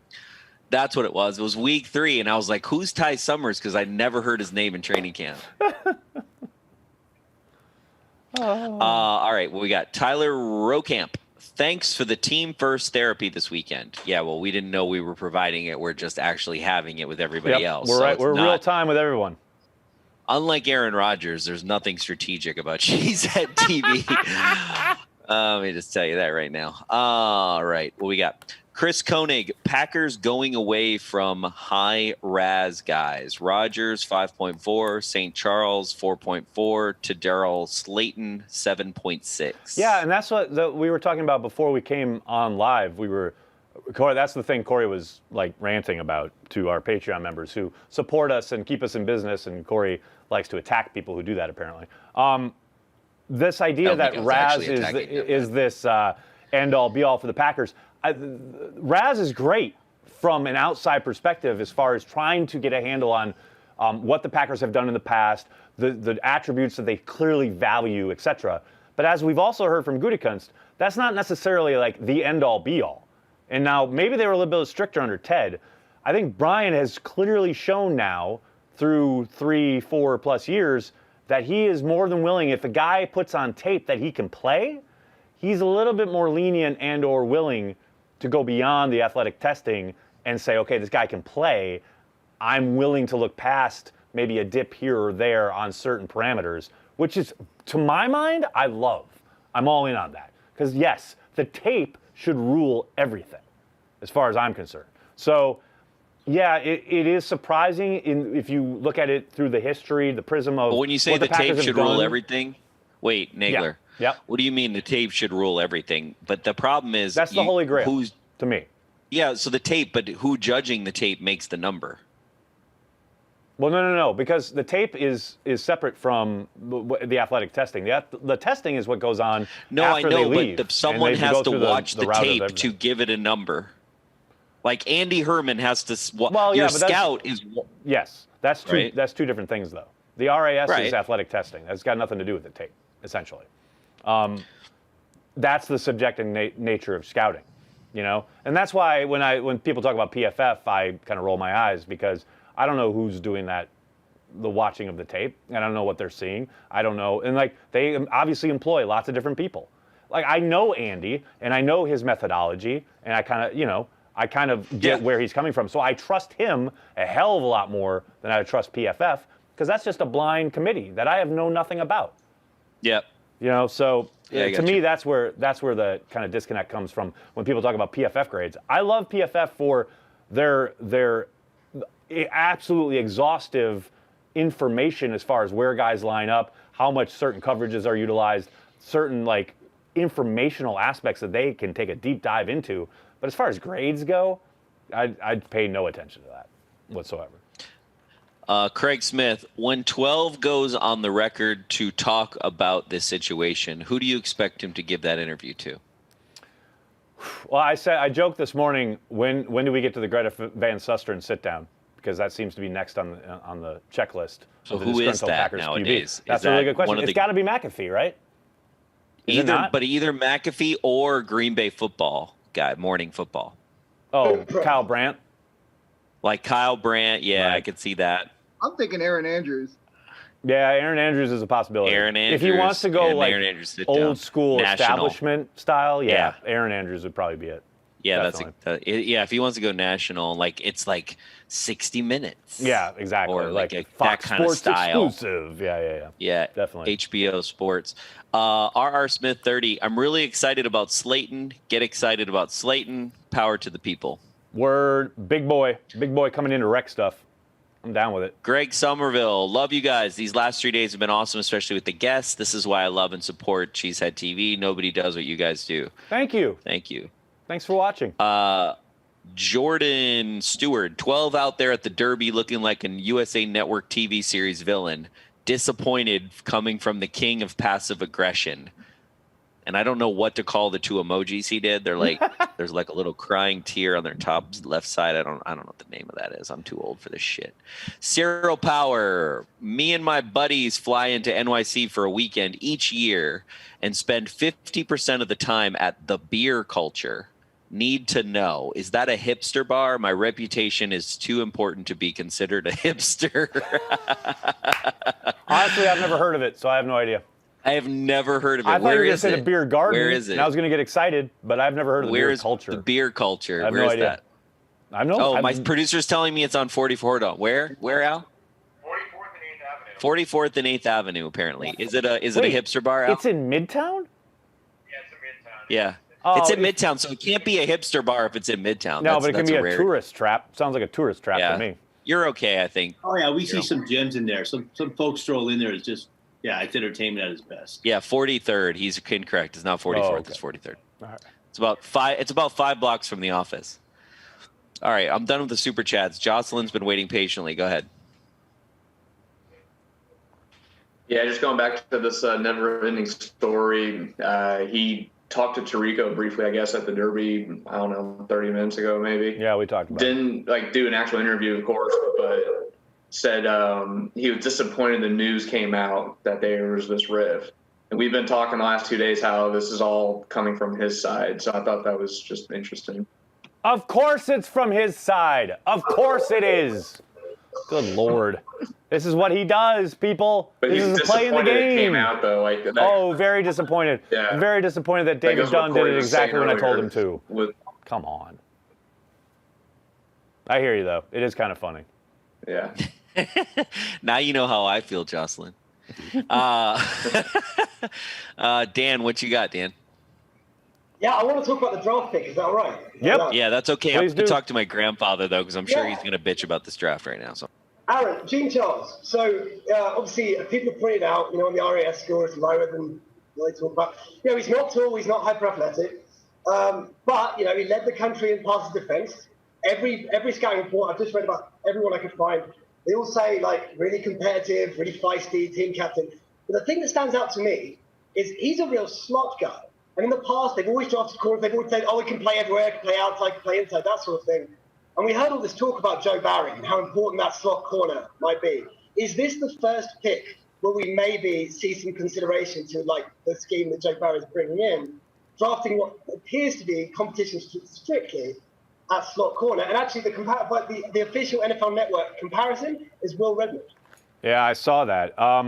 Yes, the slot thing will be interesting to see how it plays out. I'm not so sure that it's a acquiesce to the scheme itself and or the transition on defense, but needing those types, those body types and skill set types, is certainly a reality in today's NFL, regardless of whatever scheme you're running. And I don't think you saw how Tampa Bay went to town early on in that game, attacking from the slot. I don't think there's any question the Packers probably feel like they got to improve there. Again, it's a day 3, later in the 5th round guy, so I'm not sitting here pretending that this guy's going to solve problems. That is not the thinking here. This is a guy who's going to come in and compete, hopefully add some depth, but he's not someone who's going to step in most likely. Now, maybe he shocks the world, comes in at camp, and everyone's going, holy shit, who is this guy? We've seen that happen. It happened with Tramon Williams. It happened with Sam Shields. Maybe it happens again now with a 5th rounder instead of an undrafted guy. But more often than not, he's going to come in, he's going to be swimming, and he's going to provide depth, hopefully on special teams. Maybe that's where he sees the field. Because make no mistake, outside of our big boy here who was drafted today, all of these guys who were drafted on day 3, the way they make the squad, let alone contribute, is via special teams. But yes, no question about it. You need this skill set. You need this body type. And I think the Packers know they've got to they have to continue to build their kind of reservoir at that position. But again, I don't think this is anywhere near, okay, this is somebody who's going to help us in 2021 come in and shore up or make a difference along the interior of the defense. I don't think that's the case. But it certainly is, like I said, it is certainly a indication that, yeah, they recognize not only, yes, they need help in that regard, slot corner, what have you, but also, projecting forward, they need cheap labor in the secondary. They got guys set to leave them. Josh Jackson's last year. You got a couple other guys coming up in their last years of their contracts. You have to constantly have guys in the hopper, so to speak, who are able to help you in the secondary, who aren't costing you an arm and a leg. You're about to play Jair Alexander ungodly amounts of money. You got to have some cheap labor in the secondary, and that's why you pick guys in the 5th round.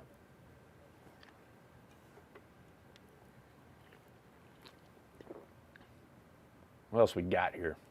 What, did I just lose everybody? No, we're here. We're here. All right, just making sure. So I'm in agreement, but I don't think the player comparison for him is right. I think it is Sam Shields, but he's a special teams ace if we've ever drafted him. I'm down with that. Yeah. Do you think he's physical enough? Because one of Sam's underrated aspects, and something everyone remembers, the speed, but that guy was not afraid to get up in a grill of a wide receiver. You think he's got that in him? I think he's third or fourth year Sam Shields as far as tackling ability today. Damn, all right. I'll take that. Hell yeah. I'm all in on that. I like Gene Charles. I didn't think he was going to hit the threshold for speed for Goot running 4.51. I thought maybe a guy who maybe ran like 4.45, like Kerry Vincent or really Kerry Vincent, the only corner left that runs that fast, and Isaiah Dunn, but he's more of an undrafted free agent. So, but he's physical. He's definitely physical. You can't play at App State without being a physical player. That's just right. Right. That's true. That is a really good point. You got to bring it. Dude, my grandfather is like not a nerd about football at all. He totally was like, so he's like having a normal day, like a normal human being, and like having fun day. And he was calling me. He forgot I was streaming, but he's like, okay, so what did we do? So I told him, and then he was like, oh yeah, didn't we get that 4th round from a trade? And I was like, I didn't even know that. Like, I forgot that. I'm like, how do you even know that? He doesn't even like it's just crazy to me how people can pick up like those kind of nuanced things. They can't remember the milk at the store, but they remember that the Packers have a compensatory pick from Blake Martinez. Yep. Yeah, and like I'm like a way more diehard fan than he is. I just don't have the nerdiness quotient. It's just like I turn that all off usually. I'd love to do some super chats. I know you guys are having a fascinating conversation, and I do want to give a little shout out. They are not a sponsor. This is not an ad, but Titletown, one of my favorite Titletown beers here. It's called Boathouse, and it's Titletown Brewing. They won an award for it last year. Don't ask me which one because I don't know, but that was like one of the first times they won an award for a beer. So they've been around for a while. The first little Cheesehead TV history here, but the very first Green Bay Cheesehead TV tweet up that I tried to convince Aaron Nagler not to do because I was like so like afraid to actually do it. You were like, I don't want to meet the public. Yeah, seeing how you yell at people, I'm not surprised. Not surprised. You know, Nagler, I don't know why you're holding on to this right now. I didn't yell at anybody. I'm sorry. No one was yelled at. What? Okay. What? Al, when did you turn into Gen Y? When did we start records, Al? That's what I want to know. Because if we were recording before we went live, we got some evidence. That's all I want to say.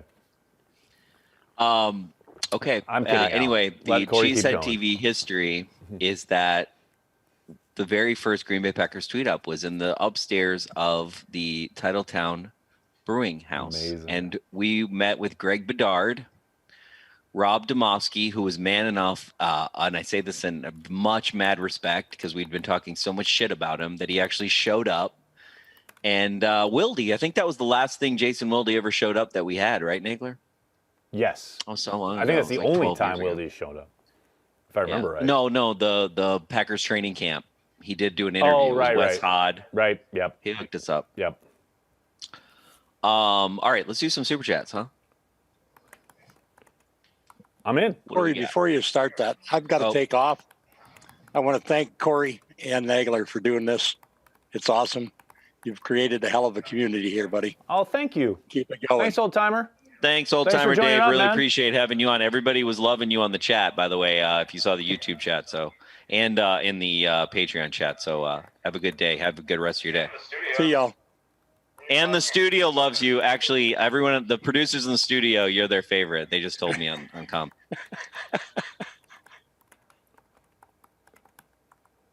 Harold, you're a number 2 for the studio. Just for these are non-Packers fans, so they're just like kids in the studio making the show for us. And they were like, "Harold's our don't let Harold know he's our second." There you go. Characters here. All these Packer fans, we're all characters, right? I appreciate the consensual validation. Yes.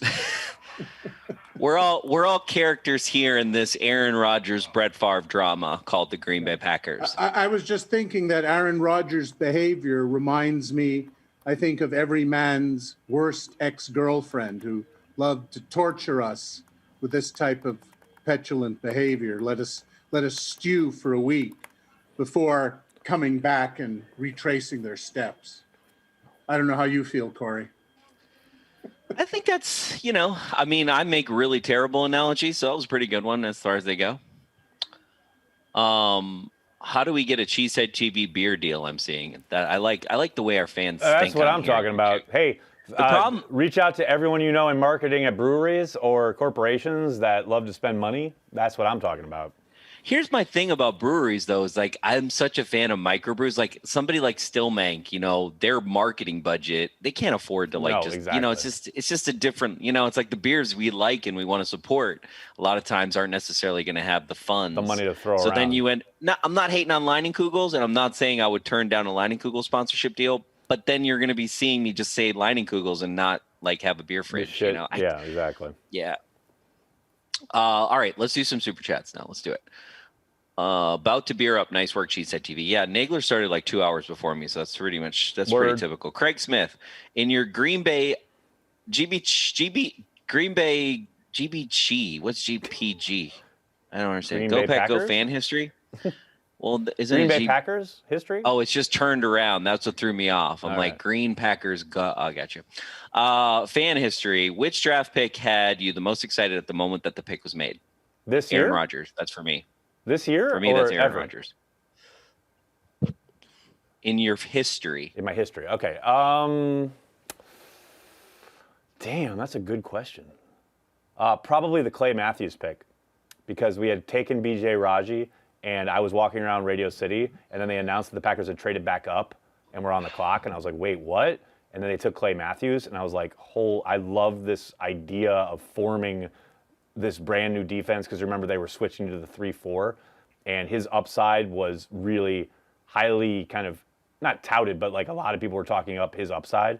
I just loved it. Wasn't so much Clay, although I love that pick. It was the idea of a completely new defense and this new blood, and they had 2 first-round picks, and I was so excited. And it was the vibe of Radio City, and it was all happening, etc. Like that was probably the pick where I was most excited.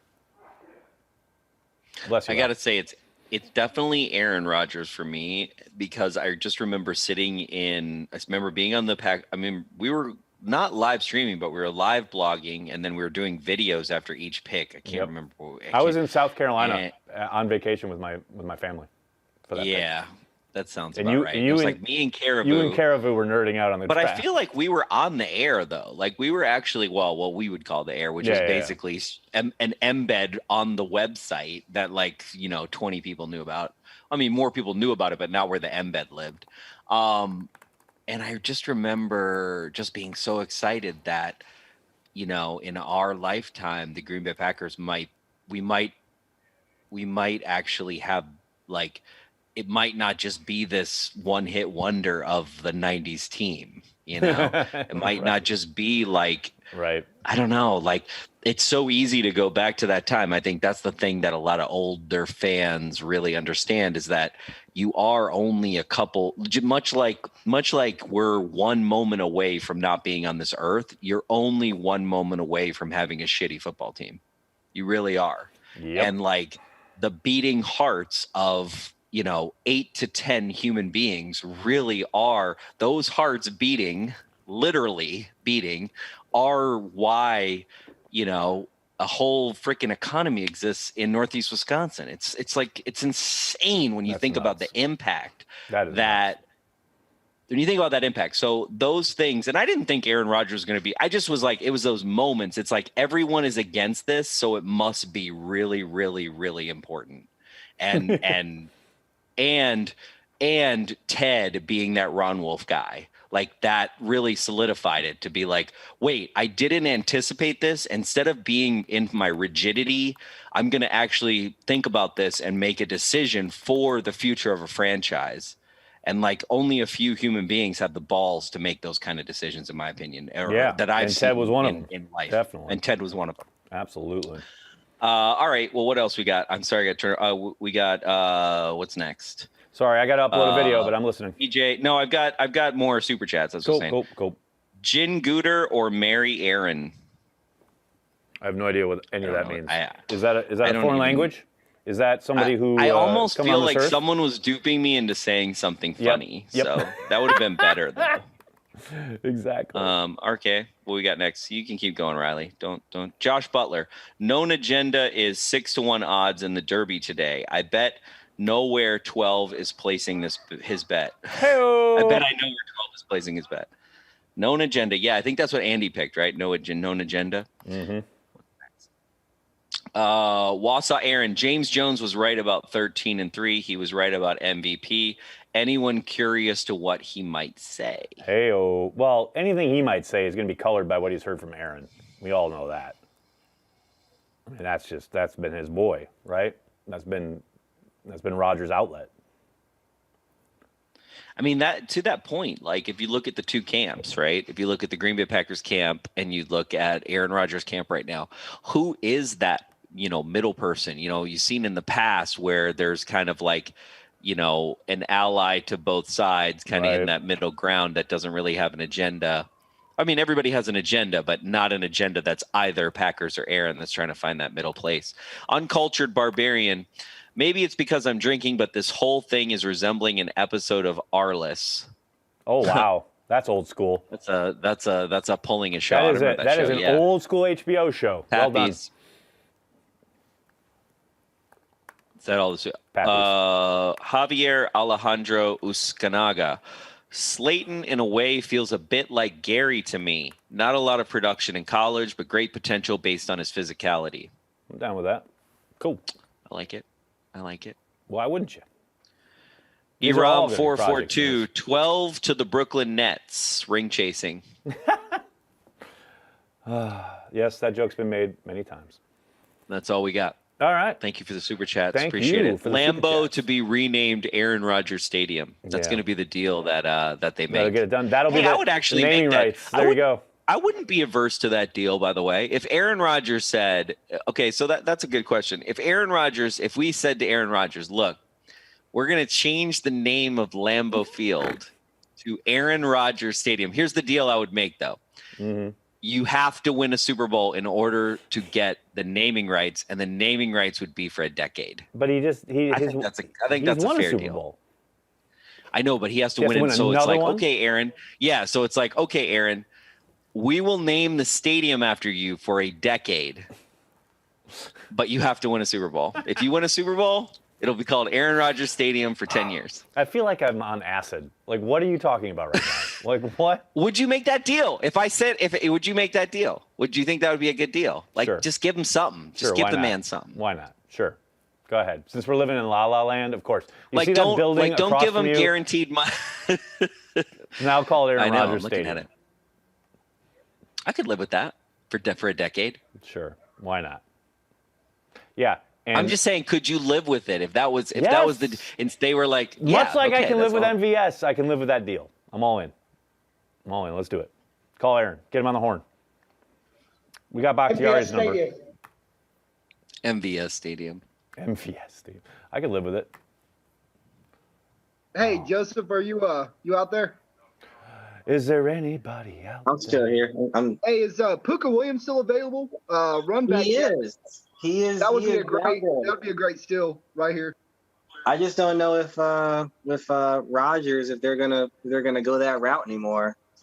I'm just as lost as everybody else. I'm hoping for another receiver actually because his lack of height, but it's anybody's guess at this point. Yeah. Hey, Joseph, is there any way you can show us your board? Can you lift up your camera and show us? Oh, sure. I'm a very crude arts and crafts guy. We know no judgment here. The whole master control room wants to see your setup because of the way your control room is camera really interested. They really want to see it. Okay, so can I turn this around? Let me turn this around. Whatever you need to do, man.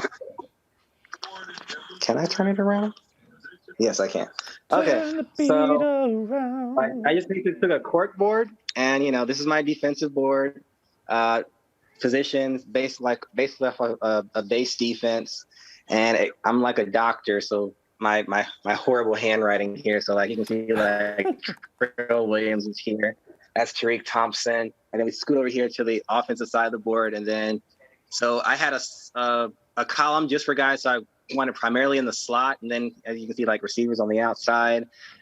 Still plenty of running backs left. Deontay Brown just came off, so he's gone.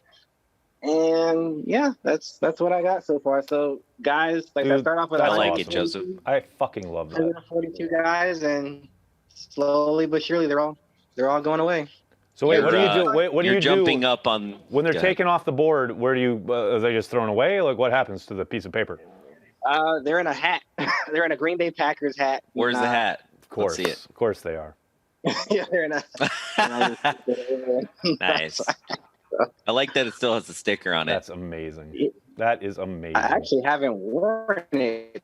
Yeah, I never take the sticker off if I haven't worn it either. We made Joseph turn his camera around, and then it made him freeze. Oh, there you go. We got him back. He's back. We're all good. You got up in the control room. You went up in the fan favorites, control room favorites. Control room is all in on the Joseph experience. I'm fine. You're number 3 now, Joseph. You're more consistent, apparently. So we're gonna be doing I don't know what you call that. Patreon attributes, Patreon fan attributes. Oh, more Big B. Molly wants more Big B. Just letting you know that, Big B. Hans, how's it going there, Hans?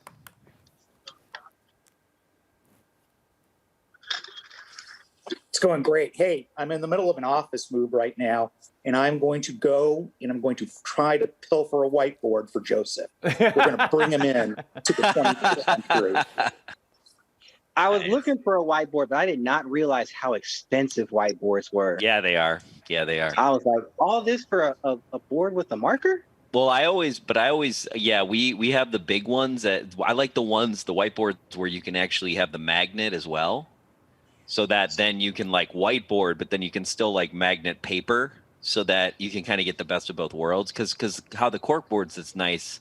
Like if you could have a magnet that's for your players, and then that way you could whiteboard around them when things change or mood or whatever. And he could generate those labels off the printer. They would look spectacular. Yeah, so professional. But I will go in and I will see, because I guarantee you, man, they're stacked up all around the walls. There you go. Nobody knows where they're going to put anything. We got you a whiteboard dealer right there. Yeah, because a black market whiteboard. How wonderful would that be? I had a concept, and then I walked into Staples, and I looked at it, was like, okay, this is $300. This is that's all. Yeah, I hear you. And I was like, okay, let's just. That was like the beginning of Cheesehead TV. I was like, oh, okay. How much is the S video mixer? Oh, they're $1,000. I was like, okay. And podcast gear? Well, okay. Paul's got his hand raised. How's it going, Paul? Oh, you got to unmute. Oh, he's unmuted, but I can't hear him. Sorry, we can't hear you, Paul. Sorry. You got me now, Corey? I got you, Paul. All right. Sorry, man. I'm constantly switching between the headset and I just wanted to say, I know there's some diehard fans in the chat, right? Yep. And Hans, I saw your name there, and it reminded me of a scene in Die Hard that kind of reminds me of the Rodgers situation where Powell's outside and Deputy Dwayne T. Robinson rolls up, and he's like, "Who's knocking?" And Powell, and then he says, "We don't know shit, Powell. If there's hosses in there, where are their demands? If there's terrorists in there, where are their demands? All we know is that guy who shot up your car is that same silly son of a bitch you're talking to on the radio." That's where I feel like we're at. You don't know anything. Christ, Powell, it could be a bartender for all we know. Yes, exactly. That's amazing. I love Patreon. You guys are the best. That's perfect. Thanks. That is perfect. Christ, I know you're a Powell. Die Hard fan, so That's perfect. Oh my God! Or they start shooting the lights, and the lights are all going out. And then Powell's like, they're shooting at the lights, and then the guy goes, "They're going after the lights." That's great. That is true. great. Oh my God. Nags, only other question here. Yeah. Are you, did you get your own pizza Friday yet or what? No, I actually don't. My girls are with my ex all weekend because I'm doing the draft. So we'll have extra pizza next week. It'll be a good time. Yeah, man. Extra pizza. A lot of extra cheese, exactly. Are you going to get extra cheese on your pizza? There you go. Sorry, guys. I got... Packers pick all these guys. I got to upload videos, and it's just like, Nagler. Go. Yes, Banky. I got nothing. Okay, Banky, that's great. Hey. You're welcome. Yep. Where's 173? Okay, there it is. Slayton is a big man. Like, there's no two ways about it. He is a big fucking human. When are we picking next? We're at 6/195. I What'd wish you say, they would Riley? read off the names. 214. Thank you, Riley. 214 we are. So 214 and 220. Ooh, that's kind of nice. We're like, there's 6 between. I like that. Mm-hmm. YouTube tags, Corey. Don't forget your YouTube tags. Gotta have Yeah, them I in know. there. I'm always like, when on the LiveX YouTube, I'm always like editing yours. I know.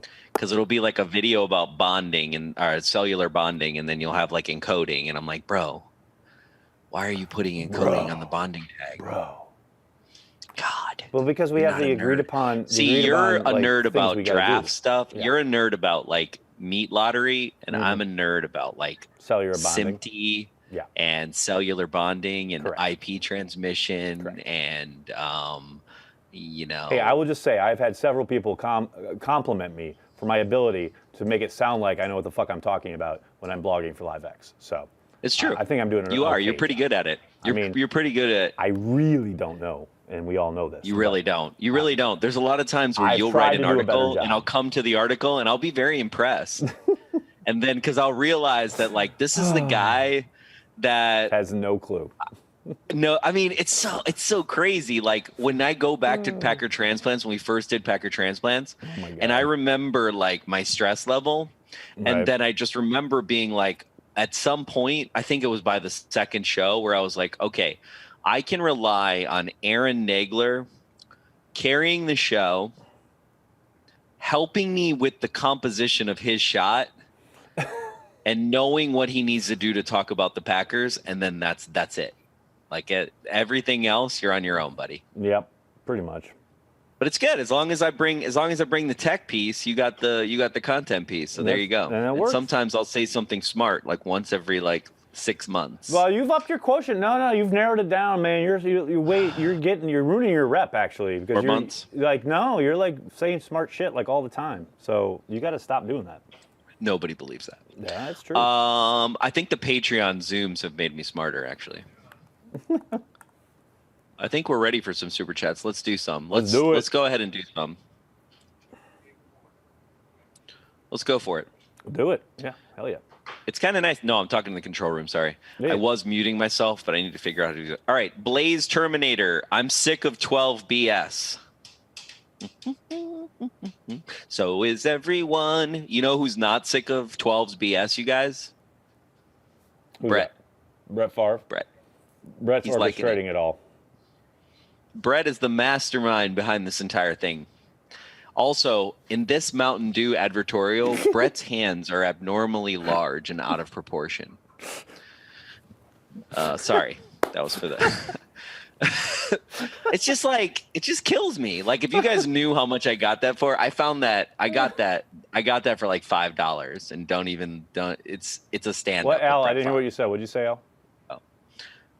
Yeah, Cheesehead TV Mountain Dew sponsorship. We need it. Let's make it happen. Yeah, I would love that. I don't even like Mountain Dew. I don't either, but I'll take their money. Matt, name a road. Aaron Rodgers Circle. Ooh, there you go. Aaron Rodgers Roundabout. Thanks for the super chat, Matt. Cyril Power. Cyril, you're just like... He's everywhere. He left. He's everywhere. He's gone. He was on the Patreon Zoom. Now he's in the super chat. He's like, you never know. He's like You never know where he's going to be. He's going to attack you from all angles. I will represent Canadian Packer fans no matter what, and I will do it with dedication and determination. And with Super Just Chat to money. find out Brandy's husband's name, Joseph's whiteboard funds. I know, we're like, Brandy's house, Kansas Packers. I don't understand the Kansas Packers thing. I still don't, but I'm like, that's where we reside, Corey. Got it. My name's not important. Brandy's husband. Gotcha. See, I love it. I love it so much. I mean, we're here to please all of our fans, so we do what they tell us. So here we go. What else we got? Cyril, thanks for the super chat, by the way. Javier Alejandro Uscanaga, is Justin Hilliard ILB from OSU on that board? I love him, but maybe I've been watching too many highlights. What does Joseph think? What do you think, here? Joseph? Is he on your board? He was not on my board. And what's kind of funny is what's the other guy? The first linebacker to go before Browning, he was it Parsons? Not Parsons. I'm having a brain fart. But the same thing with Hilliard is he's just not a very dynamic athlete. Right. And, especially when, you're in the sub-package game and whatnot, in dime and whatnot, that kind of like the same issue we had with Jake Ryan. It's like, okay, base, great. But outside of that, he didn't really have as much to offer. But he'll go somewhere. He'll probably be a great special teams asset, but he wasn't on my board. Gotcha. All right, we'll do what's next. Cameron Tanjong played against App State a few times, and those boys play so hard. I'm excited to see Shamar in green and gold. Nice. Appalachian State University. Thank you guys for the super chats. Appreciate it. I actually, you know what? I'm going to say, and I think this was actually one of my favorite day threes because I've spent some really boring day threes with Nagler.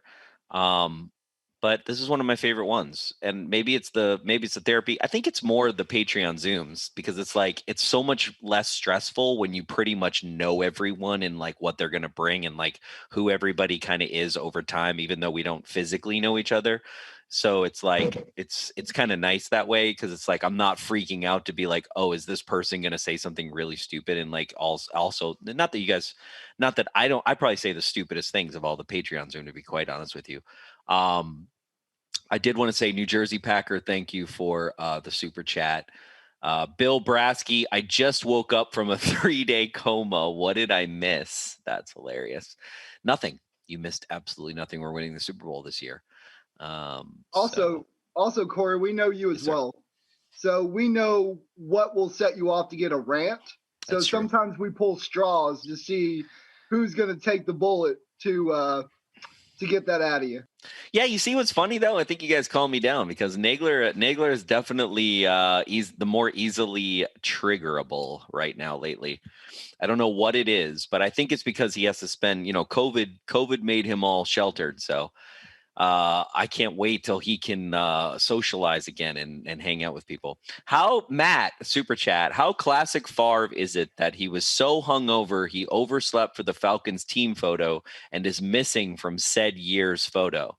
Which reminds me, once we get Nagler back, I'm gonna read you an Irving Favre. Some of you have heard this already, and if you've been on the Patreon Zoom, but I have the Irvin Favre, Brett Favre scouting report for when he went to the Atlanta Falcons, and it's pretty good. And I know everybody needs their Brett Favre news. I mean, if we're gonna talk about Aaron Rodgers for 3 days, we might as well talk about Brett Favre. You know what I'm saying?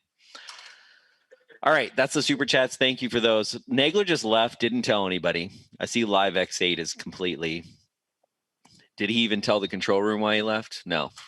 Every time he leaves, we miss out on a pick like that he likes. So he's just gonna keep that out. Well, he loves just leaving me. The first time we ever did watch party, he left me for like 20 minutes because he knows that like I do have as my backup, you guys. So I know this is going to make everybody stay forever. I do have the 1927 Green Bay telephone book in case this stream needs help. I've got that in my back pocket. So I know you're all waiting. Oh Lord, read us the telephone book. Go ahead. No, No. Here's the thing. You know who I really went to read the 1927 telephone book? But he's Robin? not on anymore. Yeah, Robin or Mark or Greg, who is that who was on here, the Irish guy. Was he Irish or Scottish? I kept meaning to ask him that because he was saying some Guys, stuff. I was trying to ask it in the chat. I was like, is it Scottish or Irish? Robin, he's Scottish, right? Yeah, Scottish. Yeah, because he said there were two words that he said that I was like, they're Scottish. Because Scottish is that English that everybody is like, wait, what did you say? Wait, what? Say it again. It's so nice, though. 100%. Yeah. Funny that it's they like- sound similar to you. To us, they sound completely different. oh, really? Yeah, Scottish and Irish, never confused. It doesn't confuse you at all? No, they sound completely different. See, that's funny because like the dialects, I feel like when you're North American and you listen, like Mid-Atlantic, you can hear so well. Canadian, you just got the aboot and the house and, but otherwise but otherwise it's Midwesterns. Like Canadians are like classic Midwesterns. That's why every time I think of a Canadian, I'm just like, dude, you are a fucking Great Lakes Midwestern person. Even like people that live like, west side and east side Canada. But then like, okay, so on the UK, I can understand Irish. I can understand Cockney, although really hardcore Cockney, like I cannot. No, I don't think anybody. I can love it. understand No, I love that's the shit I love. Like but yeah, the Irish and hardcore. the Scottish that's very But discernible. really hardcore Scottish, I feel like, is the one that's the most. I mean, I was watching this PBS special on like Scotland sheep farmers or something, and I didn't understand a fucking word they said, and they were speaking English. I'll be honest, there's a lot of times, sometimes I'll speak. I am obviously very Scottish, and sometimes I can speak to some of the people whenever I go to do engineering jobs and I'm just like, what? Sorry? It's such a split nation where even Scots don't understand Scottish people. I just remember when I was in Glasgow, you couldn't go 5 fucking blocks without someone challenging you to a fight. Like literally every 5 blocks. You want to fight? I was like, what? No, I'm just walking. What? Like, and just like everybody eat haggis like you once a fight? week. Like no. Yes. No. I'm just chilling. I've been following you guys for years, and I've been scared to come onto the happy hour because I don't think you understand me. So we got you fine. Sean, you're about Scottish, right? Sean, you're Scottish, right? I am, yes. Where are you at right now, or what area? I am in Bannockburn, which is the place. If you've ever watched, sadly to bring it up, if you've ever watched Braveheart, oh, of course. The very last scene with Robert the Bruce when he's about to take on the army. That's where I'm from. That's awesome. So cool. Wait, so how did you get into the Packers? How did you get into the Packers? It was Madden '94, and I just picked. We're pretty tribal in Scotland. I support a soccer team. They wear green. And I was playing Madden '94, '95, and it was just the Packers were the team that I started playing with. That's great. So I've just love been it. following them ever since. Love it. So yeah, it's been some ride. It's been a good ride. I mean, your accent, I feel like, is like right at the threshold where, like, if your accent was any more, I would not understand what you're saying. I talk far too fast. I'm trying to actually slow it down for you guys. So I can kind of tell. That's kind of funny you say that. Yeah. I can kind of tell. You're like really trying to enunciate and let us know what the fuck you're saying. Yeah, pretty much. But I'm trying. I'm sorry for that. Dan, we're dumb Americans. Dan's got his hand raised. You got it. What do you got to get, Dan? I'm just connecting with Sean here. Sean's saying about his hometown team wearing green. That was very much something I went through. I grew up supporting a team that wear green and gold. You know, from when I was, my earliest memories are going with my dad, little kids in Norwich City games. This is actually just a cheeky segue because I want to talk about the fact that we are champions. We won the championship title today. Oh! First team ever to win the championship in back-to-back attempts, and we'll beat Magnus Chelsea next week. Corey's gonna ban you from the chat. Well, here's my thing. Okay, we're done talking about soccer. I'd rather talk about Aaron Rodgers than fucking soccer. Okay. I do love soccer though. Soccer's awesome. So both things can be true, by the way. But for this, oh man, I lost my thought, but I know Cyril wants to talk. So you know what? Let the internationals talk. We got a Canadian who's like, hey, I'm part of the Commonwealth, guys. Don't forget about me. Ciro, you're muted. Just unmute yourself. Oh god. By the way, thanks for the super chat. You were off and you were gone. Just contributing. I know every time I go outside, I get on another platform. I just feel like I owe it to the rest of the Canadians. I'm a Newfoundlander, so if you know much about Canada, I don't really represent the country, but I have no problem understanding the boys from the UK. Okay. It's valid. What's up, Paul? That'll mean more to others. I hear you, Cyril. I'm in Canada too, guys. And Corey, I just want to say that's a fair analogy. Canada is a lot like Wisconsin. It's cold. Yep. We love beer. We talk similar. We're nice people. Well, have you guys have any of you Canadians or anybody else been to Stratford, which is just outside of Toronto? I live about an hour and a bit away. That's awesome. So I have friends who are in the Stratford Festival that I went to college with, and I go there. I love Stratford. Stratford is like one of the most beautiful places on the earth, seriously, for many, many reasons, cultural, geographic, but it's like literally next to Michigan, which is next to Wisconsin. Like it's part of the Great Lakes region. Like if you take the Niagara Escarpment, it starts at Lake Winnebago, and then it basically is a glacier that it doesn't care if you're in the US or Canada. And that's what created the economy and created like the culture really more so than sovereignty. My only problem with Canadians is that they're part of the Commonwealth, which is monarchistic system. But other than that, I love Canadians. Other than that. Can I say something else about Gene Charles? I don't know if you saw this, Aaron. PFF had Gene Charles as the 16th best player in college football. I just saw that. It just came across my feed. I revert back to what I was talking about earlier. Grain of salt. Who's doing that grading? Like that means nothing. That means nothing to me. I have no idea. Take it with a grain of salt. But And also, in all of college football, great, you dominated the future gym teachers of America. Like that means absolutely nothing to me. No, I agree. But it's if you're picking near the 200. I hear you. Anyone? I hear you. Yeah. The upside is there. There's no doubt about that. I'm all in on that. Oh, God. All right. Here we go.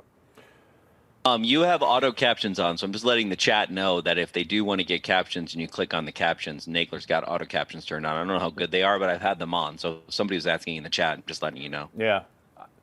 I think they were kind of kidding because of all the Scottish brogue that we've been throwing out here this afternoon. Oh, that's hilarious. I was like, wait, closed captioning's on. The nerd in me is like, if you click on the player. Well, we are actually... ASL compliant here at GFL TV. Thank you very much. Joseph Czar. I was once kicked out of the Edinburgh Scotch Museum after they caught me sneaking back for free samples in disguise. Needed that Highland Pete. Down with that. Hell yeah. So wait, we're 214 next? We got a ways to go. Away. Oz! The hell, man? Good to see you. I was like, wait. Hey, what's going on? How you doing? How's Colorado? Oz, you got to turn off YouTube though when you're. Sorry, we screwed Oz up. He's got everything on. Yeah, he's got everything on. He's like Scotch Museum. Yeah, look how annoying my voice sounds like when it's processed all the way through YouTube into Oz's speakers. Yay! Hey, Oz. These people out here are going nuts. They want Rodgers. We got a ways to go. Oz. Yes. What the hell, man? These people out here are going nuts. You're listening to us. Oh, no, Oz. It's mute Oz. And mute live. Oz. Mute Oz. So you're oh, here in a loop. I'm going to kill myself now. This is I can awesome. officially. Okay, there we go. This is like on the radio when they're like, when you call into the station, you have to turn off the radio. This is why. Sorry, Oz better be number one in their rankings now. Wait, what's that? Who's number one in the ranking, Kyle? Oz better be number one in the rankings for this. I think he earned the top spot. Oh, yeah. Oz just went up some Oz spots. Oz just skyrocketed in the Master Control Room power rankings. No doubt about it. He moved up to the top 10 for sure. That's great. Sorry, Oz, you're muted, but before you unmute yourself, Oz, just turn off YouTube. Stop your YouTube player so your audio's not out. Now you got to unmute yourself. Who's on first? He's trying. It's fine. There we go. How's that? There you go. That's What's good. up, Oz? How you doing? Shit, technology challenge. Yeah, I hear you. I hear you, man. It is what it is. No, I appreciate you. I only had to mute you just because we were gonna go. You were literally gonna start talking to yourself at some point. I figured that out. It took me a while, but I'm old. Hey, these people out here in Denver are going nuts. They want Rodgers. Yeah, they're like they see some meat. They want to eat some meat. How's it been going otherwise, Oz? I'm hanging in there, just listening. I've been listening to you guys all weekend. Every time I had a question, somebody else asked it right in front of me. So after a while, I just shut up and listen. I understand. I wish I took that advice. That literally happened to me last night. I was waiting to ask Gutekunst a question, and Bill Huber literally asked the question I was going to ask right before I did. So then I had to come up with some bullshit to ask because I was literally next. So I hear you there. I feel you. Yeah, what the hell? Truly, what the hell? What are we drinking today, Nags? I got 2 women from New Glarus. Oh, man, that's my brother's beer. Oh, yeah? Really? There you go. Yeah, I got to tell you. Can I tell you a story? Yeah, please do. I sad to say, but my brother died of a heart attack, okay? Rest in peace, But it was in man. a brothel. It was in a brothel in Amsterdam, and he... There's no way that's true. Oh, There's this is the story we're going? Okay. That's true. Not where I thought that This was is going, not but what okay. you were- there's no way this is true. Yes, it is. There's I no swear way to you're telling me God. the truth right now. I swear to God. And there he had 2 women when he died. That's his beer now. Right? The So beer. every year we toast him with 2 women. Gotcha. All right. I love Well, this fucking chat. Here- Oh my god. Ask Nagler who drove from Wisconsin so that he could be drinking the 2 women in the studio. Oz, I want to let you know, you not only just cracked the top 10 in the control room, you have skyrocketed. You're in the top 2 now. Definitely. Uh-oh. Wait, Harold got punched out I of the think top 2? Harold's in a battle right now with Oz. Oh. Harold and Oz are in a battle to the death. It's going to be hard to beat the 2 women in a brothel death in the control room. Should definitely tell Rachel that's her favorite beer. Yeah, I just got back from Wisconsin last week. Where were you in Wisconsin? Where'd you go? Kenosha. Oh, boy. Kenosha. Yeah. Kenosha. Yeah, you know. That's my hometown. What can I say? Yeah, sometimes you got to go home, you know? left? It's all good. What's left of it anyway? Seriously. They burned that town down. Yeah. You We're not ever going to been talk there, about Nag? that, though. We're not going to talk about that. Not talking about that. You ever been there, Nags? Yes. Long I have time been ago. there. Long time Aaron's ago. been there, yeah. Yeah. Eat long- at the spot. If Been you there- haven't been had a a long spot time, though. burger, you haven't had a burger. For all of us transplants, is being a Green Bay Packers fan around the area, does it still mean something, or has it been convoluted? That's a loaded question. I don't know. What does that even mean? I mean, it's the same as it always was. Got I will diehards tell and you, you got I'll tell you this. There are plenty of Packers fans who live in Wisconsin who take it for granted. I'm not saying Corey's one of them, because he clearly isn't. But there are plenty of people who live in Wisconsin who... There are a lot who don't, though. No, of course. But there are plenty of them who have no idea how special it is. And they don't appreciate it until maybe they move away. That is But I a very will real say, thing. like, I'll want to say this about like people that come over, like vendors and contractors and people who've never been over here, and they might not be the biggest fans. They know how serious it is. Yeah, they right. know the severity. That's what hasn't changed, right? In any ways, that's got bigger, right? It's like the team is as big as Wisconsin, in my opinion. Like it is. It's like you have the state of Wisconsin, you have the team, and then what else you have in Wisconsin that's as big. You know, where you could say that about like the Yankees and like, you know, but New York's clearly bigger than the Yankees. But, you know, I think people still see it like that, even people that aren't football fans. And I think that is kind of a difference. Kyle, I'm going to go to you because we haven't gone to you all day today, and you've had pretty good interjections throughout the day. Oh, you're muted, bud. Whoops, I was just going to say how I'm in Portland and there's a lot of Packer fans here, but all of them are like diehard. If you're not a Seahawks fan and you're actually like a football fan, maybe like a couple Niner fans, but there's a lot of diehard Packers fans here. So, well, that's the thing about, I think, and this is going to be a little bit general statement, but most of you are this, is, when we started Packer Transplants, when you're away, you have this like more desire, you have this more need to identify and relate, and you don't have it all around you. Like you're missing oh, I can turn on the radio and just listen to the post-game show. And that's what everyone's listening to here in Wisconsin. What, not now, but there's like 3 post-game shows. I can't do that in Portland. You can't do that in, Scotland. And that's the thing that I think it makes you almost realize how more important it is to you when you live outside the state, because it's not surrounding you all the time. Yeah. Yeah, absolutely. And I'll say the Portland thing is very real. I've heard from plenty of fans in that area, whether from Twitter or the inbox, what have you. The West Coast in general is insane with Packer fans, man. Like, the West Coast represents. Like, I don't know if it's because of the distance and they feel this connection because it's so far away, what have you, but man, they are real out there. There's no doubt. Like I said, I get messages from diehard kind of Portland area, West Coast in general. Like, it's very real. Okay, so I have breaking news, you guys. Mm-hmm. According to the LiveX control room, the current Patreon Zoom top 5 is Old Timer Dave at number 1, Harold at number 2, Oz at number 3, Joseph at number 4, and Joey, even Joey with the H&R block, stand up in his place while he's working at the ice cream shop, still holding himself into number 5. Cannot believe it. That's amazing. That's Really? That's a bit of an upset. Really? The man isn't even Okay, here. so that's and he's not in the top 5. Oh, wait. I've been told that apparently that is not in the order, but also Big B and Charlene. I don't know your thoughts on them, but apparently they're honorable mentions. So, they're rounding out your 7 there. Dude, can I just point out, Charlene is still here. It is like it's like 3 in the 5 middle in the of the night. What in the time Philippines. is it right now, Charlene? That's insanity. 4:35. There you go, 4:30 a.m.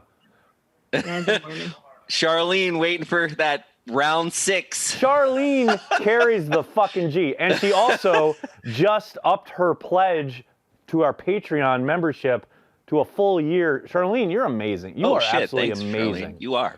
You are amazing. You're awesome. Thank you so much for your support. It really means a lot. Thank you. It's insanity. Cyril's up. Cyril, what's up, buddy? I just wanted to say, man, like Friday night, when I've been following you guys free now for like probably about 12 years, indirectly through the website and that. Friday night, I was thinking like all of those players showed up, even though it would have been an easy excuse for them to say, it's not a good night with what's going on. I'm not going to do the call. When you two come up with this idea, did you guys envision, was this what you guys pictured as bringing players to be able to just chat with fans from wherever? No, it kind of happened last year. So because of the pandemic, it happened a little bit more because everybody going to be remote anyway. So last year when it hit, we kind of pivoted to be like, okay, well, I've got my office there. We can do a Zoom call. We didn't really have the Patreon Zoom thing, right? But then having the Patreon Zoom this year, it gave me more confidence to be like, oh, it's, Nagler and I, literally the second time we ever did Packer Transplants, I remember this moment vividly. I'm like, oh my God. What if we had an 800 number for Cheesehead TV and then then we could have live callers. This is 2007, so it's not that hard to have live callers, but just the idea that anybody would actually call our show, now it's people start podcasts, they make eggs and bacon breakfast, it's like, oh, I'm going to do this quarter and then I'm going to do this. So it's podcasts are kind of ubiquitous, but yeah, no, this week, I think the for this year specifically, I think the Patreon happy hour and also LiveX, we just made a huge upgrade to the studio that Aaron's in right now. And I love it because it's we're able to put you guys on the LED screen, shoot the LED screen and do it with a small amount of people and kind of prove that out.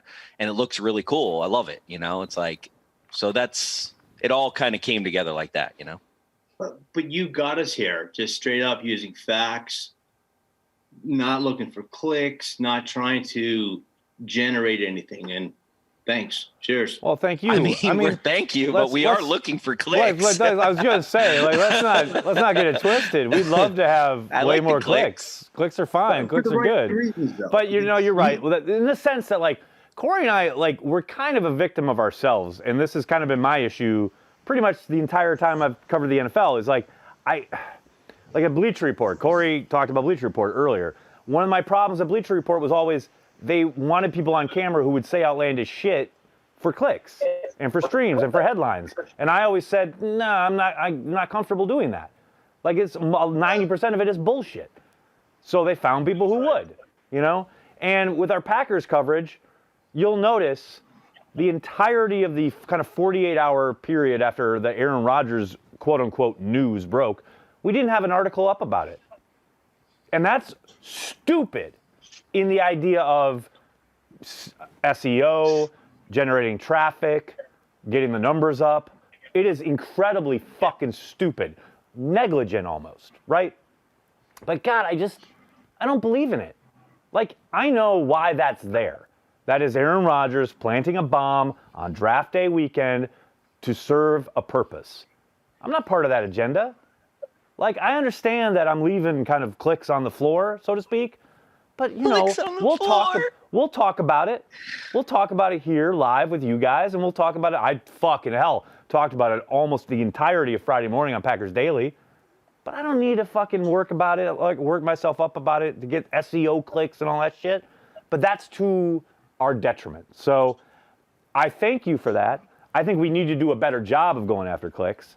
But I do think that we are kind of an area where people can go that is a bit of a respite from that.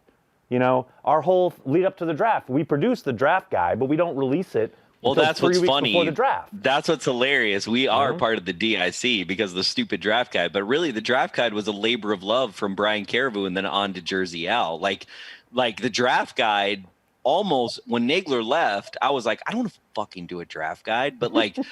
But like me and Brian really, and then really Brian drove it, saw the whole Brian, it was his baby, and Brian was like, hey, the colleges will give us pictures for free, but then we can get all the writers so that all these young writers can have this opportunity to write about players, and it was just like this great idea, which it still is. So I'm like, I say the DIC, but it's like it's really cool. I actually am very proud of the draft guide. At the same time, it definitely propagates the meat lottery, which is not the best of all worlds. But I got to give it up for Joey, okay? Joey is at his ice cream shop making hourly wages, making content off of this YouTube, okay? That kid is going to take over the world, you guys. Yep. Seriously. He's going to take over the world. True, right, Big Me? True words. True words. Yeah, and then it'll leave me in dust, and I'll be living under a bridge somewhere, you know. Oh, stop. Oh, Big B, come on. Big B, you're going to be the Aaron Nagler to his Corey Banke. I like it. That's good. Because I am living under a bridge, so I mean, he's gonna surpass me in like 2 years. That kid is like, it's like crazy. He's got it all planned out. He's like the Aaron Rodgers of Cheesehead TV. Seriously, he's got it all planned out.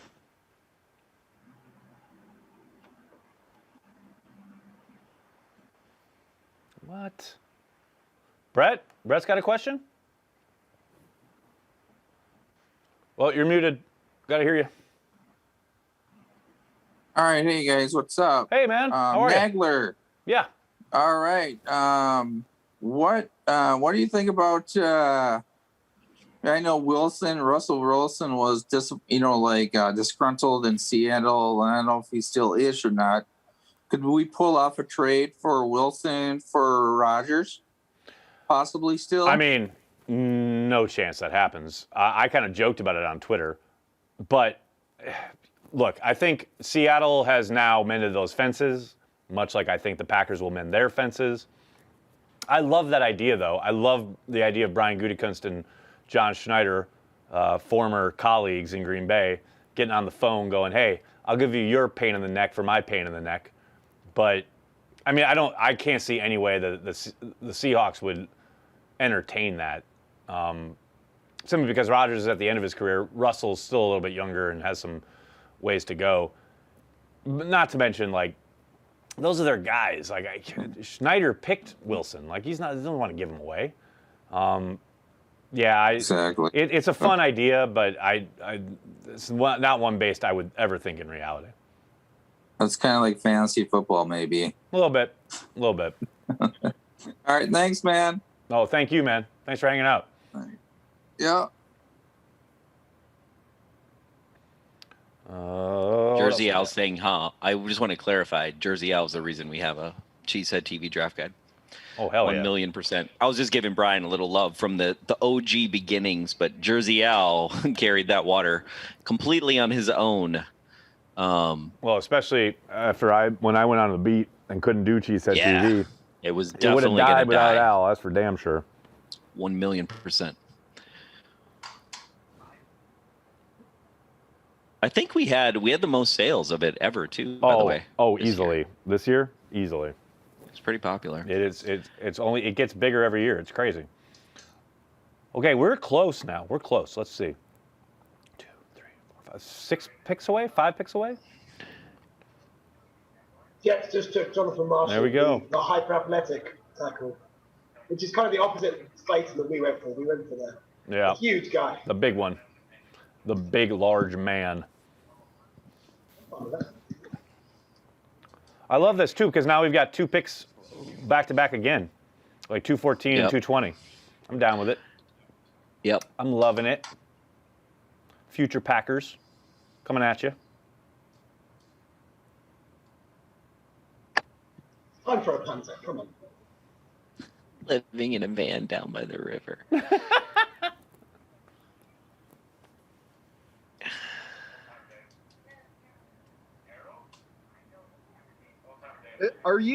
Is anybody else a part of a group that's so close-knit like Packers fans?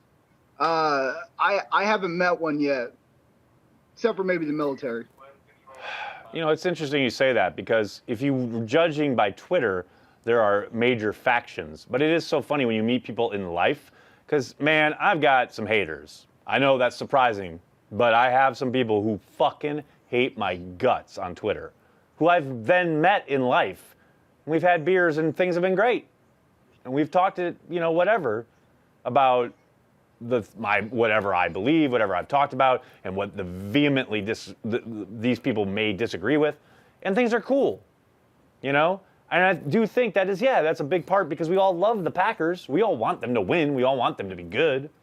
Maybe we come at it from different ways, and sometimes that, bubbles up our passion about the team. But yeah, no, it is close knit, and it is. I mean, you talk about Cyril's thing earlier about starting Cheesehead TV and what we were doing. We certainly never thought, hey, we're going to have players on to talk to fans. I know I wasn't thinking that, but we did very much want to bring Packer fans together in one place from all over the world where we could all talk about how much we love this team. That was 1,000,000,000% right there from the start. So, yeah, I think, and it's funny because we hear, especially when we started out and we started kind of growing here in New York, I can't tell you the number of times that people I've met here in New York City who said, I wish there was something like you guys for the Giants, or I wish there was something like you guys for the Jets. And I just think, those are big teams, obviously, with a huge following, but the passion, the connection, it's a little different. And I think hopefully we've tapped into that a little bit, and I think that's the difference. So, yeah, to your point, I think it is special, and I think it is different. I've had so many times where guys have left Green Bay, players, where they or their families have said, hey, let me know, is there something like you guys at this next team I'm going to? And I'm always have to inevitably say, not really. No, I don't think so. I mean, and that I think is a testament to Packers fans because, yeah, it is different. It's just a different breed, man. Absolutely. We have a big super chat. Eric Pacheco Jr., thank you for super chat. Hey, what's going on? Banky, Nags, and the rest of the Green Bay community. Just over here feeling nice, killing a bottle of Charles Woodson whiskey. Ooh. I have not tried that yet. And I'm like, it's really a travesty that I haven't tried that yet. And enjoying watching the draft with you all. Cheers. Here's some Pappy Funds. Thank you so much for the super chat. Really appreciate that. And then David Orioli, message retracted. so I didn't get to see what the actual message was. Somebody had second thoughts. Somebody was like, "Here's $5. Say you Somebody get was the like, $5, but I'm not gonna tell you what I Fuck want to say." you, Nagler. Okay, maybe not. And then Mitchell Hendrickson, thank you for super chat. Really appreciate it. Love what you all do. I've been following all weekend. I'm definitely going to get on the Zoom call next year. Beers are on me next Packers game in Chicago. Nice. Thanks, Mitchell. Hey, appreciate you. thanks, And Mitchell. by the way, we do the Zoom every week. I know that sounds nerdy AF, but we do it, and that's who we are. That's how we live. And I'm even on it every week, which I'm Every actually Wednesday surprised in the with my offseason, own. baby. Let's do I'm it. actually surprised with my own dedication to the Patreon super chat because I thought, I thought it was going to be. It's actually really fun, and I'm not even saying that. It's really fun. It's fascinating to see everybody, and it's not annoying. Well, and it's like it's so cool now. We've been doing it so long. We follow thing. people's lives. I love it. Yeah. Like I know, like hey, what we talk about one thing one week, and the next week it's like how'd that go? It's great. I love it. I love it. Greg, what's up, Greg? How's it going? It's going great. I just wanted to say that you guys are literally like Packer fans. You run a channel. You do all this stuff for us fans, and it just feels like you're one of us. You're not just one of those TV people personalities where everything they say is bullshit. You're real everything people. I say is bullshit. No, it's not. And by the way, I enjoy the way the two of you play off of each other. It is amazing. Thank you. Appreciate that. Thank you. I mean, it ain't calculated. It's just literally what we've been doing for 20 plus years. This is who we are. But thank you. Cyril, That's really what are nice. you doing, Cyril? Why is every time Cyril goes to every time I get a super chat, what makes this group what it is? To get here, you have to be open-minded. To get there, you finally realize how much you don't know, but trust the process because we have real history to lean on. Okay. Cyril, you getting all philosophical now? Yeah. Word. He's like, every time I leave this chat, I come back and Cyril's just down in beers. Cyril's shooting like, off super chats. See, at just least hanging. watch party. It's like a 4-hour thing, right? Now we're into about to be our Jesus, 5th hour. that's Okay, so insanity. this is already an hour longer than a watch party. So That's everybody's nuts. like getting sentimental. If you find yourself getting sentimental, just remember those beer goggles, people. Okay, if you start getting attracted to me, and you never were attracted to me before, time to stop drinking. Immediately. Immediately. Stop drinking. Robert Laus, thanks for the super chat. Von Miller, Patrick Surtain, and a first for Rodgers. Let the love era ride, baby. Oh, God.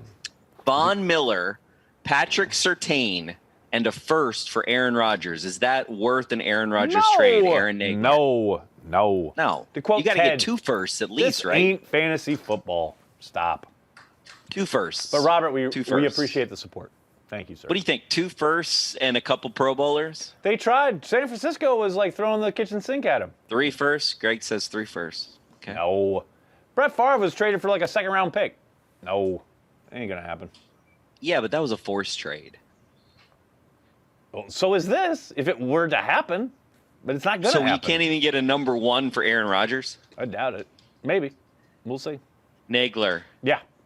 He won the MVP this year. He did indeed. You can get a number 1 for him. Come on. I hope so. Jason probably doesn't agree with me, but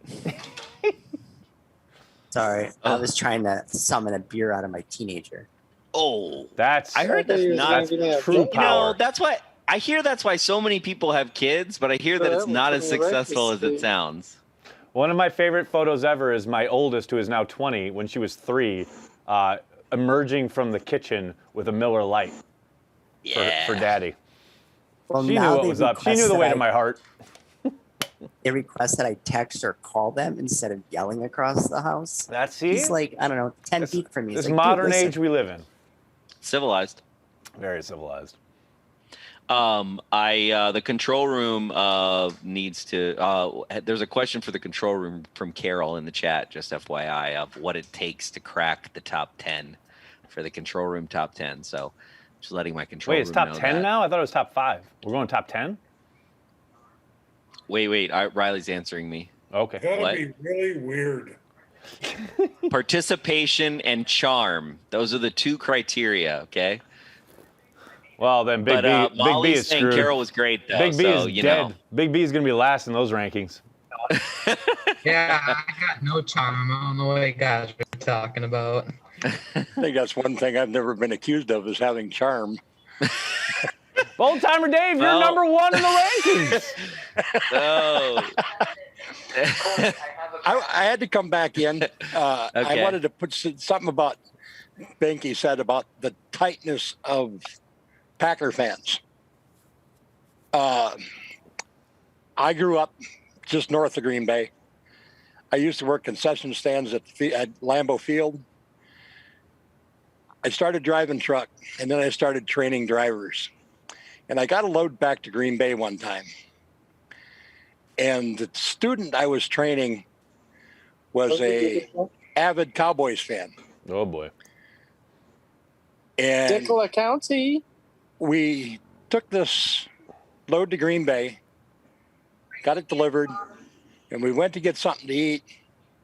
And he puts on this Dallas Cowboys jacket. And this was in the days when we were actually having issues beating Dallas. Yep. When Favre was playing. I remember it. Yep, yeah. yep. And I told him, I says, dude, I says, put that thing back.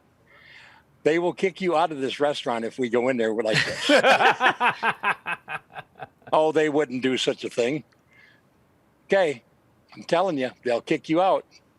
We walked in the door. They went to seat us. They looked at his jacket. He says, you'll have to leave.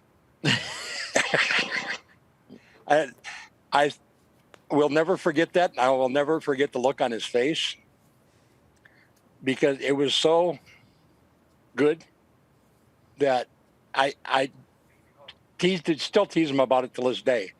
That's hilarious.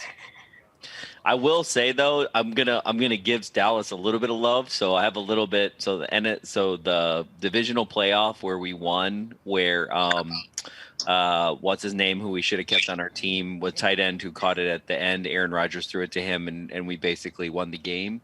There was a tornado. It was a Jared Cook. Thank you, Aaron. Yep. Jared Cook catches the ball. We win divisional playoffs, go on to lose later on. But we won in Dallas. I was in Dallas, and that game was the one where Ty Dunn had written this scorching piece about Aaron Rodgers and dropped it on the day of. Kind of did what Aaron Rodgers is doing today, or the last 48 hours, kind of scorched earth strategy.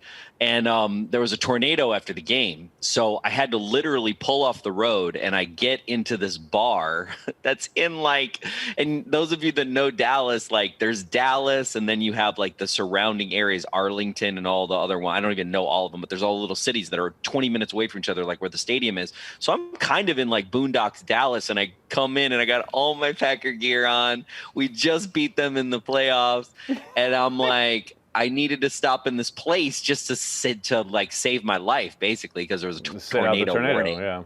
Yeah. And they're the greatest. They were the nicest, but I was really scared for a hot minute. That was, besides Philadelphia Eagles playoff game, that was probably the most kind of feared for my life on that tip. Thank God they didn't kick me out, but they were really nice. Obviously, I was my normal Wisconsin genteel self, which I know no one can believe on this chat. But yeah, I was. I was going to share. So I'm in Dallas too. Well, not too, but I'm down here. And I was there's actually a Packers bar, a fan group down here, and we all get together for games. And for that game, it's always big whenever the Packers are here because we bring out Hall of Famers. We met Jerry Kramer at one point a couple of years ago. Yep. It's a great group. But anyways, for that game, they brought out a tent and a projector for extra seating in the parking lot. Yeah. The servers are going back and forth from inside to outside just to have extra people. So I was outside in that tent, and the Cowboys started coming back late, and the storm started rolling in. So it's thundering and lightning. It starts raining. You got this comeback. It was just the coolest damn atmosphere. Just kind of added to that. And then they make that pass, and Crosby hits it both times, and we're good to go. Yeah, I have a video of that field goal because the way it was is on the front. It was a great game. Great game. So apparently the control room has a graphic.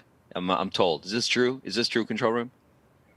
Okay, so we're going to see this graphic here. This is the current, I don't even know what we're looking at. We got a power ranking? This is a power ranking, I believe. We're gonna roll this. Here we go. Control room. Patreon top 5. We got Joseph. Oh, Joseph taking takes number over the top 1. spot. Old timer Dave in number 2. Oz took number 3 with his feedback loop. Harold gets in number 4. We lost Harold for a little bit, and then Joey coming along with his H&R Block stand-up man, making the top number 5. So, wow, that's impressive. There we go. That's on the fly graphic for you guys. I know you were. You're really excited That's about outstanding. I love it. Wait, come on now. Come on. We're so close. The Packers should be picking soon. Back on the They're clock. on the clock. Oh, thank the Lord. Packers are on the clock, baby. Let's go. Greg, you got your hand up. You were Packers on the clock, but just making sure you still got that up. Yeah. I can wait till it's over if you want. Oh, okay. Cool. Come on. Let's go. Let's go. Yeah, Carol thinks Charlene should deserve the number 1 spot. I tend to agree. It's just, Charlene likes to lay back and chill and watch. She's a sniper. She sits back and she just fucking destroys shit. Boom. Yeah, Boom. She's not all up in it. Nope. Oh, Big B thinks it's rigged, just like trivia. Big B, come on, it's not trivia. Big B, it's not my fault you blew it with the Jamal Williams trivia, man. We literally laid that out show for you. We laid it out for you. I wasn't prepared for what did Jamal Williams have for supper the night before, okay? Well, why not? You stand around and have Jamal Williams as the GOAT. Don't you know what the GOAT eats? Not really. Not that obsessed. Oh, okay. Gotcha. And that was a ridiculous amount of pressure. Yeah, I know. It's all good. Well, it's all good, Big B. You'll get one. Big B has come in second place more than anyone on trivia. It's ridiculous. It's absolutely ridiculous. It is absolutely ridiculous. But Aaron, Go ahead, Dan. Aaron, talking of Jamal Williams, obviously no one can replace him in Big B's heart. But in these next 2 picks, a third running back, could you see it? It could happen right here. Oh, if it's Gainwell, let's get Gainwell. Let's get Gainwell and get the Pappies and do it all with 1 pick. Let's go. Is long gone. He wants the Eagles. If we draft Puka Williams, don't you crush my heart. Don't do it. Just make me think. Remember when Nagler, remember when we do the draft show 4 years ago? I don't remember when I had the little office and I'd be like, what about this person? And you'd be like, bro, they took them 2 rounds ago. Come on now. Don't do that to me. I'm so sorry, but there are running backs. There's a number of running backs still available. That's a position where you could still potentially get someone who doesn't something. They need someone else for running back. I'm sorry. Yeah, they need a third. They need a third running back. They need a third running back. You get they need a third quarterback. They need a third quarterback. Hello. Yeah. They do. Both of those are possibilities. They need a third quarterback over a third running back. They need both. I wouldn't be surprised if they get both. Yep, agreed. The third quarterback's not going to make any roster. He's going to get cut. So might as well get a running back. Yeah, but I mean, if you're going to be serious, see, here's my problem. Here's my problem over time, and I feel like we've gotten away from this. And this isn't anything to do with the Rodgers thing right now, but this is where Holmgren used to be. Back in Holmgren's days, and Nagler and I've talked about this on Packer Transplants a lot. We just took this whole development of the quarterback a lot more seriously, than we have been. And I just feel like, we take for granted we have Aaron Rodgers until Jordan Love pick. We really do. I know everybody's a Tim Boyle, fave, but Tim Boyle is still a couple levels under where even Craig Hentrick was, or the head coach, the former head Doug Peterson was. You think Tim Boyle is as good as Doug Peterson was when he's backing up Favre? I don't.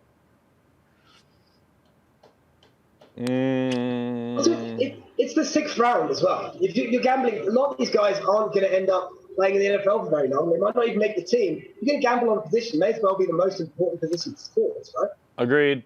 Very much agreed. Come on, Packers, make the pick.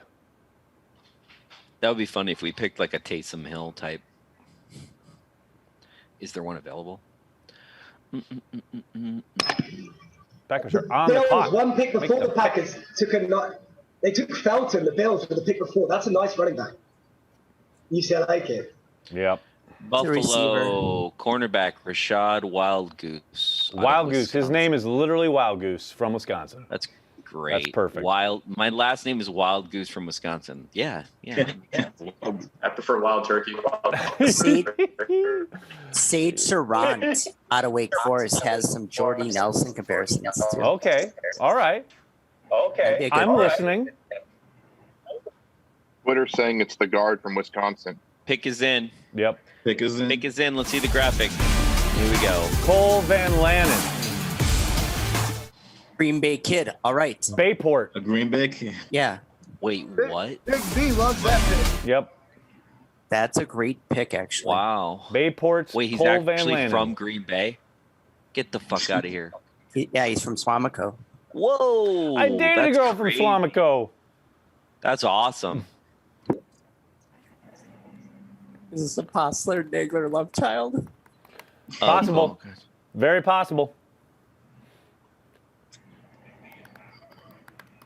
it just goes to show you that they knew. Here's a takeaway I'm going to take away from this pick, and I know this is not a center pick, okay, but this has to do with the offensive line. One of my biggest complaints going into the season was that they were not going to take that extra step and pay Corey Linsley to have the center in the bag for the Super Bowl, right? If you're going to make that Super Bowl run, you're going to take that cog. You're going to take the number one guy that TJ Lang even said Thursday night is the guy that basically makes your offense go besides Aaron Rodgers, right?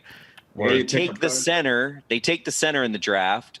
They've got a pretty good line, but by shoring this up and having the center, like it's kind of an understanding by the Packers that, yeah, we definitely knew we were going to lose something losing Corey Linsley.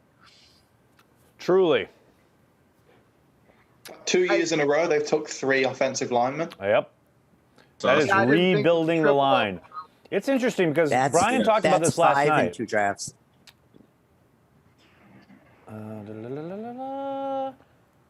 How big is this guy?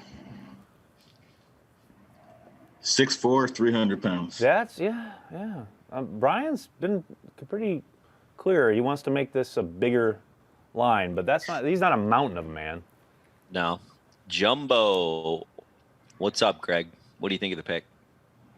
I like the pick a lot. Well, for one, I love the Badgers, love the Packers, but he's a good player too, and I think he's versatile as a lineman as well. Just a good workhorse, great guy. Workhorse. Hey, he'll hurt some people. Wisconsin offensive lineman. That's a mentality. That's just like an ethos. That's just a brand. Yeah, Hog because molly, you know exactly. you know your quarterback's going to be shit, so you definitely have to run the ball. Russell Wilson is the only quarterback we've ever had that was any good, for Christ's sakes. You're like, wow, we are never going to be able to generate offense, so we need mountains of men to push this thing forward like rugby, okay? So, yeah, I'm all in on Wisconsin linemen. Bring them. This is a classic guy. I think, yeah, he definitely projects. He's got to be a guard, obviously. Yes, I think so. I mean, I know he's played tackle, but he's got to be a guard. No, he'll be a swing tackle. He'll put on his weight. So wait, what does that put us at? We'll see what they say. So game one, we're looking at Elton Jenkins left tackle, probably the rookie taking over the center spot. Maybe, I think yeah. this Myers sign- is a possibility. This means Billy Turner is gone next year.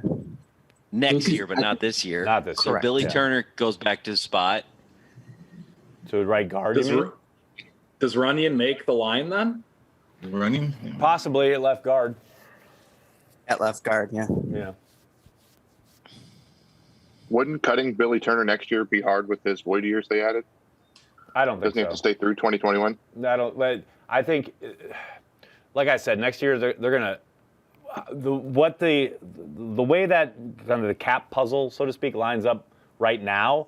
I don't think it's going to be how it lines up in the immediate future once they work through the contracts of Devontae, Adrian Amos, maybe Za'Darius down the line if they do something there. But yeah, Billy, I think is probably in for at least one more year, maybe two. Two probably makes it easier, but I don't think they're going to be afraid to move on if they find a better option.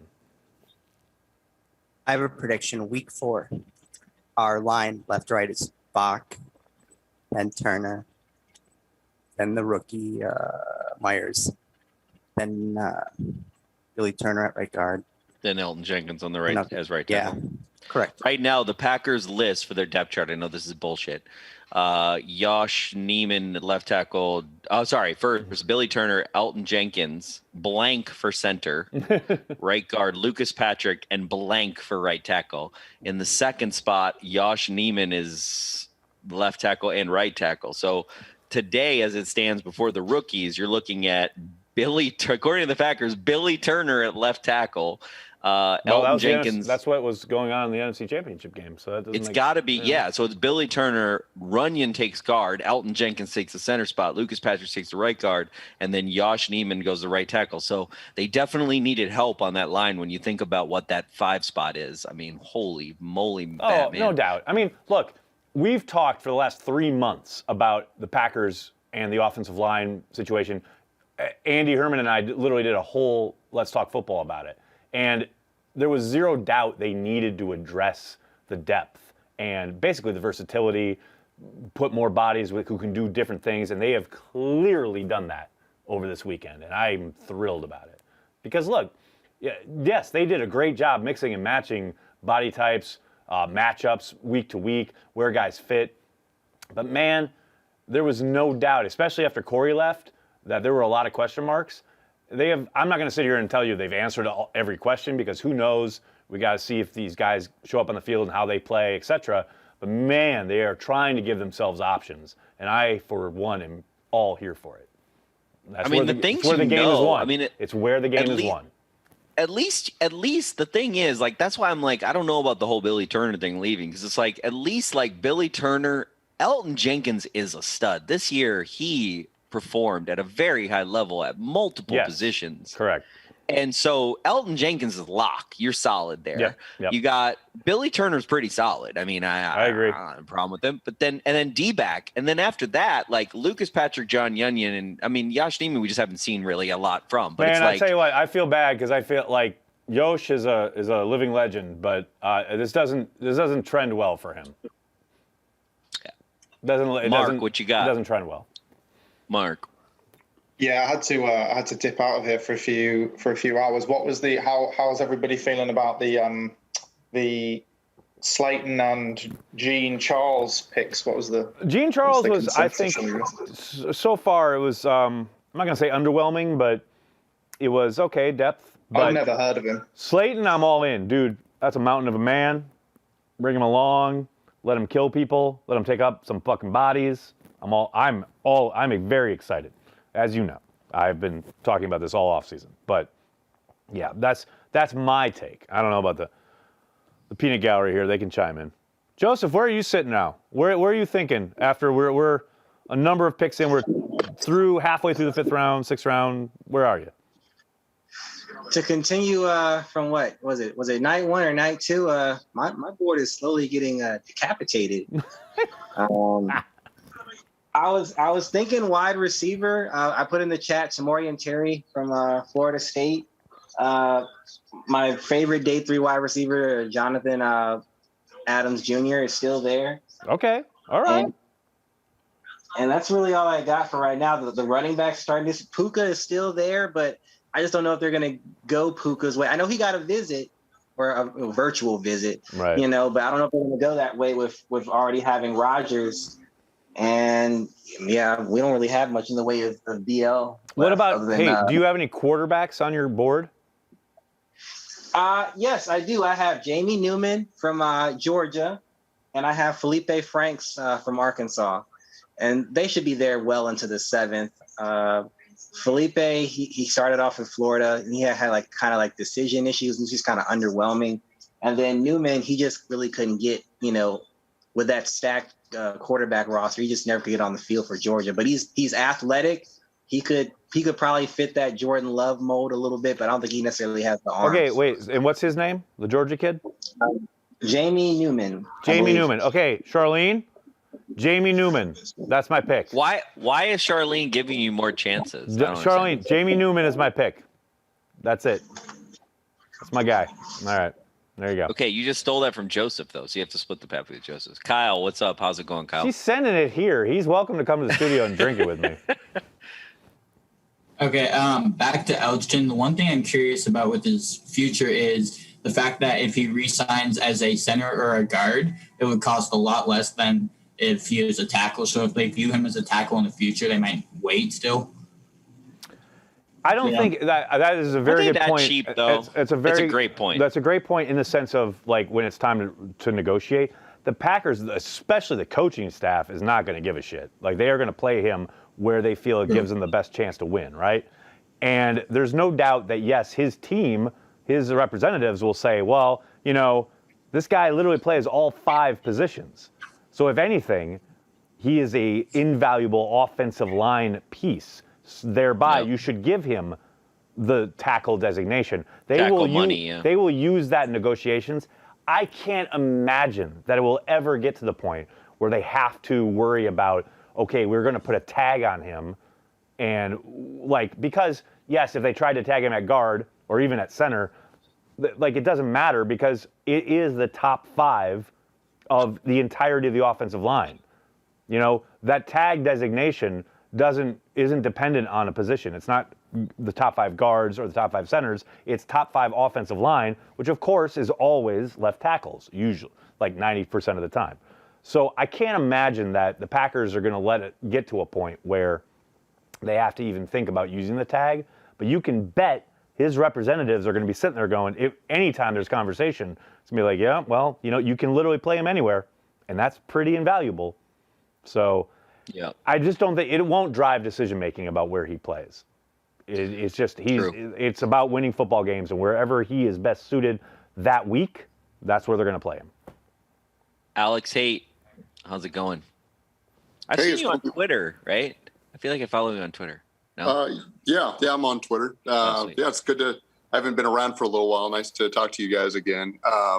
I was curious with Joe Barry coming in. You know, a lot of the talk has been about him using safeties a lot more, and I know that with the draft you're not immediately using new guys, but still, I was kind of curious if they pull the trigger on someone early with some of these new corners coming in, like maybe the App State guy, and hearing that he's more of a zone guy. Could he be deployed in a bit of a safety role at times? Or I guess, how do you see some of these new parts going in as far as the secondary is concerned? It's definitely a possibility. That's one of the things that, like, that's why I always, like, I keep getting these alerts for the player availabilities, and I don't leave for those, but I always leave for the personnel availabilities for this exact question. Like, where do you see, because you never really know until they talk about it, where they see guys fitting in. I do think he could possibly translate there. But again, this late in the process, it's really just can the kid play? What's his upside? None of these guys you would expect to come in and make contribute significantly immediately. But you know, you look at the possibility of versatility in the defensive backfield, and the idea that you know they need cheap labor. I keep talking about it because you know Jair is about to make a mint. They clearly brought back Kevin King, but he's probably not long for this world in Green Bay. You got to draft. You got to get those bodies back there. You got a couple guys you're developing, but I think you got Stokes now. Hopefully he competes and wins something outside. Maybe they kick Jair inside.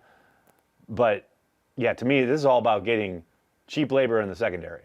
The more the merrier, and the more you can play around with it, the better. I guess as a follow up to that, then is there any now that the draft is pretty much filled out here? Mm-hmm. Is there a free agent that you're looking at that at a position of need that you're kind of hoping plugs those final holes for the Packers? You know, not really. I mean, because if you're talking either major significant free agent or an undrafted free agent, I mean those guys, the undrafted guys, are going to have a hell of a time trying to make the squad. But you know, I think defensive tackle was the one area I was really kind of concerned about heading into day 3. And Slayton is a mountain of a man, and I'm really anxious to see him and what he can do. So not really. I mean, I know probably that if I were to throw it open to Packers fans, they would say inside backer.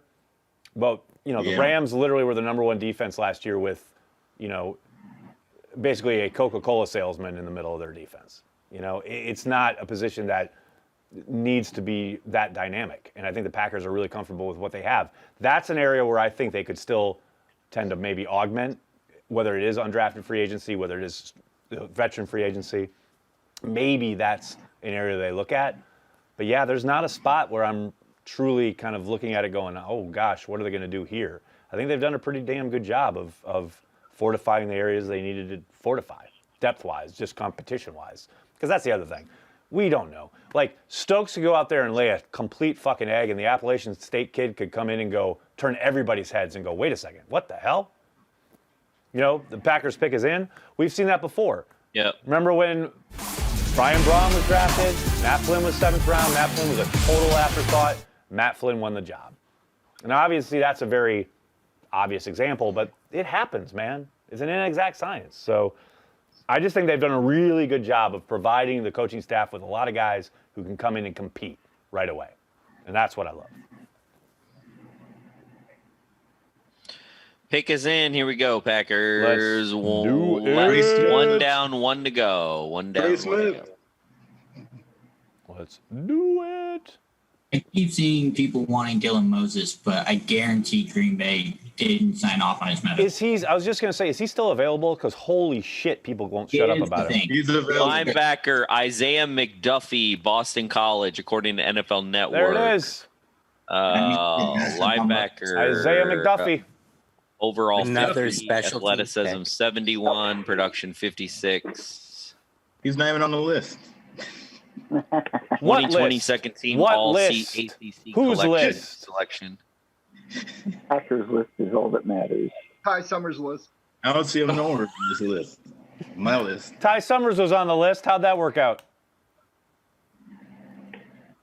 Isn't the jury still out on Ty Summers? He wasn't on my list. He's not on my list.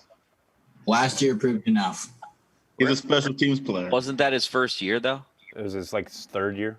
With Oh, that significant was his time. third year. Wow, yeah, he's definitely this is his fourth year. Sorry, I didn't even know who he was this year. So yeah, if it was his third year, bye bye.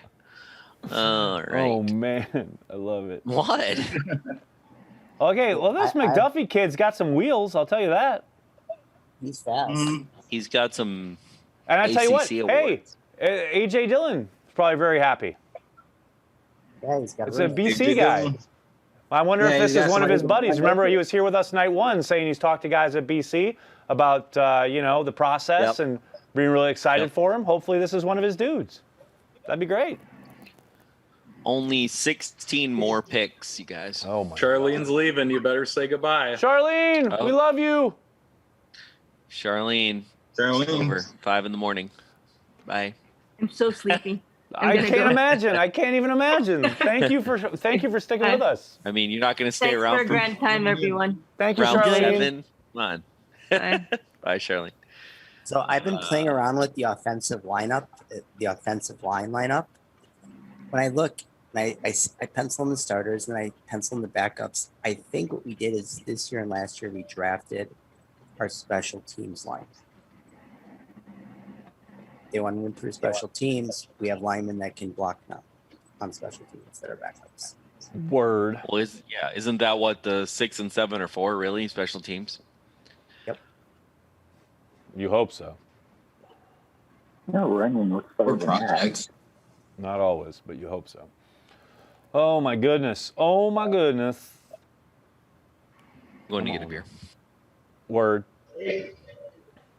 McDuffie, I keep saying core special teams value. That's what I like in 6 man. Yeah, you need those linebacker bodies, right? I mean, he's the perfect athletic profile for special teams. yeah. And hopefully he gives you a little bit more. So gives you something on give you something from scrimmage. Him and That's Owen a bonus. could excel. Come on now. Packers are on the clock. Again? No. No. I got excited. It's like, No, wait, we traded a no. few in the 6. I was hoping. But no. Hey. Jesus. Oh my God. All right. Come on. I feel great about this draft. All the needs, most of our needs have been addressed. We got solid players returning. There's no reason for a deep playoff push, in my opinion. With who at quarterback? Rodgers. There you go. That's it. It doesn't matter. Nah. It kind of matters. It kind of matters. And you know that point brought up about LaFleur's system being it's quarterback friendly, no doubt about it. No doubt about it.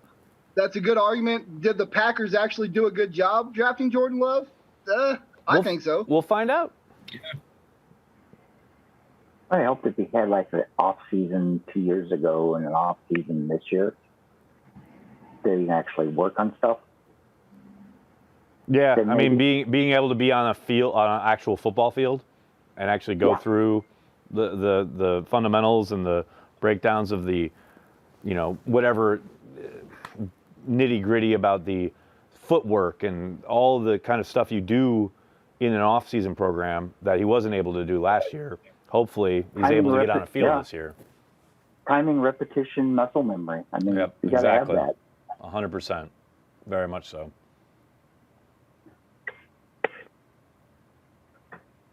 Oh, by the way, I'm in Cleveland. I was down for the draft today. Molly, probably, but I don't know what yet.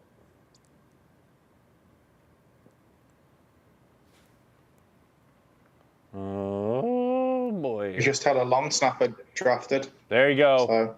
So they've got one pick left, right? Is that correct? The Packers have one pick left. It's going to be a punter. Come on now. Packers going to draft a punter. Just for Banky. We got to do it. Are we going to take a long? Do we need a long snapper? They've got two long snappers.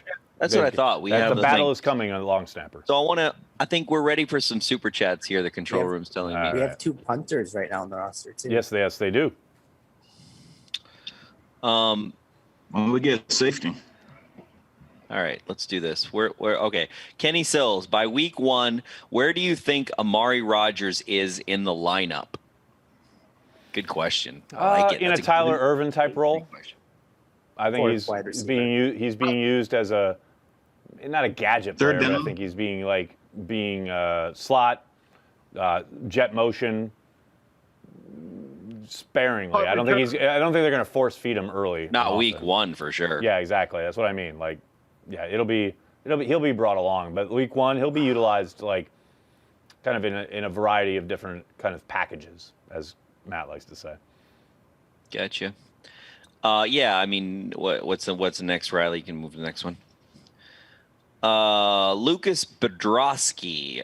M. Stafford got 2 firsts. Starting negotiation for Rodgers is 3 firsts and a Pro Bowler minimum. He's not going anywhere. Not this year. He will next year. And I don't think they're going to get 3 firsts for him next year. Nope. Matt Neg, what's the story of Banky almost getting you guys in a fight at a Jets game? This is a very dramatic story, as told by Aaron Nagler, by the way. It's a very true story, as told by Aaron Nagler. Banky was in full regalia. This is the game that they won 9-0 with 3 field goals. Over Rex when he Ryan. says full regalia, I have face paint on. Not even and a hair thing and a whole 9 yards. Yeah, the real deal. And we are in the front row. And Rex Ryan attempted a fake punt from his own 10 or something.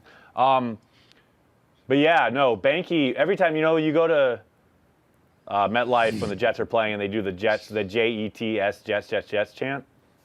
So they're doing that, and Fireman Ed's doing his thing, and everyone's like... So Fireman Ed, who, by the way, is a Miami Dolphins fan turned Jets fan. Correct. So he gets up, and he's got his fireman hat, and all the New Yorkers get crazy, and he's like, J-E-T-S, Jets. And the whole place is loud as fuck, and then they go Jets, Jets, and you can just hear the echo of the Jets kind of falling away. And then Banky, in full Packers whatever, stands up and yells, "Suck!" as loud as possible. Now he does this every time. Every time there's a Jets chant. It's me, It's Banky and it's Banky's dad. All together, front row at this Jets game. Well, the Packers end up winning, but there were these dudes like back to our left a little bit who like started throwing shit at us and like started like yelling at us. And so one dude finally came down and was ready to fight Banky. And Corey kind of just turned to security and was like, "You gonna do something about this?" Like, what? And security was like, "Dude, you're the one being loud at the Jets game. I don't know what you want me to do." So I remember there was a very distinct feeling as we were leaving that we were going to die on our way to the car. But no, we made it. And that wasn't even my closest near-death fan experience. When you got to be honest, you went to Philly in the playoffs, so that was good. Yeah. I have a song of everybody singing the asshole song to me in the Philadelphia parking lot of the playoff game. It's about 200 people singing the asshole song to me. Love it. It's great. I was there the day they played Minnesota in the playoffs where things got like extra brutal. Oh, boy. And everybody hated the Vikings with me, and I felt so at home. Chris Koenig, as a huge Badger fan, not a fan of the pick. He was beat terribly by speed rushers at tackle. Which is why he won't be playing tackle. This is what the Packers do. They take guys who play tackle and they put them in at guard. Yes, correct. Which makes sense. Yep. That makes sense. Mike Malone, who Cole else, Van Lennon. You know who else fits that exact experience is TJ Lang. Your camera just like went crazy on me. TJ Lang was Remember they very tried similar. TJ Lang at tackle? It was horrible. TJ Lang was awful at tackle, and he was a great guard. Yeah. Wait, I got to back up one, Riley. Go ahead and back up one. I didn't get to say that one. Mike Malone, Cole Van Lannon went to high school in Green Bay. Yeah, we have determined Baychester. Is that what we said? Bayport. Bayport. Wausau Aaron, does anyone else see this as the Packers making the shift from hero ball QB to giving Love enough protection to operate in LaFleur's system? I don't think it's quarterback specific. I just think it's. I think they're filling holes. Yeah, it's somewhat that, but I do think I'd take Brian at his word in the sense that he wants to get a lot more. I don't know, aggressive is such a generic term, but he wants to get more physical up front. That's not well. As I think you put your finger on it earlier. Yeah. He wants to get bigger and more physical up front. Definitely a little bigger. I like that jumbo, y'all. I'm hate to tell you, but I feel like AJ Dillon behind some jumbo. Come on now. Come on now. Makes me happy. It really does. That kind of shit just makes me so maybe happy. it's a direct reaction to passing it 6 times in the NFC Championship game when all they needed to do was run the ball.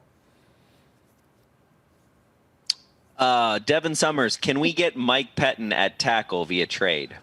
Oh, yeah, I'm sure the Bears will give him up. No problem. That's coming. Here's what I don't understand. Shouldn't our baseline default agreement, like you know how like at the end of a legal agreement, it's like what state the agreement's going to be in? Right. Shouldn't the Packers have in their agreement that like whether you're a coach or a player, just as a default, right? Like so that player or coach has to take that out of like, look, you are not allowed to work for the NFC North for 36 months from the end of this contract. Unfortunately, this seems to be the trend, right? I mean, we got Dom. He went to the Vikings, and now he's with Detroit. We got Mike Pettin in Chicago. You know, everybody just wants to get back at the Packers. We got Adventures with H-Bomb message retracted. Thanks to the super chat, though. Devin Summers, what I tell you guys about my fake brother? I think he's talking about Ty Summers earlier when we were making some. Devin, your fake brother is a great chess piece in the special teams game. How's that? All right. Adventures with H-Bomb. They call it TJ Sutton, the turducken in the catered locker room. Priceless. Okay. We'll roll with that. Oh, they call TJ Slayton. Gotcha. I can't read, you guys. Seriously. I've had one beer. Cyril, what is going on, Cyril? Why do you keep like super chatting us? Last one. I don't believe you. That Jets game is when I realized, damn, we are good. That win was huge for me. It was a big win. It was a nice win. I liked it. And then this is the last one, or that was the last one? Is that okay, it? that was the last All one. right. Yeah, Robin has his hand raised. He's been waiting patiently. Robin, what's up? You going to bed? Tired? Yeah, I've got a Glaswegian here, someone from Glasgow that wants to say hello. So Nagler, don't be too scared. I know last time you were in Glasgow. As long as she doesn't ask me to fight, we'll be all right. When Nagler was in Glasgow, he could challenge to about 3 or 4 fights. And my wife is actually I'm from Ayrshire. She's from Glasgow, so she kind of knows where you're coming from. She knows. So she just wanted to say hi. She knows I'm not lying. That's the way it is up there.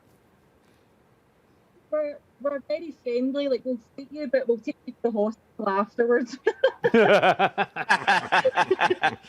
That sounds like some Green Bay stuff. That does indeed. It's lovely to see you. Thanks for joining us. Is she a Packer? Is she a Packer fan? Are you a Packers fan or just Robin? Oh, yeah, I've got my own personalised jersey. I'm not wearing it, but I've got my own jersey. Yeah. Nice. There you go. That's it. Nice. There you go. Stuff. I love it. Go Pack Go. Good to see you. Thanks for joining us. It's called a non-compete clause, and the NFLPA made sure it was contractually illegal, Banky. Yeah, I understand what it's called. I have them in my other agreements. Wait, you were talking about the coaches? The NFLPA doesn't give a shit about the coaches. That's what I'm saying. Like, why wouldn't it be in the coaches clause? I hear you in the players clause. That especially when you're talking about a monopolistic organization technically, and now you're non-competing within 4. Totally get it. But like on the coaches side, you can do that to the janitors if you want. So why couldn't you do that to coaches? I don't have a union. Because they have a good union. Coaches have no union. That's where they fall short. That's why they're always left out of the negotiations, and they have no voice. Now, I gotta say, there are so many people still here, and like the Packers have 1 pick left, and it's like the 4th to last pick. And it's literally we got some die-hards up in here. Motherfucking hard. The real fan. This is the first time I've actually like followed the draft all the way to the end. I was gonna say, I think ever. It's all your fault. I apologize. Yeah, I'm like, man, I just full like round to go. Because you're like, wow, I mean, I'm happy about it, but wow. Joseph, who's on your big board for pick 1,478? Oh my God, is there anybody left? I mean, I've still got 36 guys, which There you I'm go. sure like 10 to 15 will get drafted by other teams. But I guess in hindsight, it was like, okay, maybe some undrafted free agents. You know, Yeah, exactly. Well, that's where it's at, right? Come on. But, I still like Adams from Arkansas State. Marvin Wilson is still there, and I mean, well, they just drafted McDuffie, but I think he's more of a special teamer. He's a converted safety, by the way, so I really think special teamer. Another But, one like, of as those. far as Hey, that's the Oren Burks role, which I'm fine with in round 6, much more than round 2 or 3. Yes. But yeah, that Marvin Wilson, Jonathan Adams, Dylan Moses, and I really want one more defensive lineman because TJ Slayton, he's purely just Big zero body. technique. Exactly. You know. Big body clogged the middle. So although he's a Marquise powerful Spencer- man, he could cause some havoc. I'm down with that.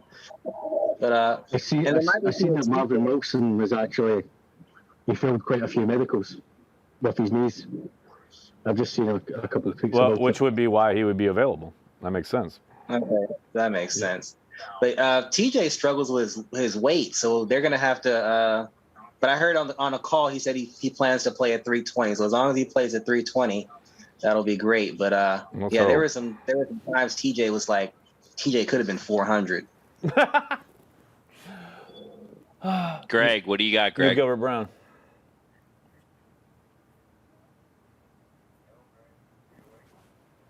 Oh, sorry. I didn't realize you called me. No.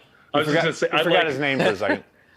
Imitor Bebe, I'd like to see them draft him if he's still on the board. I don't know. Yes. I like that guy a lot. 6'2", 4'5", 40. He's a big-bodied guy, 200 and some pounds. Big man. Classic Green Bay receiver. Big and fast. Yep. Love I that saw guy. Kenan almost had a question too, but I think he just left. I don't know. Kyle, what you got?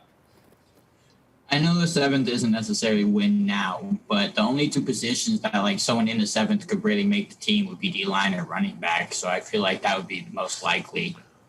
Yeah, that's a good point. There's definitely a path there, right? But I don't think at that point they'll just take who's ever most highest rated on their board, and I don't think it'll be driven by position.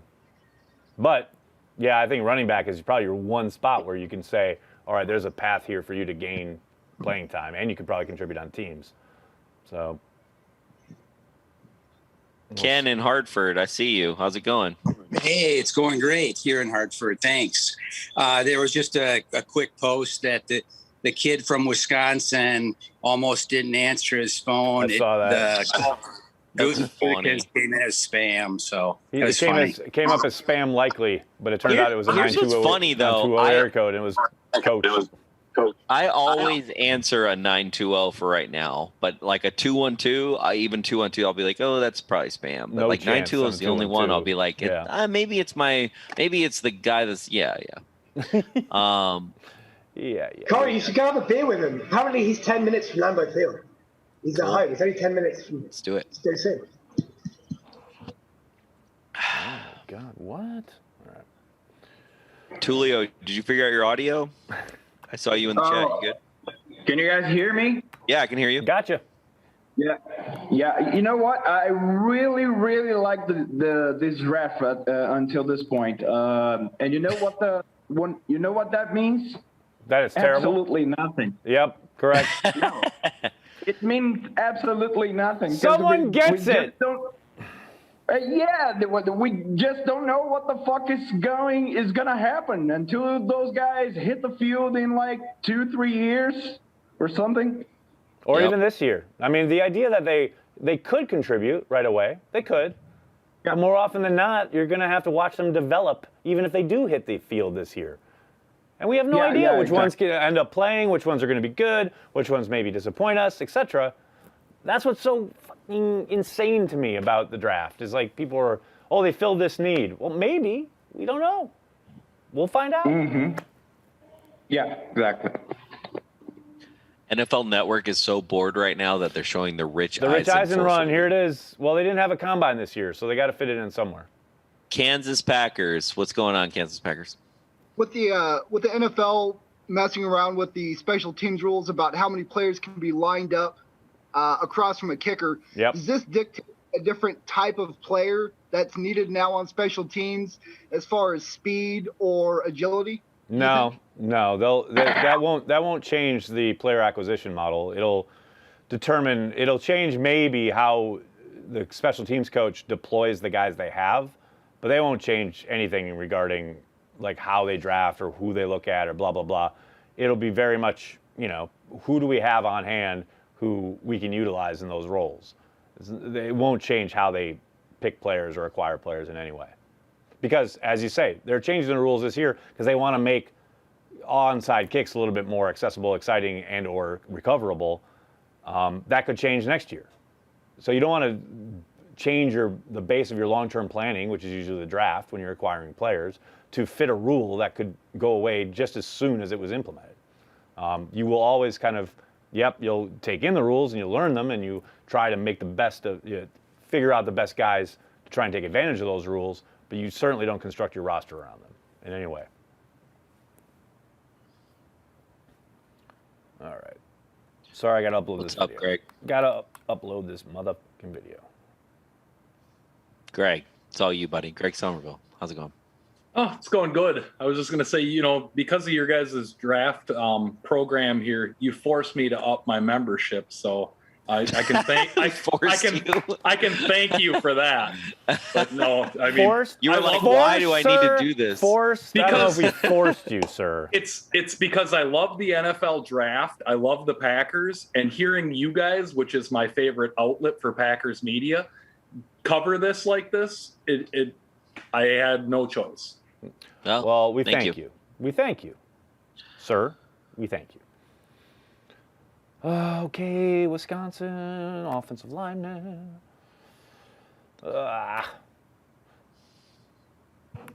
Sorry, this is how the sausage gets made. Got to put shit up on the internet. Wisconsin. It's hard to get drunk, Nags, if you're sitting there trying to. I know, put up all these videos. working and shit. I know. It's, part of the gig. I'll get drunk tonight. Don't worry. Fret not, my friends. Nagler After Dark or Nagler at Night? Oh no, I'm going to be off the air. I'm going to be Nagler all off the me. air. I like that. There you I go. like the sound of that. There you go, off the air. Corey can breathe easy. Nagler off the air. I was going to try the drone, but Hans, how's it going? Get the drone going. That'd be awesome. I don't want to be that guy, but the but here you go. Here you go, being that guy is going to be a punter. Oh, 7th round. Oh, we're going to 7th round, the highest probability. But then why bring in 3 to compete? That's my only thing. They've got. I was going to say they've got 2 punters already, but maybe I'd love it. It'd be fun. I want it. I mean, I want it just for the drama. I want it for Banky's like head exploding. That's obviously. I mean, look. What everybody wants. Okay, if you're gonna take a punter, okay, here's the thing, though. Oh, right? Here we go. If you're gonna take a punter or a kicker, 7th round is not a bad place. I'm not gonna hate on it too much. Anything above that, I don't even know who you. I don't even know who you are anymore. Next up from Kentucky, guys. Woo! The Vikings just took a punter stroke tight end. It's one of the weirdest prospects in the whole draft. What? I'm sorry, a who? He's insanely. So the Vikings just took a guy. He's insanely athletic. He was a tight end, but he was a punter. And they're talking about him as maybe a pass catching up or a backup punter. Like, it's really not clear. Genuinely not clear if it's going to be a punter. Yeah, it sounds like some shit the Vikings would do. He's one of the stats nerds love him because like his RAS score is ridiculous. Like, This reminds me. Remember when they took that German wide receiver, and everyone was like, "Oh my God, the Packers messed up. The Vikings have clearly got this insane talent," and then the kid like barely ever played. Yeah. Remember when we took? What was his name? I can't remember. We had a kicker. We had a field goal guy who did Aussie rules football, and that was like the biggest thing since sliced bread won pre-camp. Yep. It was like, oh my God, we found this holy grail of kickers. No, you didn't. No, you did not. Punters would keep Demovsky busy. The hang times, that's right. A lot of punting battle. A lot of punting battle. Although I do think the one thing I do think is going to come back around, kind of like 80s music has come back around, you know, like how you have the trends. Right. I do think this trend in the NFL is going to come around one day. Refrigerator Perry and BJ Raji, that was a thing, you know, like having a defensive tackle be able to catch balls in the end zone. We need Kenny Clark to run it in, man. That's a thing that like most defenses are not prepared for in any way, shape, or form. I'm down. So I think that's going to come back around, dude. I really do. I really think that's going to be a thing again. What do you think, Mark? What do you think about that? What do you think, Mark? He has no opinion about it. Sure. He's like, Corey, I'm not going to help you transition from what you're talking about to what I want to say that, Corey, because I was just going to say that myself, actually. Yeah. What's up, bud? No, I was just going to say, like, I'm just sitting here thinking about the draft that we've put together, and like, you know, a lot of kind of the holes in the team could possibly be filled. Like, needed a center, got a center, needed help for Kenny, we got that, needed a corner. I'm just thinking, how fucking ironic would it be if we finally had this complete team and then the fucking quarterback leaves? Yep, it'll be a lot of fun. Welcome to the NFL. Good Lord. Well, I really think this might be a quarterback. I really might think it might be Jamie Newman. I really do think so. He sat out. Let Mark is going to take you into his rabbit hole, right? That's what he's going to do, right? He's going to think of this rabbit hole. He's going to take you down into it. Don't try to pull us out of it now, Dan. It's too late. It's too late. We're already down. The rabbit has got his stopwatch we can out of his always pocket. depend on Mark for that. For a very important date. We can date. depend on it. It's like, hey guys, this is great, except this thing. Bombshell. See, but this is it. This is what you were talking about the other day, Corey. He sounds so polite while he's saying it, and he sets you up in a really lovely way. And you're then like, wow, he's going to say something amazing, and he does, and you're just like, wow, that just depressed the living shit out of me. I don't think I'm that negative. It's just like I'm Mark, just, you know, Mark, I got, my Mark, mind Mark, just wanders. I got one thing for you, Mark.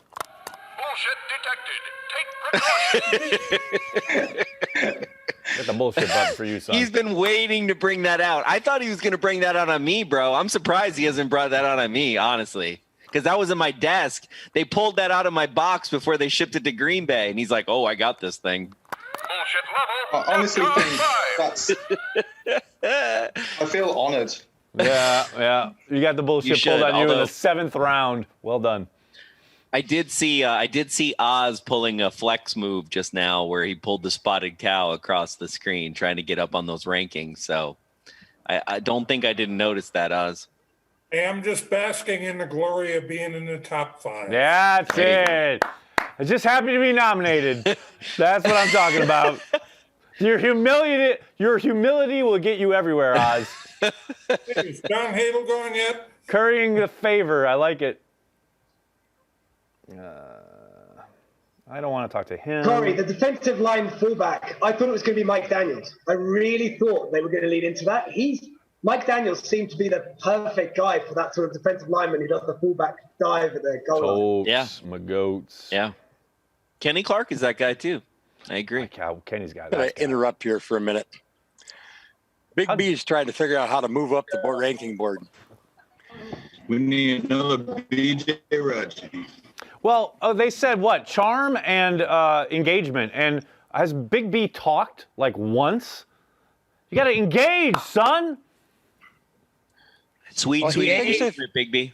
He thinks if he does the Jamal Williams dance, it could rocket him right to the top. Yeah, he's like, I just have to hold a sign up. That's all I have to do. Yeah, a little something. Come on now.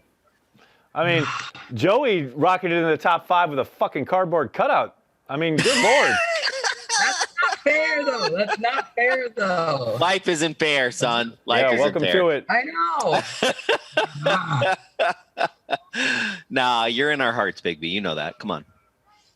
You know, you'll get the control room. You're playing a marathon, not a sprint. Yeah, okay? yeah. It's a long game. It's a long game for Big B. Joey's going for that sweet injection of engagement. Yep. You're going Short for the term. Compounded interest. Smart. Yep. I literally don't just need saw. top 5. What's I that? just hope I can contribute on special teams.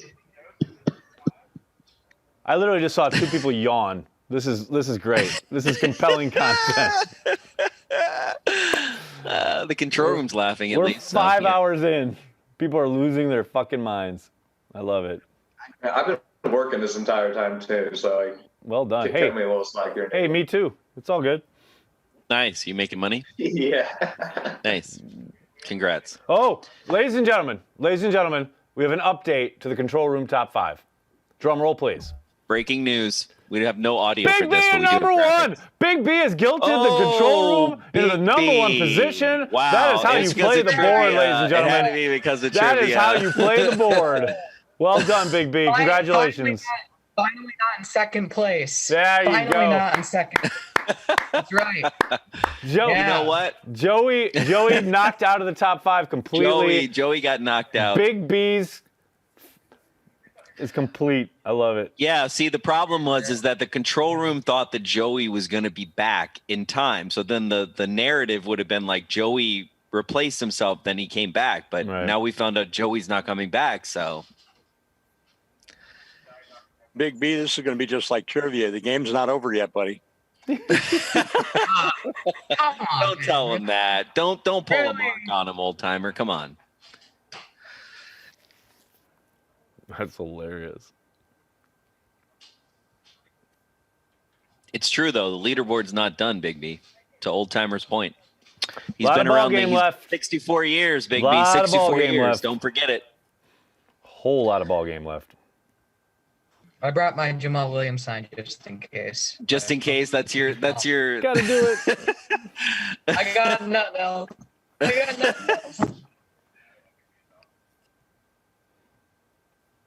Oh, come on. We have like 15 picks now, right? 15. Holy shit, do we ever. Whole lot of picks left, Batman.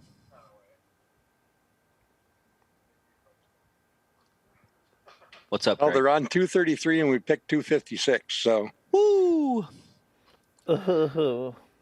What's up, Greg? So if this is what happy hour is like all the time, I miss except for every. it's not on YouTube. I miss every single one of these. And This is Nagler shuts amazing. everybody down because it's hilarious. It's Nagler's show, and then everybody just like listens to Nagler. What are you I listen to talking about? Nagler. What are you talking about? It's fun. It's not my And then show. some people say some stuff, and then he shuts them down. It's good. It's good. I like it. I like it. My favorite part about that I've learned about Happy Hour that I love about it is that besides the community aspect, is that especially during the season, it really helps transplants be a better show to me. Because instead of like us having 5 days and then asking everybody what they thought about, it's like we have kind of a group that it's like you can kind of not suss out ideas, but you can be like, hey, here's where the Packers are this week. And everybody's so tuned in and just wants to know, like, what did I miss? You get a wide kind of variety of viewpoints and ideas and things that maybe we didn't think to talk about. It's great. Yeah. Like, I love it. Yeah. Like people are like, what do you think about this thing? Like the couple times this happened in the season, that's when we were doing it on Wednesdays or Thursdays. And then we did it on a Tuesday on like a whim. And it totally informed the show because not even the people's ideas, but like Aaron said, it's like, oh, I didn't see that article. And so you kind of get like, I don't know, you kind of touch base Just new about perspectives, like, and Brandy's going to bitch about Mike Pettin. So it's like, you come there for that during the season. Which, basically Brandy single-handedly got Mike Pettin fired. I'm just going to let you guys know that. There's no doubt about that. There's zero question. Thank you, Brandy. Tulio, what's going on? What's going on, Tulio? What you got? Oh, you got to unmute, bud. Oh, Tulio was like end call. Oh no, Tulio! I've done that Can you hear before. me or not? Oh yeah, I hear you. I hear you. I don't see you. I hear you though. Go ahead. Okay. I got a new subject. What do you guys think about bringing some maybe preseason games to other countries? Because I mean, I feel like the audience of the NFL internationally is growing really, really quickly. And I think bringing some players to, some players closer to these people. Like here in Brazil or maybe some other countries that are growing. The audience, I think that would be really nice. What you guys think about that? What's funny is they used to do that. The NFL used to have exhibitions both, and they still have. I think they've actually done some like one or two recently. I say like the last 10 years. But they used to, like the Packers, after they won the Super Bowl, they literally opened preseason in, what was it, Japan? Somewhere in the Far East. So they've done that before. I think now it's so kind of specific to they're trying to drive revenue locally because the preseason gate, you don't have to share. So people don't want to give it up. They want to like host those games. But I do think now because of their push into like they want international audience, they want to grow the game. I do think it's a possibility. I just don't think it'll ever be a regular thing. But yeah, I'm down for it. I would love it. I love the idea of like, showcasing the game in countries that probably don't get to host American football. But I don't think it'll be a thing that becomes a regular occurrence, but I definitely think you could see a couple one-offs here or there throughout the years. That's just me. Carol, you are killing me on the chat right now. Carol, get on video. Carol's like, we're performing free labor. No, you're not you're not. I didn't you. This is how the world breaks down, Carol. She's like, we're free labor. Carol's just really mad. The control room, Carol's just mad that she's not in the top 10. Okay. If Carol was in the top 10, I wouldn't be getting this flack. Carol's pulling in Aaron Rodgers right now, you guys. Carol. Not like wrong. No, it's like the Patreon's Carol. The Patreon's like a focus group, but it's mixed with something else. It's more about like, it's Aaron calls this, Nagler calls this the bloodstream, right? So it's like the bloodstream of like Packer fandom. And I'm not saying we're the be all, but it's like you have all these streams and rivers and lakes and all this stuff that's going on. That's where the Tuesday comes in, right? It's not like you come up with an idea and I'm like, if you came up with an idea that I use on Packer Transplants, you can bet your sweet ass that I'm going to be like, hey, Carol on the Patreon said this thing. And I thought it was a really good point. You know what I'm saying? Yeah. You just said we're bleeding for you. Like these are These are high stakes. Carol. You're admitting. Carol, are you part of the Packers bloodstream? Not the Cheesehead TV bloodstream, but the Packers fan bloodstream, like the culture of Packer fans, right? So you have Cheesehead TV, you have the Green Bay Press Gazette, you have Media Landscape, you have all the fans that make up the Packers. That's like the Packers bloodstream, right? That's what I was talking about. You also, with me or no? Also, it's expressive language. I know Like, you what? run your own company, so you definitely have the like. I'm not you have Facebook corporate like investment mining you for now. data, though. Come on. Jesus. We're gonna have the Cheesehead TV Patreon union. Nagler it started. Aaron Rodgers started It's definitely coming. Aaron Rodgers started it. Hey, Brandy has a question. Okay. Word.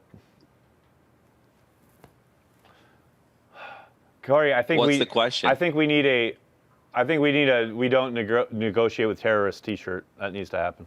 Yeah. That's going to happen. Carol's going to have to wear it, though. That's the only way I'm going to make it. Hell yeah. 100%. Well, she's got to carry the G on. That's what I'm she's talking got about. to carry the G. And then she's like, we pay you guys to be here. And I'm like, no, it's not like that. I like talking to you guys before the show. It's just much better. DAG, what you got for me? it's Dag, but hey. Oh, Dag, it is Dag. Well, it's all capitalized. Sorry, my bad. I'm sorry. But I just want to show you, thank you for doing what you're doing, guys doing, especially being in LA. There's not much Packer fucking any radios going on here.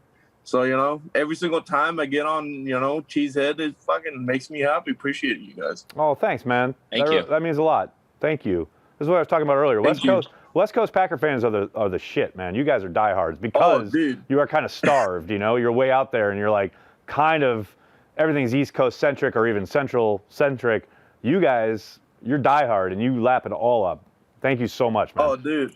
I got my Adam jersey yesterday and we went out to eat and every single time people were like, go Pack, go Pack, go in fucking LA, middle of LA. Love it. And this is like the Ram territory, Right. The fucking LA.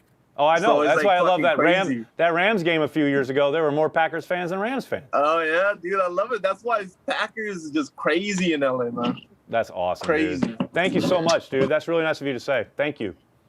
I appreciate it, man. You guys Thanks, have Dag. a nice day. You too, man. How many Thanks, picks Dag. away are we? Where are we now? God damn it. Oh, my God. People get married on 19. television. Good Lord. We're like six beers away, Nags. Carol started don't something. say it. They're calling me Corey Bezos on YouTube chat. Okay.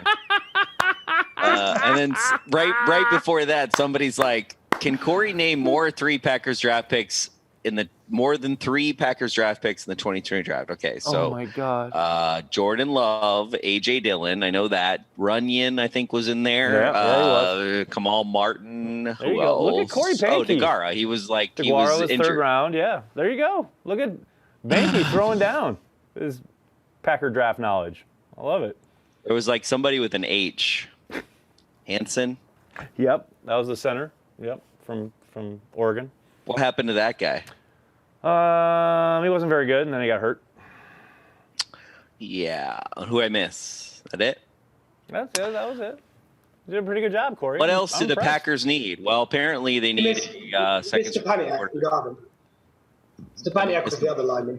I missed a what? I missed a lineman. Stepaniak, yeah, Stepaniak was the And lineman. there was Garvin in the 7th as well. So you Yeah. missed the 7th round pick. Yeah. I missed a 7th round pick. Wow. I feel actually Sorry, proud buddy. of myself. I actually feel proud of myself in this moment right now.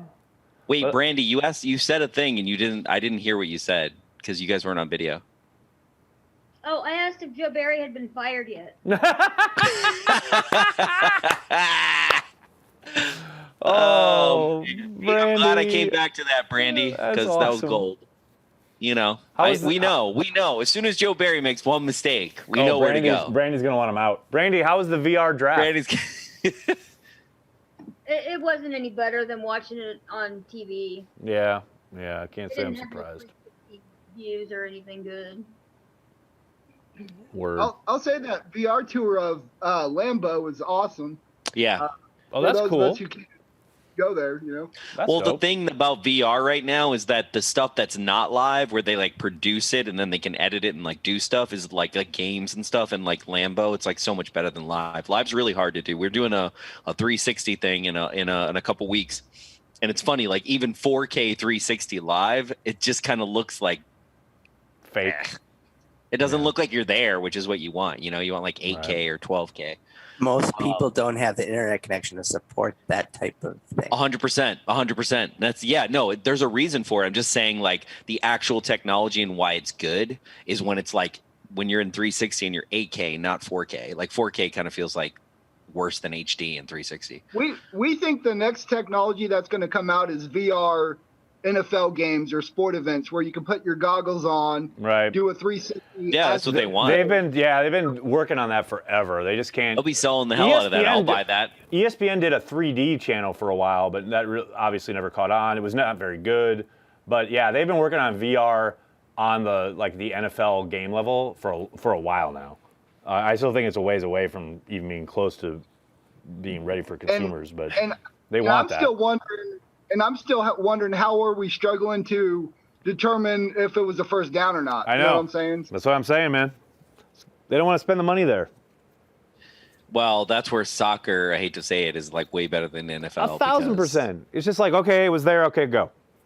Like, Let's just start go. with let's start with the most basic technology: lasers, chips in the balls. We know what crosses the plane. Yeah, and like I have Lambeau Field, like it's not moving. Like this field is never moving. I can do permanent installation there. I can completely see from lasers and angles exactly what happened. No, they don't want that. No. We use laser scanning at work. It's accurate to 1 1/128th of an inch with a chip, with an RFID chip. There's no more inbounds, out of bounds. And it's cheap technology, like $300 a football. But here's the thing though. So again, okay, sweet engagement, Big B. Sweet engagement. Sometimes the gray is where the narrative lives. Oh. I love how Nagler said that, but actually that was a pretty good thing that I said. That's like shit, really bro. where it is though. So it's true. I hate to tell you, but that's I know, where it because lives. That's why can, they don't do it. Because that's where you can create. That's like, it's not black or white. You create within the gray. Absolutely. 1,000%. Very much agree. I'm going to do some super chats. Are you good with that? Here we go. Here we go. I got Riley. Riley, hit me. Go ahead. Mike Malone, as a Green Bay native, does he have to turn in his ownership shares when he joins the team? Also, Rodgers going to be salty when he hears CVT as an owner. That's hilarious. The kid from Green Bay, he's basically talking about as a Packers owner. Yep. I don't think you have to turn your shares in though. Nope. So nope. I don't think so, but that is really funny. Stefan Sohn. Okay. Moritz Boringer is the name of the German from the Vikings. Moritz okay. Boringer. Thank you. Yes. After that, he was with Bengals for 2 years, now back with his German club, Schwabisch Hall. Good old Schwabisch Hall, man. That's a lot of mouthful. Leave it to the Germans to give you a mouthful. Stefan, really appreciate you giving us the super chat. And in their language, Nagler, don't give me those looks. Okay. God. Sure. Matt, thanks for the super chat. Lived in social for 15 years. SoCal. My bad. SoCal, Southern California for 15 years. Huge Packers contingency. Back up, Riley. Hold on. You left me out here there. No, you're good. Riley just stepped up one ahead. Huge Packers contingency out here. Also many Wisco transplants. Dude, so here's the thing. I did this thing. I used Google Analytics for Cheesehead TV over time. And just in the U.S., if you look at the biggest Packer fans outside of the state of Wisconsin by state population, it kind of makes sense. It's basically California, Texas, and New York, because the population centers are so huge, and also so many transplants move there for jobs economically, right? And because they're huge population centers, and also the narrative, the 13 world championships, all those things, right? But it's really fascinating how many Wisco transplants, there's more transplants than there are natives when it comes to Packer fans. So it's really it's amazing. It's an amazing thing. All right, you can go forward one. M Fairbanks 82. Southern California appreciates you guys. I was at the 2018 Packers versus Rams game too. Yeah. Like you said, way more Packers fans there. Yeah, always. St. Louis game. Yeah, Rams games. Washington games. Sometimes Panthers games, not always. Used to be Browns games. More pack. You could always Tampa games, except for recently. Dolphins games, if that ever happened. That's maybe in the last 10 years. Like any of the subpar sub 16 teams, Jacksonville games. Anytime we play a sub 16, bottom 16 feeder marathon team like the Jacksonville Jaguars, Tennessee Titans, in other years, or the Houston Texans, you're going to see more Packer fans than their team. That's why they want us so badly. That's actually, and Nagler, you said this, that actually goes to why international games we don't play in a lot, because it's like they don't want it. The Jaguars do not want to give their Packer game up, right? No, of course they don't not. want it because that's like their bigger revenue. Absolutely. You can move forward, Riley. When I was in San Diego, That's all we got. Chargers are crazy too. Yeah, Chargers, 100%, and it's gonna even increase, right? Because the LA, who cares? No one cares. No one cares. Nobody cares. The biggest reason why the NFL didn't move to LA sooner is because they didn't have a stadium in place. Yep. The NFL, by moving the Chargers and the Rams to LA, lost an average of $28 million a weekend. That's nuts. Yeah. Wait, say that again. Say that again, Jason. The NFL, when they moved the Rams and the Chargers to LA, lost $28 million per team a weekend by having them play in that screwed up soccer stadium. Huh. They hedged their bet based on that. Oh, we can sell more ad revenue, even though your local TV market, you get 35 seconds, 40 seconds of TV time per half.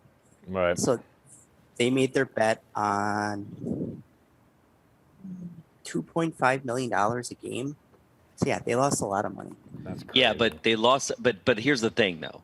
The way I see a game, though, is you make money on the game. But as we've seen with broadcast rights, and we just talked about VR, right? I'll be right back. VR. So if I make the game and I make the technology around the game, I can sell that many different ways. I can carve that up many different ways, whether it's virtual or whether it's whatever.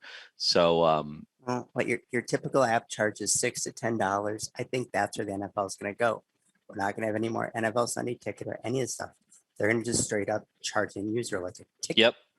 As soon as they do that, it'll become a $1 trillion industry, not a $1 billion industry. maybe not trillion per team, but yeah, $1 trillion industry for sure. Sure. No, I'm thinking $3 trillion league wide. Yeah. Yeah, league wide. Yep. What was the last? This TV contract was $3.8 trillion total. A lot of money. You take that times, just say U.S. 352 million people, half the people.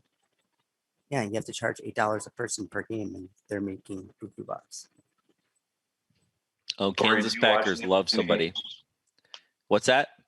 Did you happen to catch any highlights or anything, or see SoFi Stadium? I know you're pretty strictly just Packers, but yeah, I was at I was not at SoFi Stadium. I've been to their facility though, where they like their offices, but no, I haven't been to SoFi. Oh, okay. But I thought it looks amazing. Like, obviously like outside Lambeau, but like NFL stadiums aren't really, they don't really have a lot of character, I don't think. But just seeing it on TV, like it's rare for me to see a football stadium and just say I want to see a game there. I don't care who plays.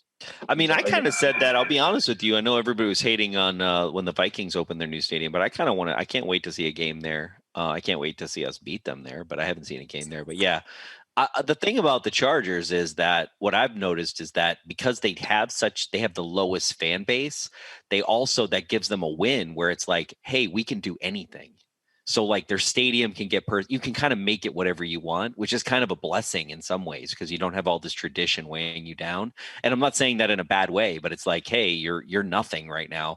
But like digitally, they're way ahead. Socially, they're way ahead. Like they're more like a soccer team, like an EMEA, like hardcore Premier League team as far as their social and as far as like their streaming and as far as like how their stadium is in order to attract fans. So they have to do things for like 2021, which I totally.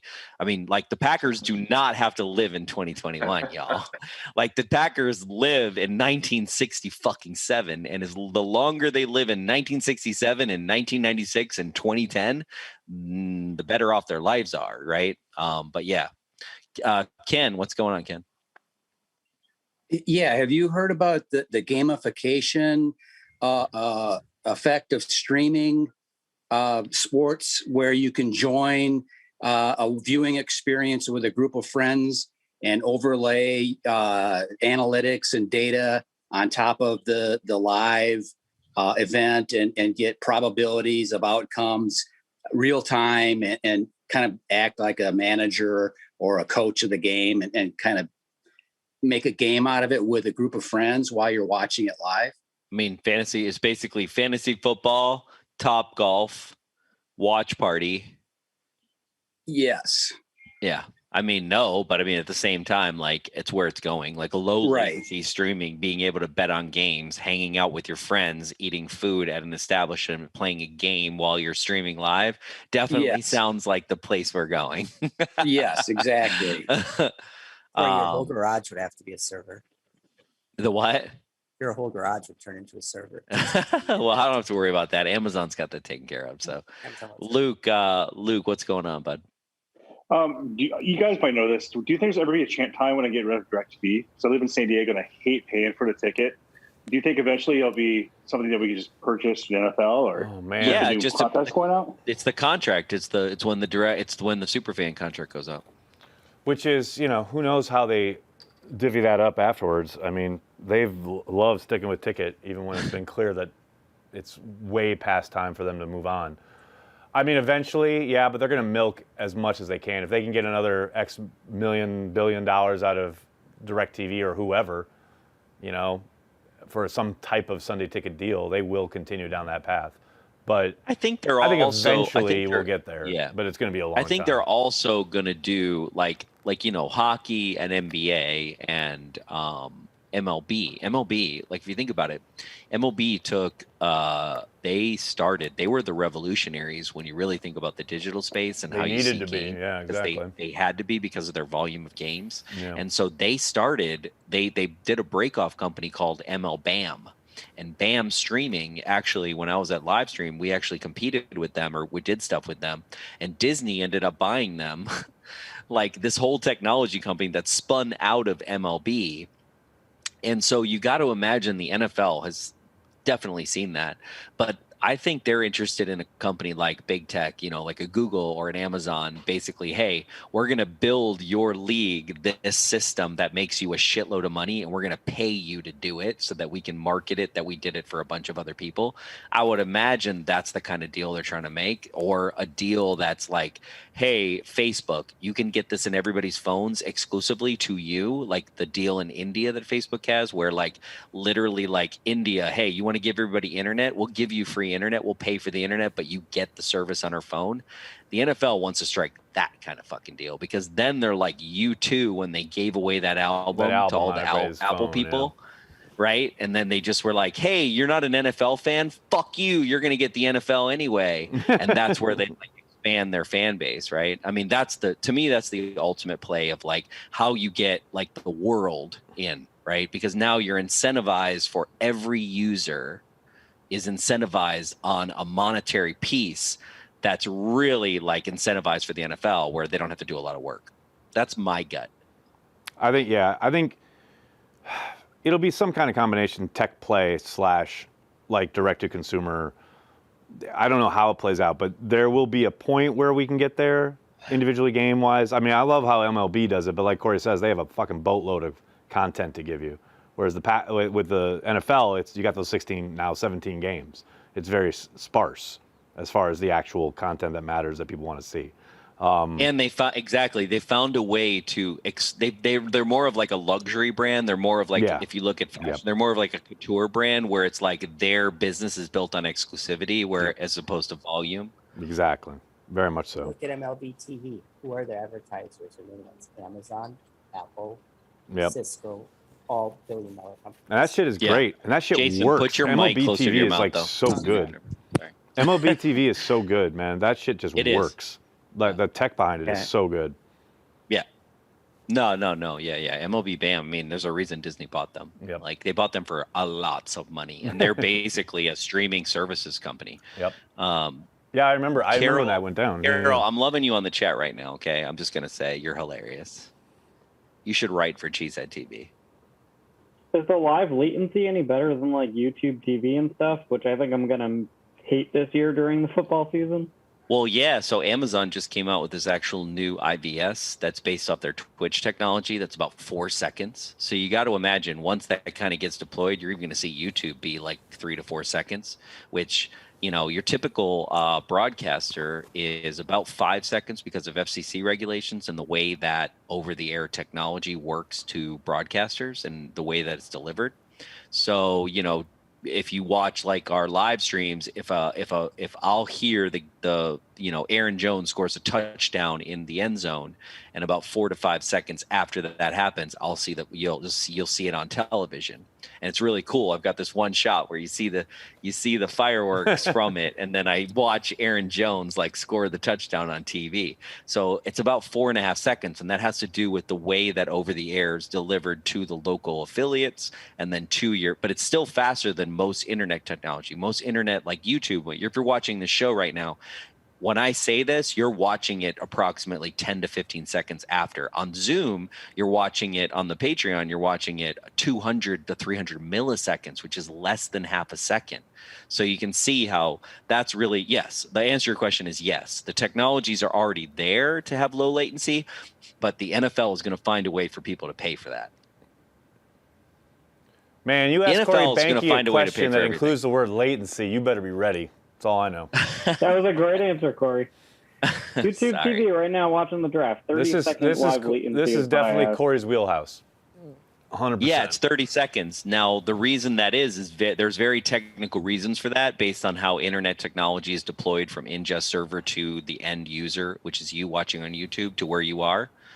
But yeah, you got to. So what we do is when we do trivia, there's 3 different ways you can do latency in YouTube. When we do trivia, we try to do the second lowest latency. But this year, especially with the pandemic and everything else this last year, all companies are kind of pushing to lower and lower and lower and lower latencies on their platform. Wait, can I point something out?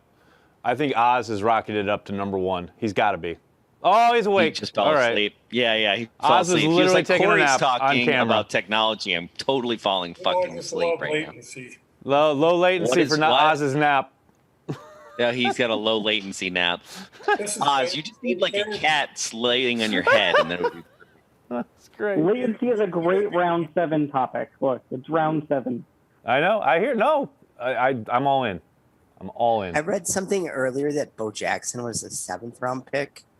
Is that true? Bo Jackson was a 7th round pick. Bo Jackson. The Bo Jackson of the Raiders and Royals fame. Yeah. Wow, I did not know that. Like there was like somebody. He was somebody he was the first pick, wasn't he? I thought he was like their first pick, but I don't know. Hold on, please. Was it the second year, the second time he came up, or maybe it was the CFL? Oh, yeah, that might have been. He was #1 overall. Yeah, exactly. Yeah. Okay. The Raiders made a third on his second go around.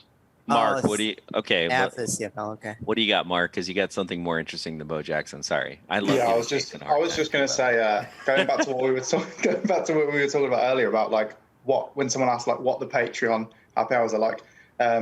One good feature of them is like if Corey comes in like halfway through and we're talking about special teams, he'll like yell at us all, and then he'll talk about something like latency for 20 minutes. Okay. That's an accurate description. No, that is an accurate description. Mark, he talked about bricks for like 10 minutes. Mark, it wasn't about bricks, okay? It was about Cream City Brick. It wasn't about bricks. It was about Cream City fucking Brick, which is like a cultural Wisconsin top 10, okay? Also, the other thing that I was talking about, where you guys were so rude to me on the Patreon Zoom, literally, so this wife and this husband were like following each other on Lombardi Avenue, and the wife was having an argument with the husband, and she flipped her car, and the power went out. And literally during the Patreon, I'm like, the power just went out, and no one cared. Nope. Nagler was like, no, nobody cares. Nope. What are you talking about? We're talking about the Packers. Deal with it. We got to deal with it, but we're talking Packers. January. That was an amazing thing to witness when they showed video of it. The pole was in the middle of the car. Yep. Yeah. That was like, what the heck? Yeah, and what's crazy is only Shadow Lane, so only this side across the street from Lombardi went out of power, and all of Titletown. I was like, holy shit, well, I guess my power won't go out as long as Titletown doesn't go out, so that's kind of nice. Unless a lady tries to run her husband over. We were at my folks' basement, and I remember you yelling, "The power's out," and I'm like, "No, it's not." I mean, we were half a mile away from you.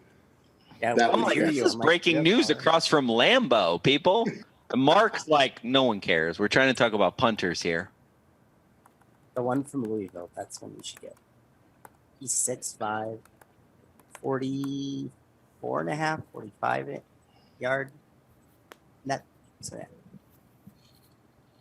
There's one from Kentucky that's pretty good. Are you really talking about a punter right now, Jason? Well, if you want to know about punters, I know a little bit about punters. I really do not. I think I just saw Banky's head explode, literally. Yeah, a little bit. Holy sweet, merciful Jesus. We're almost there. Thank you, Lord. Almost there. Where were you when Banky I didn't, I'm going to pull some Green Bay Duck Creek Cream City brick just for you, Mark. I've got some in my garage right now. I love Mark just calling it out. Mark just laying it down. Mark just knows, man. I love Mark's ability to push Banky's buttons. It's great. It's so good. So I got bought into this because I thought it'd be cool because I own property in Wisconsin and I wanted to do some stuff with it. So I went to this place in Two Rivers where they're tearing down the mural, the pot and pan factory in Manitowoc. Two Rivers, like Corey and I talked about this. That's one of the hot spots. Yeah. Well, I went there to buy the hemlock wood because we were remodeling my sister's house. I was going to try to help out. That brick was like $2.25 a brick. No, I can get it for 50 cents a brick. Come on. Well, now, yeah. But yeah, this guy was charging like 3 times what the going rate. That's nuts. That's just nuts. Okay, Why? and somebody in the chat says Cream City Bricks is like an esoteric East Coast art gallery interpretation of Southeast Wisconsin. Okay, I disagree fundamentally because I'm just going to do a quick thing. I know Nagler's going to get annoyed, but here's the thing. Not at all. Go to it. We got so much fucking time that we pick.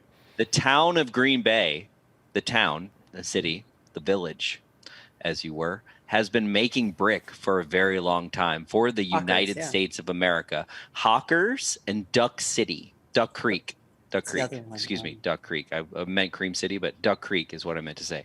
Duck Creek, which is in part of a neighborhood in Green Bay. They've been making brick for hundreds of years. So in the 1880s to the 1920s, they made a special kind of brick that was made from clay that was over by Milwaukee area, that was made from the silt and the clay, and it turned the color of the brick and it made it more porous of a brick, which they thought made it less durable, but actually scientifically has turned out to be not true. And what's cool about it is if you've ever lived in a Wisconsin town, whether it's in Northeast Wisconsin, some Denmark towns, some towns all over the world, but in Wisconsin especially, if you go to Shawano or you go to Milwaukee especially, they say Cream City brick. You can look at Milwaukee and be like, that's Cream City brick, right? It's a very cream colored brick. Very beautiful, but it's very Wisconsin. You go to any small town in Wisconsin that still has its heritage, they might have one building left with Cream City brick. It's a very beautiful thing. So I don't think it's an art gallery thing. I actually think, it's only made from 1880s to 1920s. It's a very beautiful thing that, is part of our heritage and culture and tradition. I think Joseph's comment is really kind of indicative of if you're there, you take it for granted and you don't really give a shit. But when you move away, you become a little bit more invested in the history, and you come back to it, and you kind of take a deep dive. Then you wonder why, like, some of you might know this, and I know you probably get annoyed at my nerdy talk or whatever, but it's like, have you ever driven into a town in Wisconsin? I don't care where it is, but you never were there before, right? Even if you're from Wisconsin, right? I've done this to a couple towns now that I hadn't been to in a while, or I hadn't been to ever in my life, right? And I'm driving through the town, and there's something about this brick building. It's like culturally, we have this reference. If you've ever been in a town in Wisconsin that has Cream City brick, there is definitely this like feeling you have that's like, oh, that feels familiar. It's like comfort food, right? It's like why people like, wild wings, or they have bratwurst, or they have this thing. Like the culture food represents it. It represents this comfort of like, oh, I remember these things. And the Cream City Brick's one of those things. So I don't think it's an esoteric or art thing. I think it's actually a pretty hardcore Wisconsin culture thing that's pretty cool. But I appreciate Mark for giving me shit, because he definitely. Yes, Joseph, you keep commenting and you keep proving the point. Yes, you're born and raised in Wisconsin since 1973. Guess who else was? Me. I was born and raised in Wisconsin in 1973. I never gave a shit about Cream City anything. But now that Corey has discovered it, I think it's fascinating, I think it's hardcore, and I think it's uber Wisconsin. Just because no one calls Milwaukee or Green Bay Cream City doesn't mean Cream City Brick isn't cool as fuck. Yeah, they actually called the actual brick that's made of those buildings Cream City Brick. Exactly. There's tags to Milwaukee for Cream City. Three-quarters of the third ward is Cream City Brick. 100%. Yep. The back of every single warehouse down there. Besides the North Water Street, there's the old warehouses and the one that used to be the shoe factory that they turned into apartments. All of those are Cream City Brick. Leave it to Banky. Yeah, third the ward's seventh round of awesome this too. damn I draft love to have fucking us third arguing ward. with people about Cream City Brick. It's all Mark's fault, though. We can blame Mark, though. We can blame Mark. That is true. I wish I'd never brought it up. You're like, yo, you spent 20 minutes talking about brick, and then you just got me to spend 20 minutes talking about brick. So See, I didn't think you were the gonna, control room again. is making note that Oz is napping again, but I don't think he's napping. I think he's going to wake up as soon as I say his name. Yeah, see, there he is. There he is. He's just resting. It's like Bilbo says. He's just resting his eyes. That's all. That's all he's Back doing. when they were doing. Oh, Auslander, please. Did you see what he wrote in the chat, though? No, I missed it. Well, in the Zoom chat, and I thought latency was boring. Oz, why don't I thought you were drinking? Okay. Wait, we That have must be someone with why their you're- hand up. We have somebody with their hand up. Yep, Hans, what's up? Hans, what's up, buddy? So after the brick discussion, now I'm going to request that we talk about art-shaped Kohl's grocery stores at this point. Because I think we need to take the whole tour de force. Hey, you lead the discussion there, sir. I'm all ears. So, I mean, you here's guys the thing. remember the I'll art-shaped listen. Kohl's grocery stores? Wisconsin icons, man. Absolutely, 1,000%. So We have one on Monona Drive that is the Restore now. In Madison. You're so fucking Are those off the like rails. the owl ones? You're I don't so know off the what those rails. are. No, like Corey, if you go across Green Bay on the east side, the Rogan Shoes, that's an old Kohl's grocery store. Yeah, so they started Oh, building gotcha. in 1951. The old Big Lots before they tore it down. The Titletown. Yeah, Kohl's grocery store. Titletown is built. That store collapsed and killed some people while they were building it. Yeah. Nags, don't dream about that dog. I'm just waiting for the Packers. I'm like, pick. why is my control room laughing? And then I look at Aaron Nagler's camera on my multi-view, and I'm like, oh, I like this conversation. Look, if we're in the 7th round, I'm just nobody waiting for the knows. pick. Joseph doesn't even have any. Joseph, who you got? Who are we gonna pick? The Rams just took my best guy, Ben Skowronek, out of Notre Dame. See what I'm saying, people? Look at Nagler. What's funny is I'm like hype. Like, you guys want to talk about Wisconsin? Like, what's the best bratwurst? Knops Meats. Don't even fucking talk to me right now. Somebody try to come at me. I will make you a Knops Meats bratwurst. It is the best bratwurst in Wisconsin. I don't care. Come on, Nagler. You can get up for some fucking bratwurst. Do it. Are you inviting us all over then, Banky? Hell For no. brats? No, that is a no. You know what's That is the an worst? NO. I'll tell you about brats. You know what's the worst is the fact that I can't get a Johnsonville brat to save my fucking life in New York City. It is the worst. Like, I go everywhere. Aaron, do you ever? Send you a pack. Yeah, but do you have a Kroger? No, No, Nagler. no. He doesn't realize he can get them at Brooklyn Fair, actually across from our Oh office. yeah, They have Brooklyn bratwurst. Fair. Because I They're want to pretty come good. from Astoria to Brooklyn Fair. That'll work. I know. I'm just saying, Astoria, you probably can find some bratwurst though, and Yeah, some nice but it's not the butcher shops. same. They have like this old. I know. You know, it's not the same. This confuses me. I buy them like next door. We got Knobs coming out for the Kansas State Fair, so that's pretty cool. There you go. And Knops, you guys, Knops, the jumbo wieners. Woo!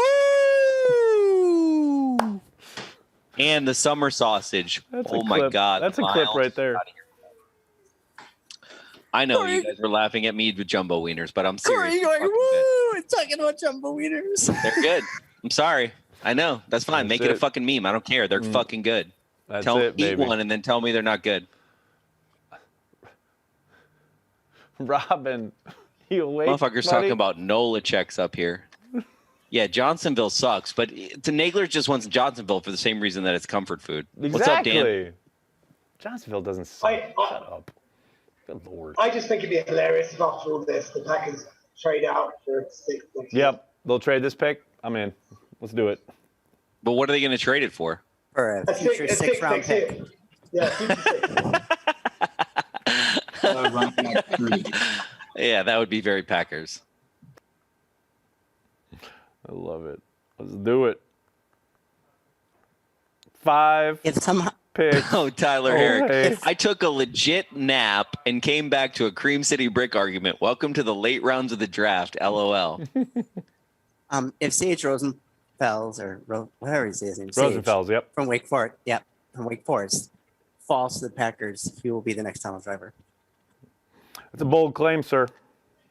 It's a bold claim. Just saying. He was Uncultured. projected I'm to be a telling you. first-round pick last year. Uncultured. I'm going to go to Nielsen's Market. I don't know where that is, but I'm going to go. But I need you to go to Conups, okay? Because I have the Venn diagram to prove that Conups is the best, okay? It's a crazy Venn diagram, but trust me on this. Is this the same company that runs Conops vending machines? No. Oh, okay. It's a really small butcher shop outside of Brown County. I believe it's in Kewaunee County. It's on the way to Kewaunee. It's in the middle of fucking nowhere. Like in Alaska or somewhere? No, it's in Wisconsin. No, it's outside Alaska, of Green Bay. Wisconsin. Oh no, it's no, not. I don't think it. I think it's near Alaska. Yeah, I hear you. But it's on the way, and then there's a tractors where tractors go to die. There's like a 10-acre tractor farm. For his catering company. It's really good. Is that in really Denmark? Good. It's out. No, it's not in Denmark. You know what's in Denmark? There's a really good antique store in Denmark that I've been to. I know you care about that. There's this thing called Google I'm going to use. Mark, what's going on, Mark? What do you got for me? Yeah, I just want to say, guys, because since we're getting close to this last pick here, I just want to say thanks for this. It's been great to be part of it the last few days, and really glad you've been here with us as well today, Corey. Nice bonus. Didn't think you were going to be here, so just really appreciate it, guys. Thanks for everything you do. You even liked it, even though I talked about Cream City Brick. Oh, of course. Makes me feel alive, Corey. Thank you, Mark. That's really nice of you to say. Thanks for joining us. Thanks for the support. It is the place my dad gets his hands from. It's in Stangyville. Yeah, Stangleville. Bro, yeah, that's what I'm saying. I have multiple great uncles from multiple families across multiple generations, including a 2-star Michelin chef. Like, I got the Venn diagram from fucking hell, and it's outside of Green Bay in the middle of fucking nowhere in a town called Stangleville. Are you fucking kidding me? Show me a better brat place. They have 24 flavors of brats. They have some flavors I don't even like. This is the same like Untitled Brewing. It's why they're so awesome. It's like they're such a good butcher shop that they give me brat flavors that I would never do in my life. And then when I eat the brat, I'm like, fuck, that was good.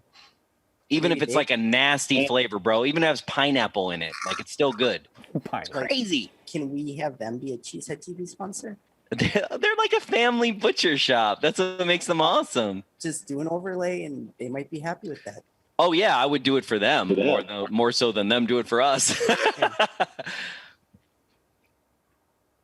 How many fucking picks? That's the thing. All the things that we love. Like I've always been like, hey, it'd be great to get a cheese sponsor, a brat sponsor, and a beer sponsor, right? And live off that. Yeah. But at the end of the day, it actually would be better to support them because typically the ones that I love tend to be like the small ass independent like me. You know, it's like Cheesehead TV is independent. It's like I like that. You know, it's like Aaron can do whatever the fuck he wants. You know, it's like whatever.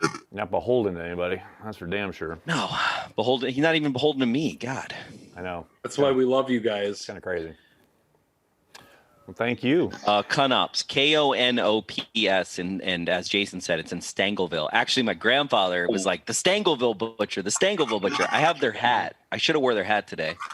I just downloaded their brochure. It says Denmark on Highway AB. It's really Stangleville though. That's their mailing address. Exactly. Denver's the only it's not Denmark. if you go to Denmark, which I was just there like 3 weeks ago, there's an antique store in Denmark. Denmark's small as shit, but Stangleville, like what's really cool, actually, they have a Cream City brick. they have a Cream City brick building across the street from Conop's Butcher that's for sale right now. That's pretty cool. Hey, I think we have a new top 5 from the control room. Oh, here we go. What's up, Jason? Wait. Before we do the top 5, what's up, Jason? You were saying a couple weeks ago on the Patreon page that you were putting some in the new LiveX headquarters in Green Bay. Is that true? No, in Green Bay, yeah, we are. We're putting 20,000 Cream City bricks that were manufactured in Green Bay, Wisconsin, into our new headquarters and to our new office. In the old cannery, right? In the old cannery, yes, sir. All right, here we go. Oh, Joey decided to show up, people. He finally got here from his ice cream. So how many ice creams did you sell, Joey? I'm sure Big B told it was a very busy day, but I was able to get home in time for the big pick. I mean, this is the biggest Exciting news stuff right here. Yeah. Every time I check Twitter, it's right around when they were picking, so I got lucky there. So, Joey, I don't know if you know this, but you were in the top 5 for the Control Room top 5 Patreons. Oh. But you actually got bumped out by Big B, who is now currently sitting at number 1. So we're going to bring back. Suck it. I think I'm missing a lot of context here, but You are. No, there's no context. It's just the fact that even though you decided to put the H&R Blockman in the shot, which was that was an executive family decision. Which was cool. The cool part was that you made content off of that, which I actually mad respect. Okay, the fact that you had Twitter content off of that. However, the control room has a new top 5. So this is breaking news as we get ready for our pick. So let's go ahead and roll the graphic, control room. Oh, wow. Old-timer napping Dave at 2, Big made B the number at 1. 3, Joseph at 4, Mark at 5. Old-timer Dave, he keeps that. It's an Oz and old-timer Dave neck and neck battle, and Big B stays at 3. Neckbeard battle. Joseph did all the work. See, here's the thing. Joseph did all the work of the last 3 days, right? He was like the amazing Andy Herman. You know, it was like Andy Herman and Joseph, like, hey, Joseph, what do you think? And he still gets number 4 because he's not an old guy napping. To quote a very famous number 4, I don't do it for the money. I don't do it. But Mark sneaking into the 5, Mark. Know, there right? you go. There you go. Mark, it's that Mark accent. knocking out the you. cardboard cutout is quite an achievement, I will say. I'm gonna go tell my mom I made it. Exactly. Now imagine, but you joke, but imagine trying to tell people about this. Like, oh, I was in the top 5 of what? Of what? How do you explain that? I can't believe how many people are still watching on YouTube. I know, it's insane. I'm kind I of flattered. screenshotted the top 5. I'm going to show it to my girlfriend in a bit, and she'll be like, You are a fucking nerd, is what she's going to say. Like, yeah. Be like, people like me. Here we go. Ladies and gentlemen, the Saints are on the clock, which means the Packers pick next, which means holy shit, we're almost done. Let's do it. Nagler, questions The Saints, so the Packers should be on the clock. Packers are on the clock, ladies and gentlemen. Nagler, you got any questions for Goot on the next press conference? I got so many questions. So here's the thing. Wait. So we'll do this pick, Nagler, and then we'll do a quick super chat, and then we'll get out of this, here. right? Yep. 100%. Okay. So just so everybody knows where we're going. That'll be it. Dan and Greg, you guys want to say your piece while this pick is in? Or in Kyle, you guys all got your hands raised. You're freaking me out with your hand raised. You got something to say. Say it now. Oh, Dan's like, screw that. I got nothing to say. I've always got stuff to say. No, thanks so much, guys. Look, if this is the Steelers took a punter. Maybe that was our guy, Corey. Maybe the Steelers just ruined it for you by taking the punter. There you go. Maybe. Fly on a quarterback. Jamie, a kid. I was very disappointed to see Cheeseman go off the board. Yes, I saw that. Cheeseman. Tyler Herrick, did you just put a Yelp review of Conups in the thing? Bro, I will go myself, and I will get the fucking Con-Ups, whatever you want, bro, off that menu, okay? Tyler Herrick, I'm talking to you, and I will ship you whatever you want, free of charge. I will prove to you that it's good, okay? Don't even play with me with that Yelp shit. Fuck Yelp. Nobody in Stangleville knows how to use Yelp. Are you fucking kidding me right now? Okay. So my family lives mostly in Manitowoc County, like southern Manitowoc County. They take all of their deer 60 miles to that place. Fuck yeah, they do. Nobody in fucking goddamn Kewaunee County or fucking goddamn... Are you kidding me with this Yelp shit? The fuck out of here with Yelp. I fucking told you. What else do you need in life? Yeah, fucking one-star Yelp review, goddamn internet bullshit. Fucking up goddamn Wisconsin local butcher shop.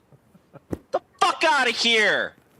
Aaron, do you ever think it would be a meat raffle or meat, not a punter? God, fuck.